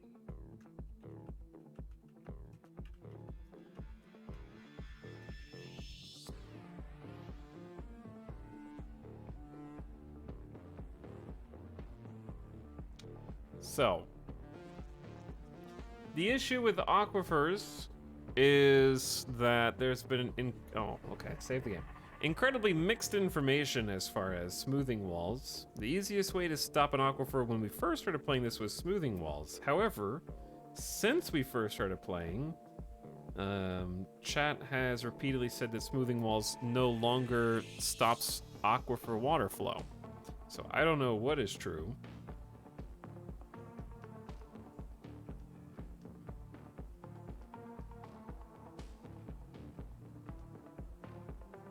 It still does. People were saying that it's a bug.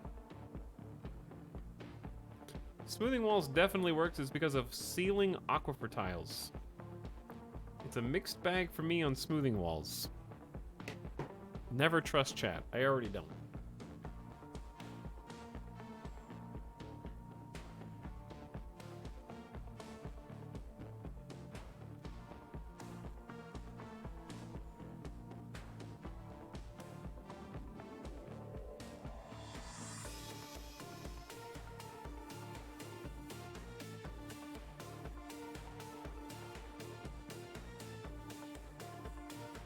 Okay, they're back.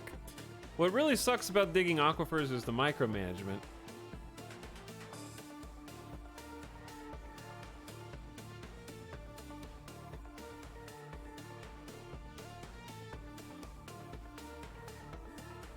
The corner tiles are so much more fiddly. Yeah, you can't smooth corner tiles. So, or at least I don't think you can.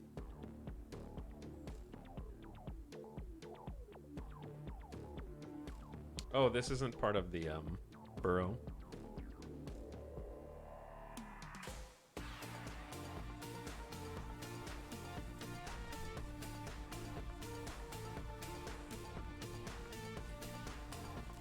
Wait, that was a new burrow. Paint.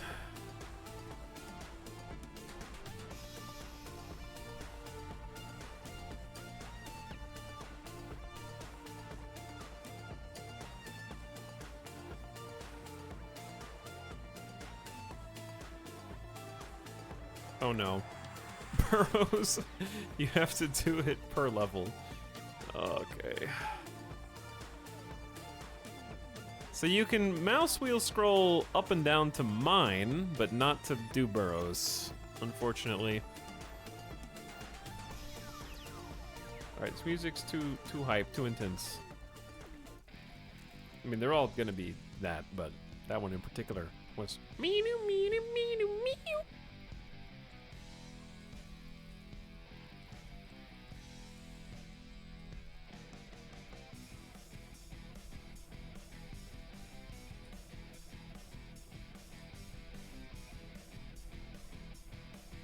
All right, how about now? They found water.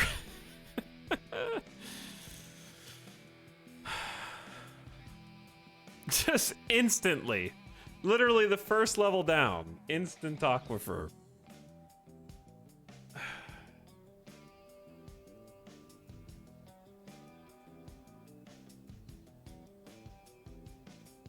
Just gotta get past it and smooth the edges. See what happens. It cancels the floor build order.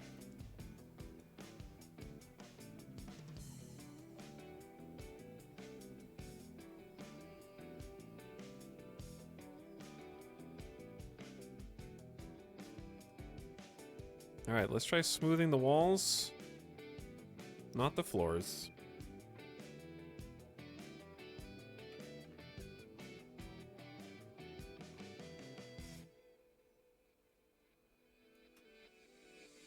And see what happens. Is it unpaused? No.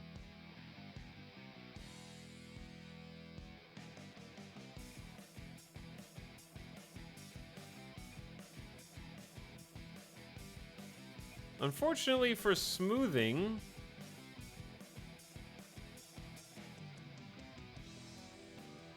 we need stone cutters, I think. So this is gonna be sort of a pain in the ass.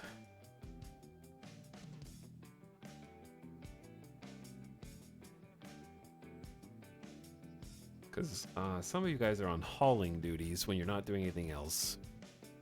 So I'm gonna try and unite them under a common task.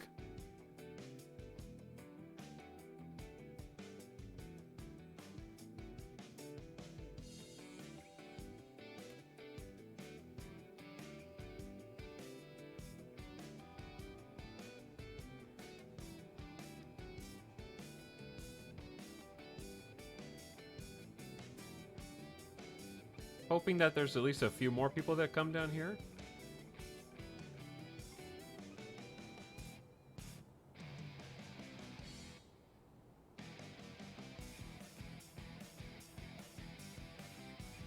Might only be 3 at a time just because this is their only job right now.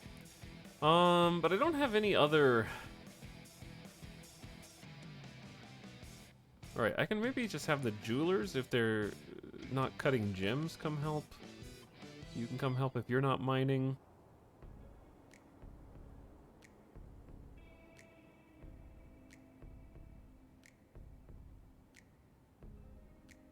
gonna take a while.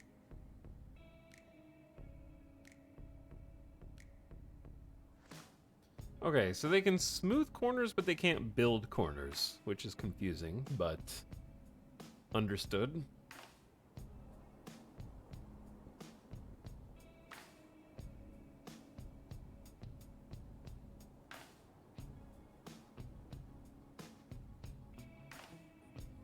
I'm not sure if I should continue. Maybe this is this not a stone cutting, or this has got to be stone cutting, right? This is the perfect dwarf saw trap. You have 30 minutes to smooth the walls of this entire room before it fills with water and you drown.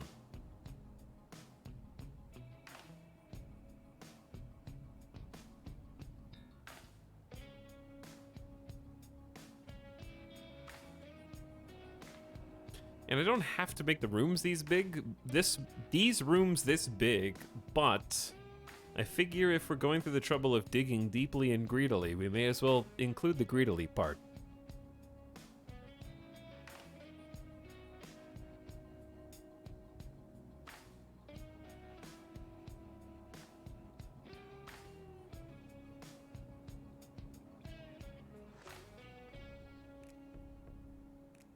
Okay, well, keep digging down then.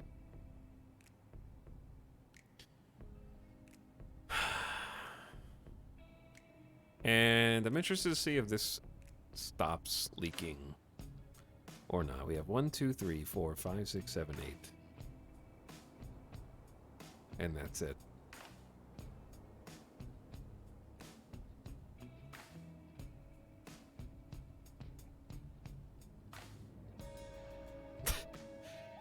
Here we go.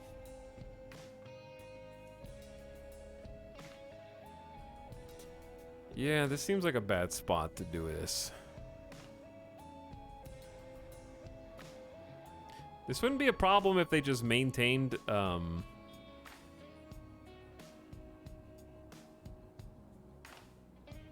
without you having to, like, re-queue up orders over and over again.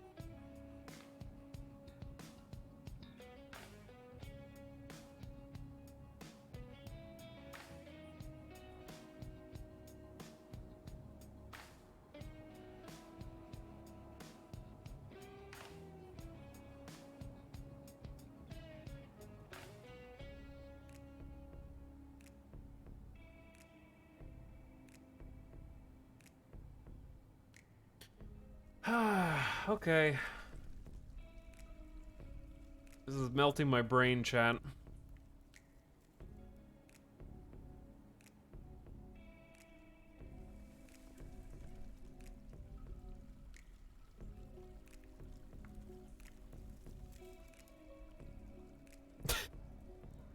What are you guys? Are you guys all off duty right now? Routine off duty, but they're training anyways. I guess.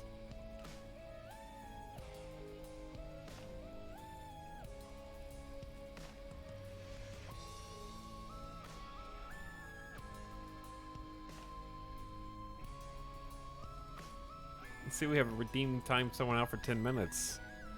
Seems like it backfired though.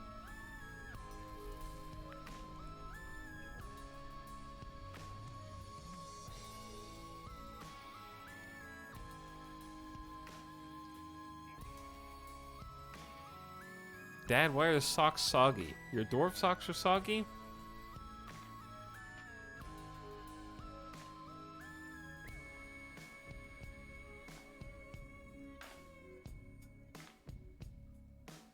When does the fun start? Snap. Okay. I don't know what. So scary. Ugh. The thing is, neither Dwarf Fortress nor RimWorld are fun. They're just experiences. I don't know how to explain them. Fun is relative.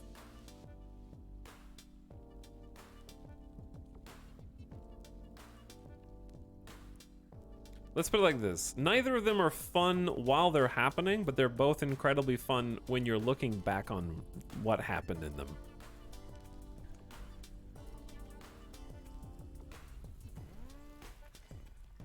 It's kind of like taking a long trip, like a huge road trip, you know? Actually just being in the car and driving isn't that fun. But then when you're like, hey, remember when we drove 3 days cross country? We got to see all the beautiful sights. It can be satisfying to pull a base concept off.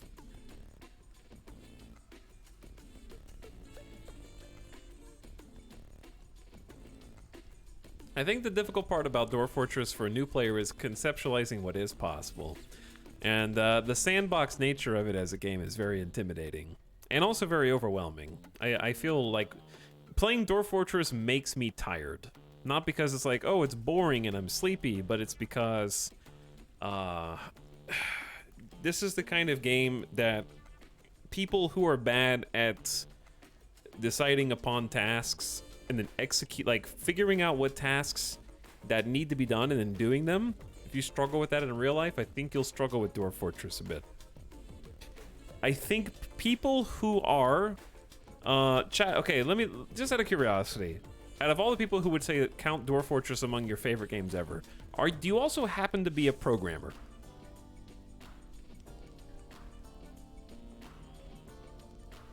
Or something related to, like, there's still some yeses. And also there's some lying no's. Because there's definitely a bunch of people writing no for fun. Dwarf Fortress top tier game, also am programmer.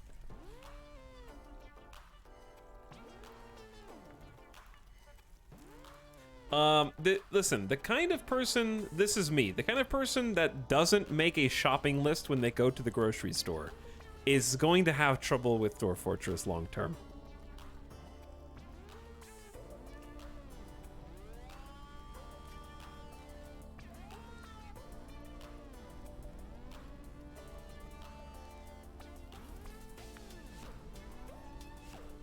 My shopping list is in my brain.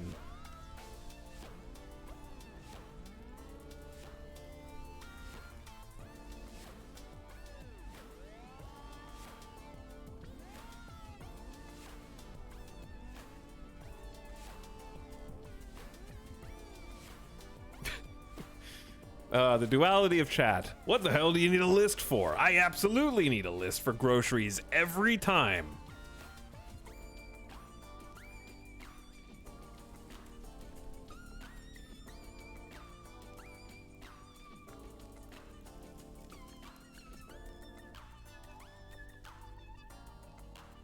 Where the hell was... Okay, this actually did all get smoothened, but I think this is just gonna be more aquifer.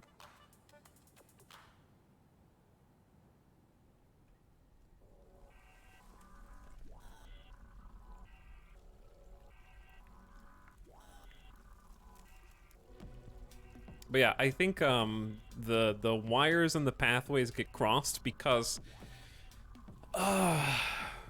when I'm making a fort, the reason it's so overwhelming to me is actually somewhat related to the fact that we've been taking these like giant ore veins and opening them up. Is when I start a fort, it starts off very much in a controlled environment, right? Like I will dig a hole and the hole goes to here. Okay, but then the hole goes to here. Yep, sure. And it opens up into these two pathways. And then it goes down a little bit further. And then even when I make it big, I can sort of give it order and tame the chaos somewhat. Except then, once we start, there's a combination of things, but one of the things is you start following the ores and they just go. And then also you realize that you have 30 pop, 40 pop, 50, 60, 70 pop. And then you're like, wait a second, now, like the quantity of things in the sandbox feels like it exponentially unfolds until you'll eventually hit a point where you've at least got most of the bases covered.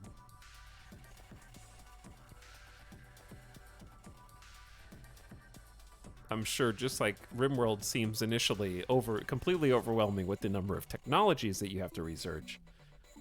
In like Dwarf Fortress, there's not really a tech tree, so that being the case, it initially is like, well, when the hell am I gonna need floodgates, water wheels, windmills, gear assemblies, and vertical axles? And that's just the thing that you can do if you know what it does. But if it's like having all the technology unlocked at the beginning. So the sense of progression is your level of knowledge. And that initial learning curve when you're released from the tutorial is very intimidating, I think. Even still.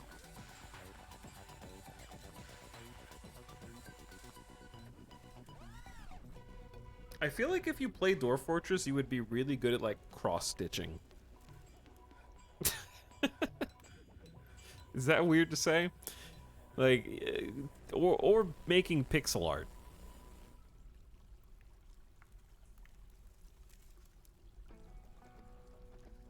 Because,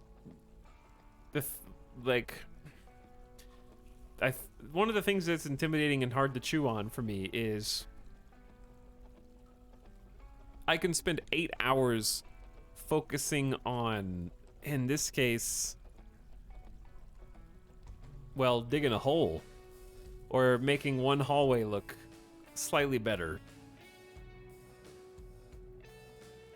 And it's gonna take in-game many years before all those pieces come together into something that is both cohesive and doesn't look like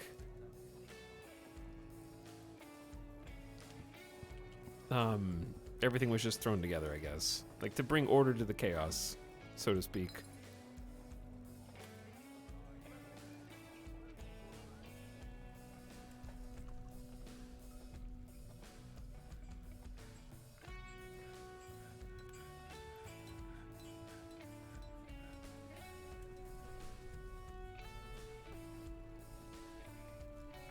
I prefer my chaos extra chaotic.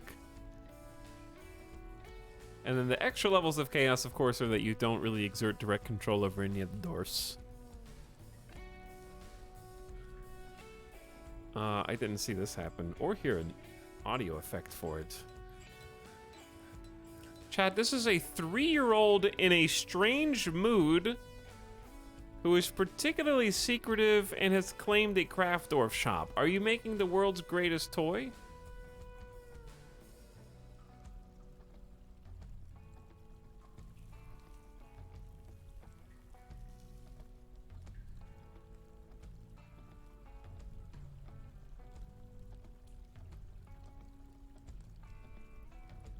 All right, well, we're gonna sit here and just watch and find out what it is.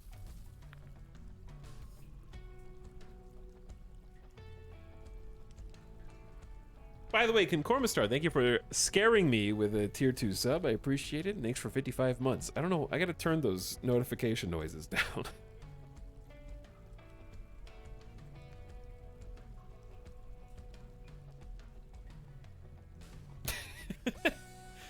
Totally unrelated to anything, but I've enjoyed Elon Musk on Twitter today discovering how views and likes work. That's been just a real roller coaster. It's like, bro, try making a YouTube video, okay? Oh my god, dude, this video has 50,000 views and only 1,000 likes? I don't... Oh. What? Yeah, like that's just people don't click on things, okay? It's not that complicated. What is this? Checklist, a Malachite scepter? She offers it to us and has a little rainbow over her head. This is a Malachite scepter. All Kraftdorfship is of the highest quality, encrusted with rectangular Malachite cabocons. This is adorned with hanging rings of bituminous coal. And now it's in a finished goods bin.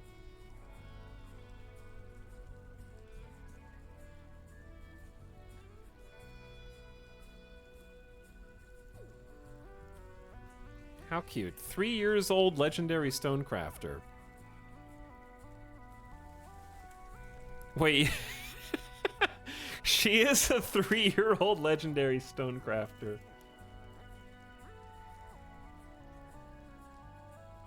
What a prodigy, yeah. That's insane.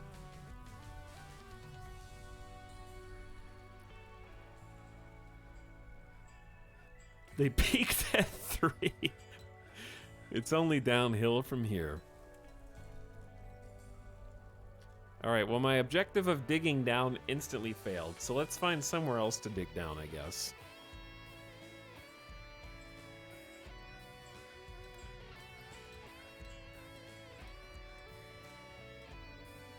How about from all the way over here? See if that's further away or not. From Aquifer Business.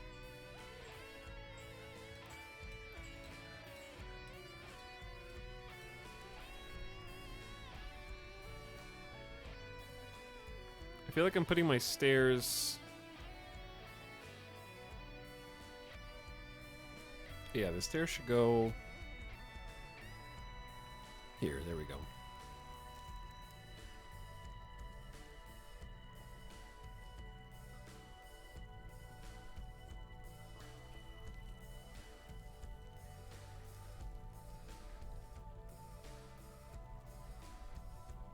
How's the indoor pool doing?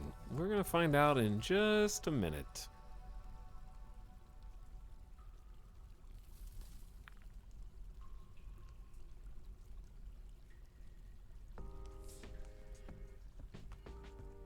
Okay, now I have to add these to the burrow.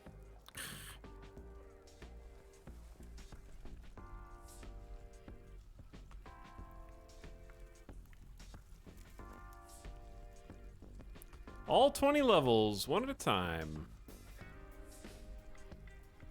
I guess I can actually free them from the burrow if I wanted to, and that would probably just be easier since the front door is closed.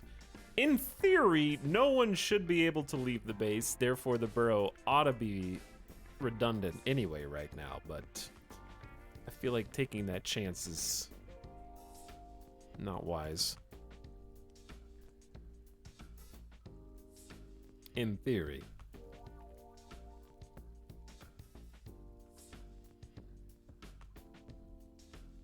Alright, the pool. Hey, look! The water actually did evaporate. In here. We don't quite have all the mud that we want, but they can go in and out. This is full. This indoor pool is very full. They're doing great. And it's water again. Alright, digging down is canceled. Dwarves will neither dig deep nor greedily on this map. They will simply learn to live peacefully with what they have been able to obtain so far.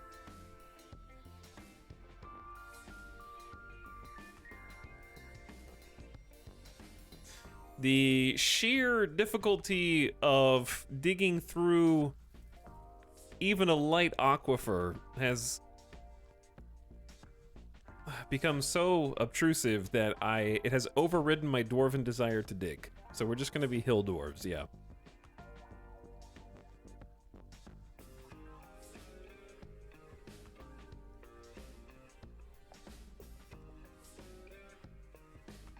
But if we don't dig, what should we do?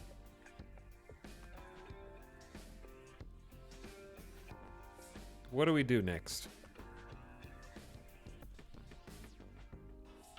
Here's my question. Are the people training or not? What the hell are you guys doing? They're doing individual combat drills, they say. They're a novice axe dwarf. I'm not convinced any of you are doing anything. Because there's supposed to be 10 crossbow dwarves training. Nobody's training. There's a lot of cats.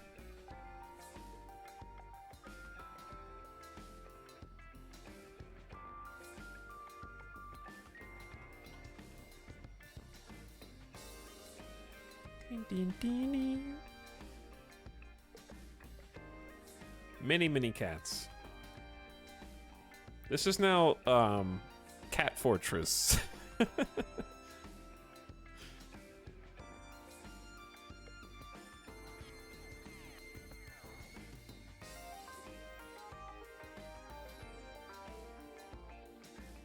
Alright, I need to take a quick break.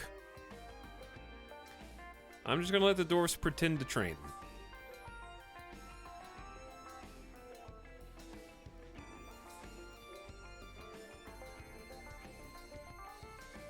Because it says that they're training.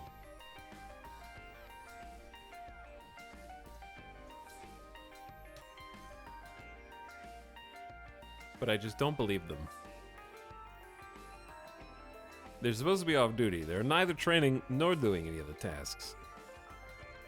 You have a couple cats I've noticed.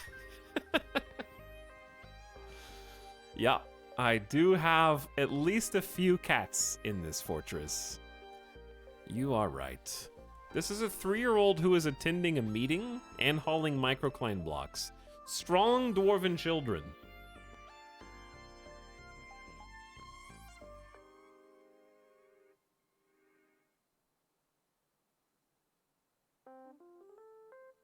Okay, I am going to let this continue to roll, because I don't know, we need to wait until the siege is done anyways, and I'll be back in just a few minutes.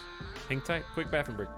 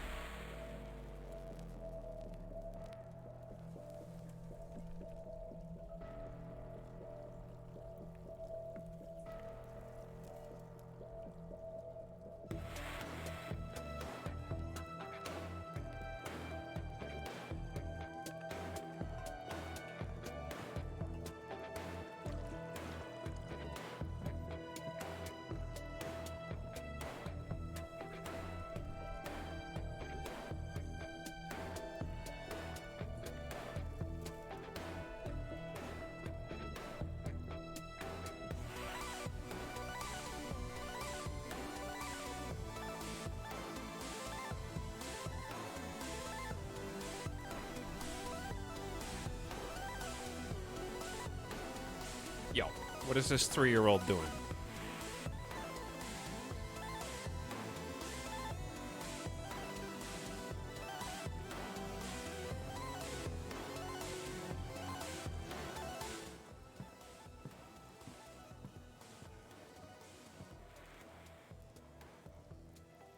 They're zooming. What noise do I hear in the background? It's like hammering. How many animals do you think we have? How many... How many cats?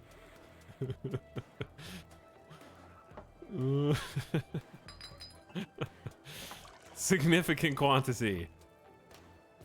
The answer is yes. I think my goal for this fort has become cat explosion. We need more cats.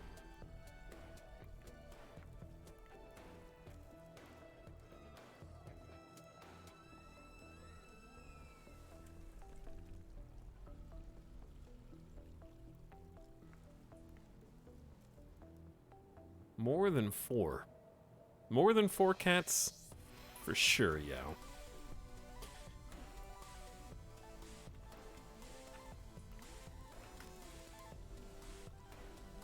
Rugen, are you modded again? You should be. When are we arming and training the cats for combat? I don't even know how to train the dwarves for combat. So, that is a great question. Okay, what if we just go... Let's do this. Let's put a pause on the burrow. They shouldn't have any way to go outside. Realistically, like it should be locked up tight. There is no way in, as far as I know. We're still under siege.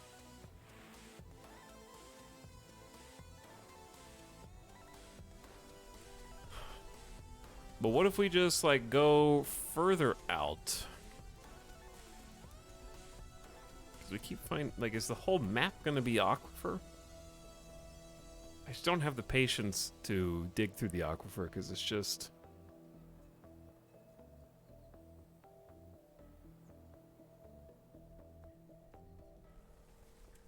I feel like it's just gonna be aquifer everywhere though.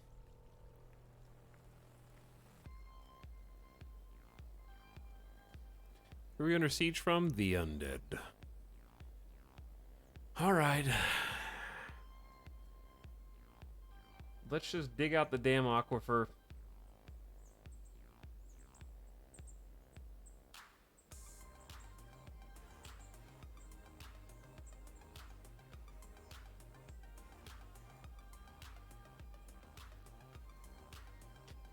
For explanation, for those of you who aren't playing Dwarf Fortress who don't know why this is a pain, every time a dwarf comes down the stairs and digs a tile that is part of an aquifer and reveals that the tile behind it also has water in the walls, it automatically cancels the order to mine the tiles that are affected in order to prevent you from accidentally digging through an aquifer and flooding your own base.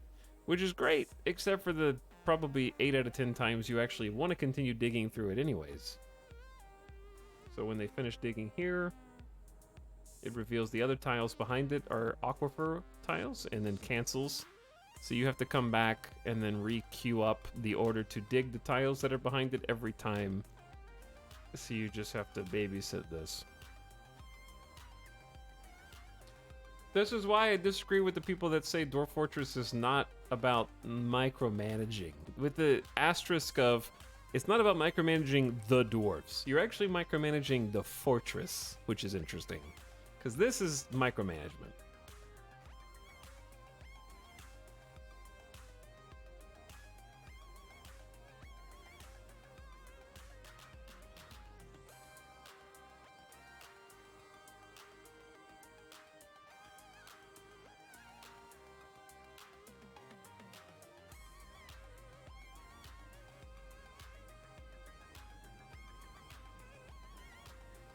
And we're gonna have to do this presumably on every single floor.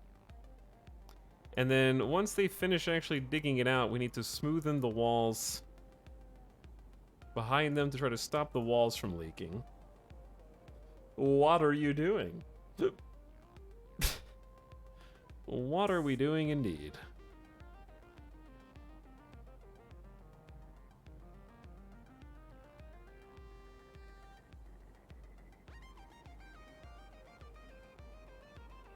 Alright, so they're smoothing in the walls behind us.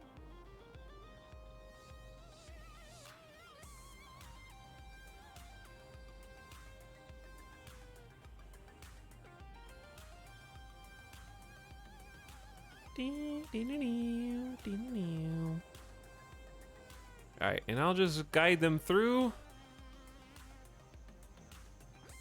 The aquifer will stop eventually. It's not going to be all the way down to bedrock level. Mom!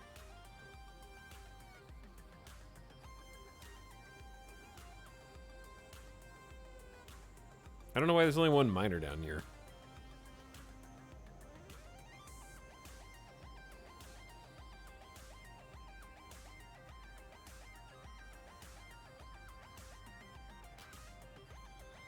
Now that they have mouse control, many of the cumbersome sides of Dorf Fortress will surface and be fixed eventually. Yeah. This is just one of those things that is the way it is for now.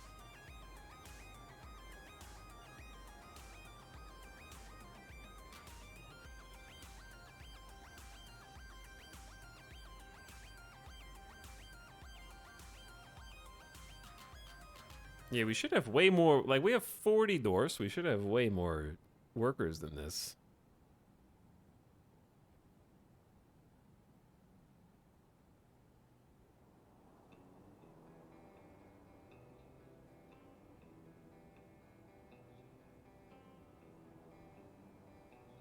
Alright, cancel the stairs, yeah. Okay. You skipped a few. You guys kind of went straight down to the next level, I guess. Mom! Aquifer at bedrock!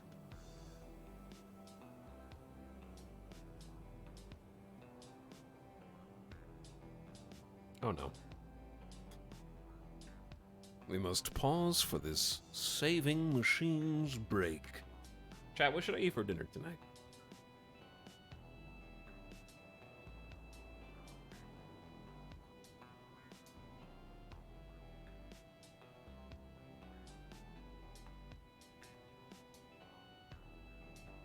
Slime.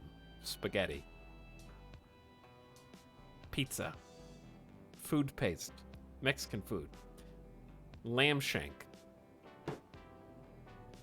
Sandwich.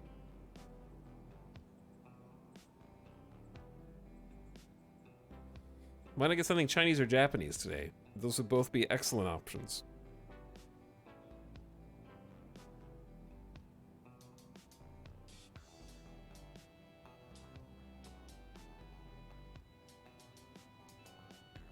Burrito. I ordered tacos. Chat. If you're getting a taco, do you like the little street tacos? Or do you like the big, basically a burrito in all but name tacos?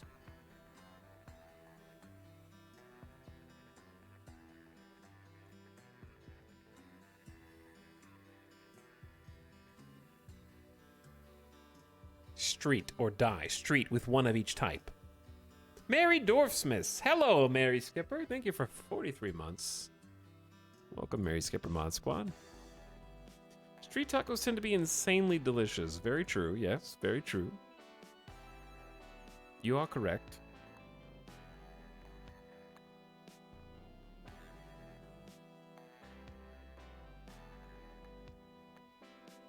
Now we're going down another layer. Down. Down. Down. Wait, what? No. Don't do that. Cancel that.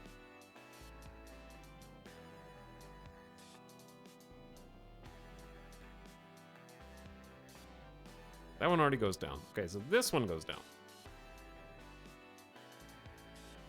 There you go. We need to smoothen this out too, lads. Can you smoothen ore wall? I don't know how that goes.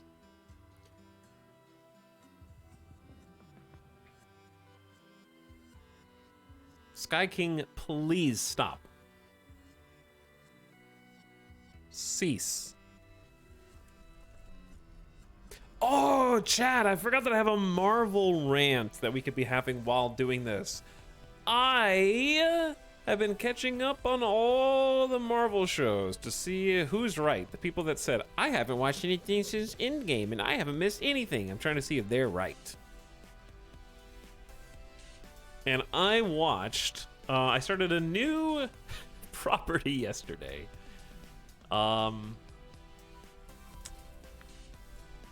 And it wasn't good. I started Miss Marvel, and I really didn't like it. Basically at all. And I went and looked up people's opinions online, and I found out that apparently I'm the problem. Because everyone else was like, oh, this was such a fun show, so full of heart and spirit.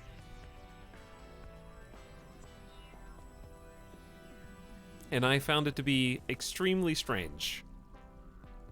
So I guess I'm the problem. And if I had to explain what my problems were, okay. It's actually very difficult to articulate. The way that I described it to Alice after we watched it, because she didn't like it either. Neither of us liked it. Was it felt like somebody watched Scott Pilgrim versus the World and was like, we can do that too. And it's almost like the DP, like the director of photography, was instructed to imitate Scott Pilgrim versus the World. What series? We're talking about Miss Marvel on Disney Plus.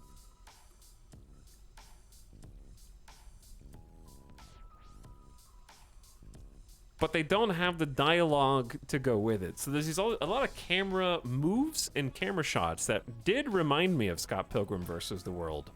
So like stylistically, whoever was the DP that was doing they were actually giving effort and trying to make interesting shots, compelling camera moves, and they weren't just doing shot, reverse shot, reverse shot the entire time. So like, you tried. Good job. However, the rest of the content just didn't match that vibe, I guess.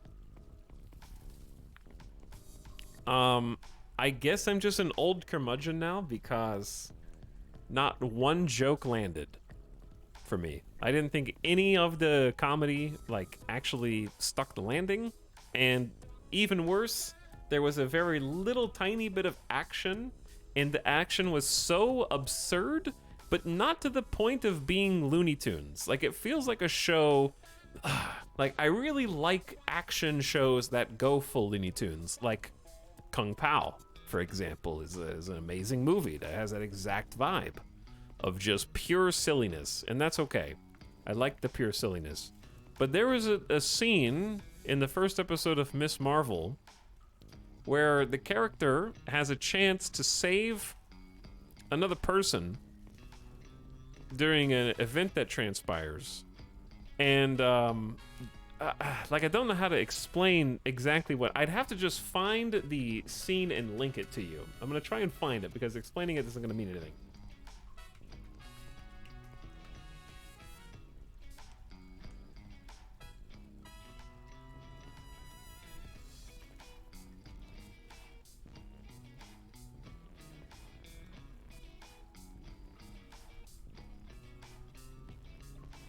Okay, I think I actually found the clip on YouTube.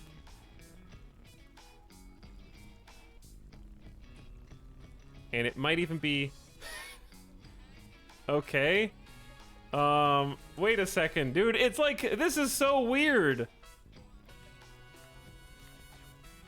Is this to get around the filter? Okay, half of the video is from the show, and then the second half of the video is a like boxing instructional video.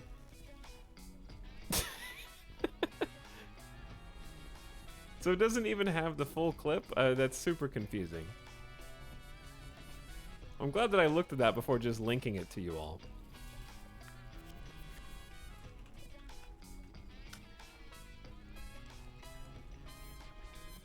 Like if somebody recorded over the VHS.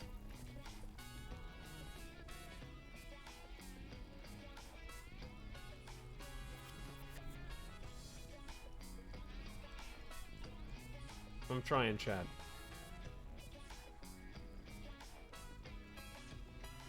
It's hard to find clips of Disney Plus stuff on YouTube.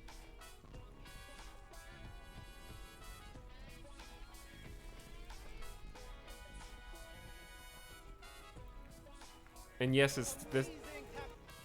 This is important. This is clearly important. Maybe I want to learn how to box.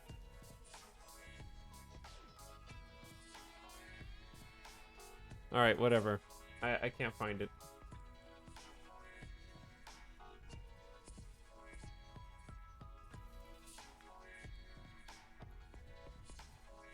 Disney's probably issued takedowns.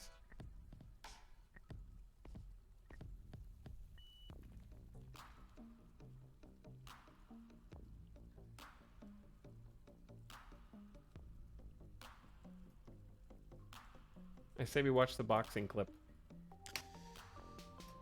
Oh no, was the game on pause this whole time? What is going on here? Is this smoothed? Is this smoothed? I think it is, yeah, that's smooth. Is this smoothed? No.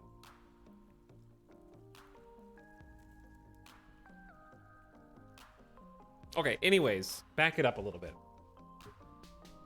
Oh, I actually might have found one.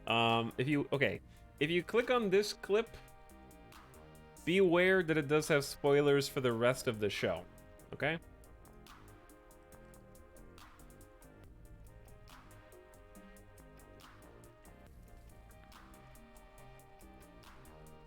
So just be careful, all right? It's only the first. I'm gonna link it at the exact specific time. It starts at 34 seconds and then ends at.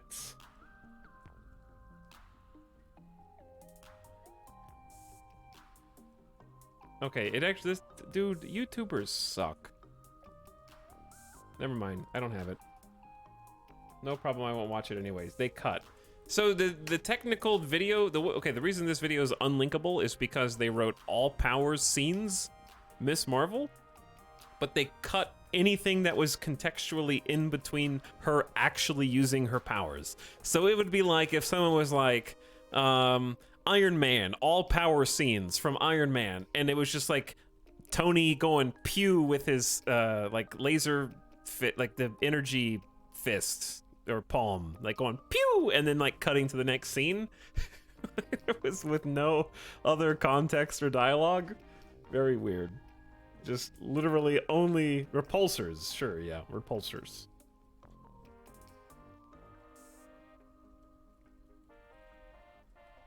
All Kamehameha scenes. Pew pew pew pew. This water is pretty deep over here, chat.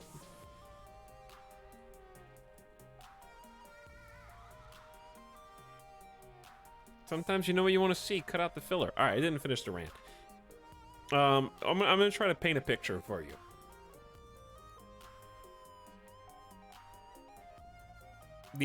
There's a scene in the first episode of Miss Marvel where the main characters are at Avenger Con. Yes, this is a real thing in the Marvel universe now. And yes, it is as silly as you would expect it to be, okay? Basically, when she's discovering she has her powers, she's up on stage for a cosplay competition. This is also a real thing in the show, yes. And she's cosplaying Miss Marvel. I'm not making any of this up. I just want to be 100% clear. Anyway, she accidentally activates her power because it's an origin story and then knocks a giant Ant-Man head off of a giant Ant-Man statue. And it bounces around like a ping pong ball. Like it's coated in flubber. That's an outdated reference now. And it just keeps bouncing. And it bursts through walls. And it almost rolls over a few dozen people. Then it bounces into the wrong wall and causes a cable to come undone in the rafters that releases a giant, like, 1,000 times scale Thor hammer from the ceiling, which of course swings towards another person that the Miss Marvel knows. So the hammer is coming in hot on, like, it's huge. And she goes, move, or like, watch out, or something, and then she dives out of the way of the hammer, letting her friend or acquaintance or whatever take the full force of Thor's hammer, just smashes into her ribcage in her chest, doesn't save her at all, and then the girl is like screaming while clambering onto the hammer, like trying to maintain balance and not fall 20 feet, and the hammer pins her to the wall and just goes and like smashes her, just total hammer and anvil style. And you know how she uses her power to save her friend who's already just been bashed by a 1,000 times scale Thor hammer that swings from the ceiling? She catches her when she falls. Yay! She's the hero! She did it! She caught her friend when she fell. After her friend who has been crippled. Permanent spine damage. If you have Disney Plus, please just open that episode up and then watch, like, fast forward that scene. It's like 3/4 of the way in. You just have to watch how ridiculous it is.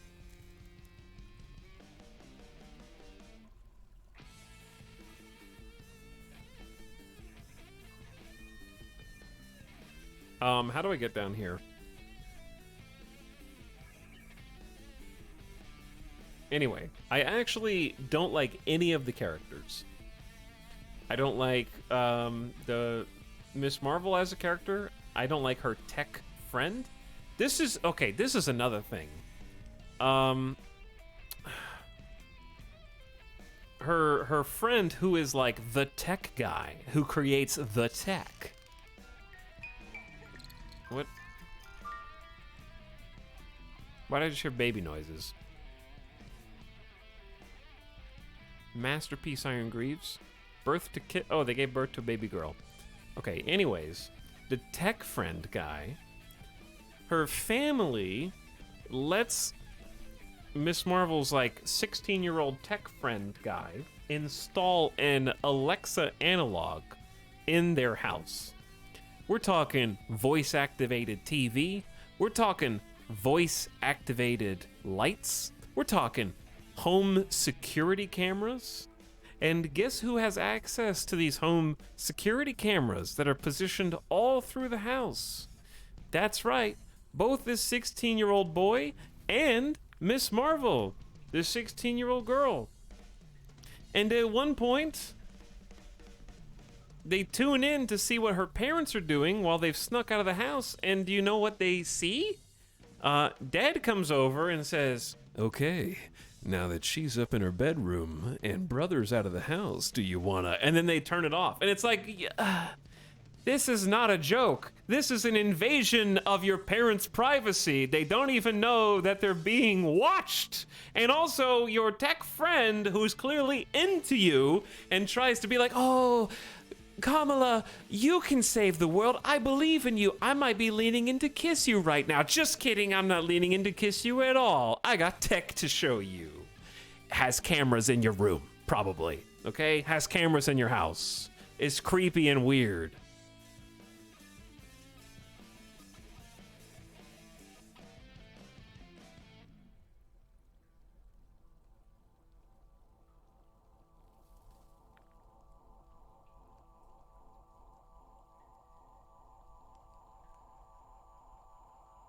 I love all the questionable morality in the MCU topics, privacy violations, privacy in this case of minors. And it's just weird to have like a whole plot thread where they've installed cameras throughout their house. And this like friend from school has access to their entire livelihoods and living spaces.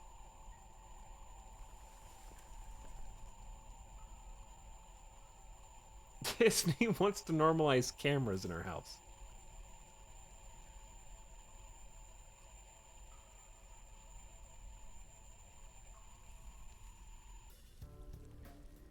I like Spider-Man, me too.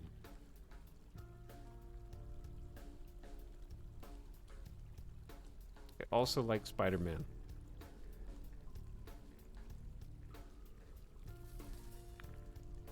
All right, are the doors about to be flooded? They ran away. They got a little scared.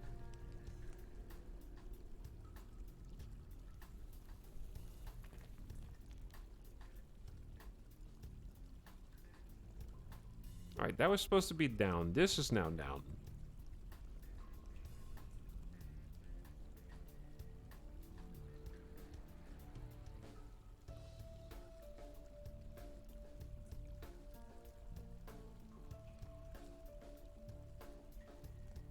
I'm very confused. Okay, we'll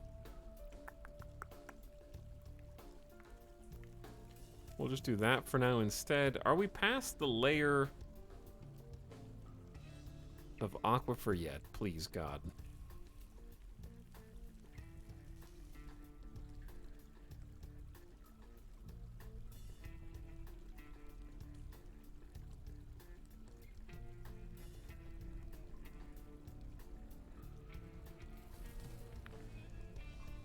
No, it's another aquifer layer. I give up on the aquifer. A jeweler withdraws from society. Like, this is like many, many layers of aquifer here. We're only at elevation -10.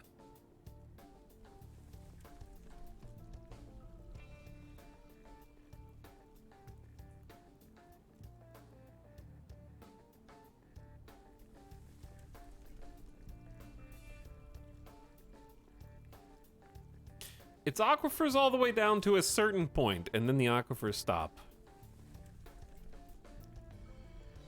But I don't know at what point they stop.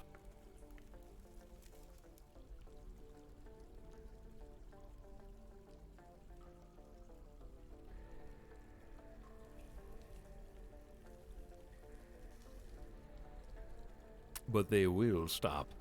All right. I don't know what else to do. Oh my God, you dug all the way out to the wall. What a mistake.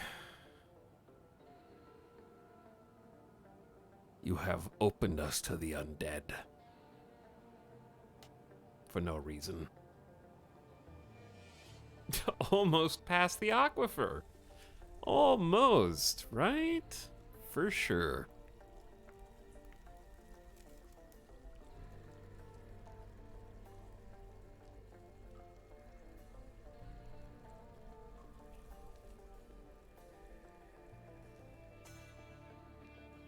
Well, we did do a decent job of almost finishing paving this hallway. I thought it was going to look a little nicer, but that's okay. Chad, let's look one more time at this.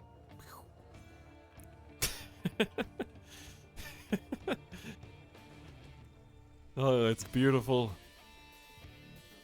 What does an aquifer look like here, pray tell?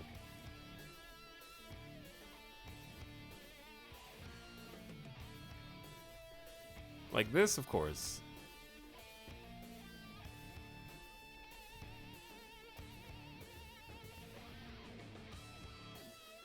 It's gorgeous. Whew, the art really looks so good. So very good.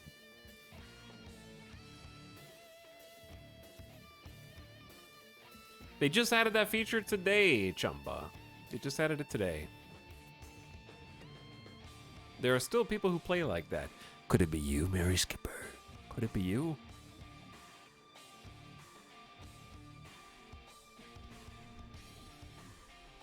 What you got there, Mayfall? What you making? You've been taken by a fey mood. They said, is there something to be happy about?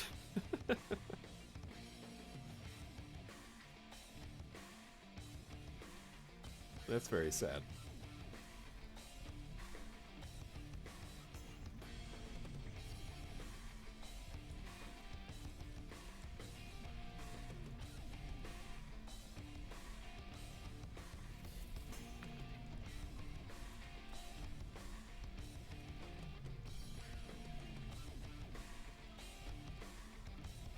Well, what are you doing? They're in a strange mood and peculiarly secretive, but what are you doing? You've taken over this gym workshop all for yourself, and?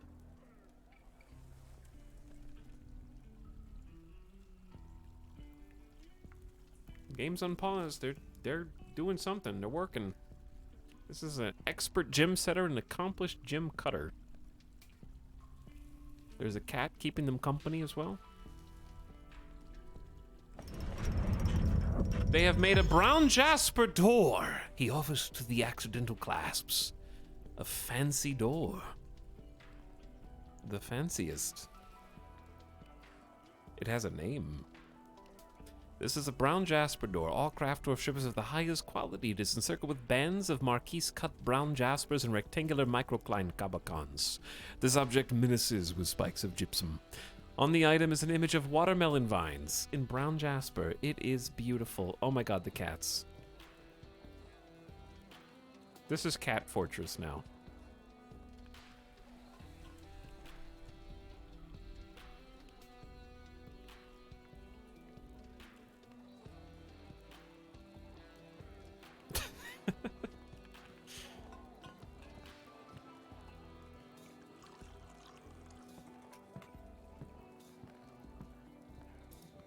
Ding, ding, ding, ding, ding, ding, ding, ding.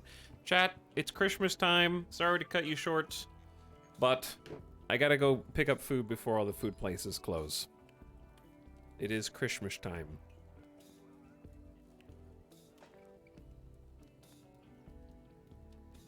And I'm gonna go spend some time with some Christmas people. And I'm gonna rest up and come back re-energized, because I've been feeling just a little burnt out lately. So I need to recuperate and hopefully find some good stuff to do starting early next week. Probably Monday. Probably Monday. We'll be revisiting some of our favorites and getting some new stuff. Getting some new, well, new old games in, I should say.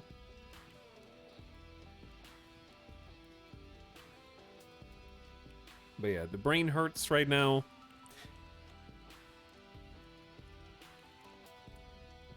And I gotta go find some takeout. Thank you guys for keeping me company and for hanging out tonight. I hope you have a nice weekend of Christmas. And a happy holidays, wherever you are. Merry holidays. Snap. Thank you, Why Not, for the 5-month sub as well. If it's not Taco Bell, it's not a real taco. I have actually been very impressed with Taco Bell recently. They've been nailing it, which is counter to Review Bra. Review Bra has been having an awful time with Taco Bell. That must be a regional thing, because I've been having an amazing time with Taco Bell. I'll tell you what I've not been having an amazing time with. Wendy's has been awful. Burger King is always awful. And Popeyes. The food is delicious, but you're going to wait 45 minutes for it. It's crazy. And I don't know why. Sprongle, it's a good first-time chatter. Happy holidays, chat, Call Monstera, Tiny Tetrahedron, The Dark, Grugan, Just Some Old Guy, Dreyer G. Drury, thanks for coming, everybody, Feng Shui. I am going to dig through the Steam library, because I need to find some things that scratch some itches. We might try some new things, too. And we're going to start the new year off right, but not before some more streams come your way. So I'm going to aim for at least 4 or 5 streams next week as well. I just got here. Can you start over? No. I refuse. Yeah, it depends on your specific franchisees. Last time I went to Popeyes, we got food in 5 minutes. It was a miracle. Popeyes defies the name fast food. It is the slowest food. But I'm going to take a look around at maybe some things that I possibly missed. And maybe revisit some things that have had some big updates since we last played them. And we'll check out some stuff next week because I need some variety. Sloshing around, try some different games. See if anything sticks. We can just throw some stuff at the wall. We can also have some multi-game streams, and I think that would be helpful too. Because I feel like I'm on the search right now for something I can get addicted to. Don't get me wrong. Dwarf Fortress is great. It's a fantastic game. I'm glad that I've had the ability to experience it with a little bit more readability and legibility. Are you going back to Midnight Suns? No. If I would have already done that. Because we played it on December 2nd. It's been 20 days. It's 3 weeks.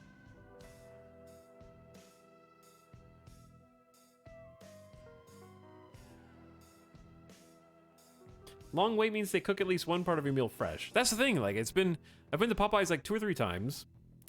I had their chicken sandwich for the first time ever. It was a extenuating wait. Like, I think it was actually 45-minute wait.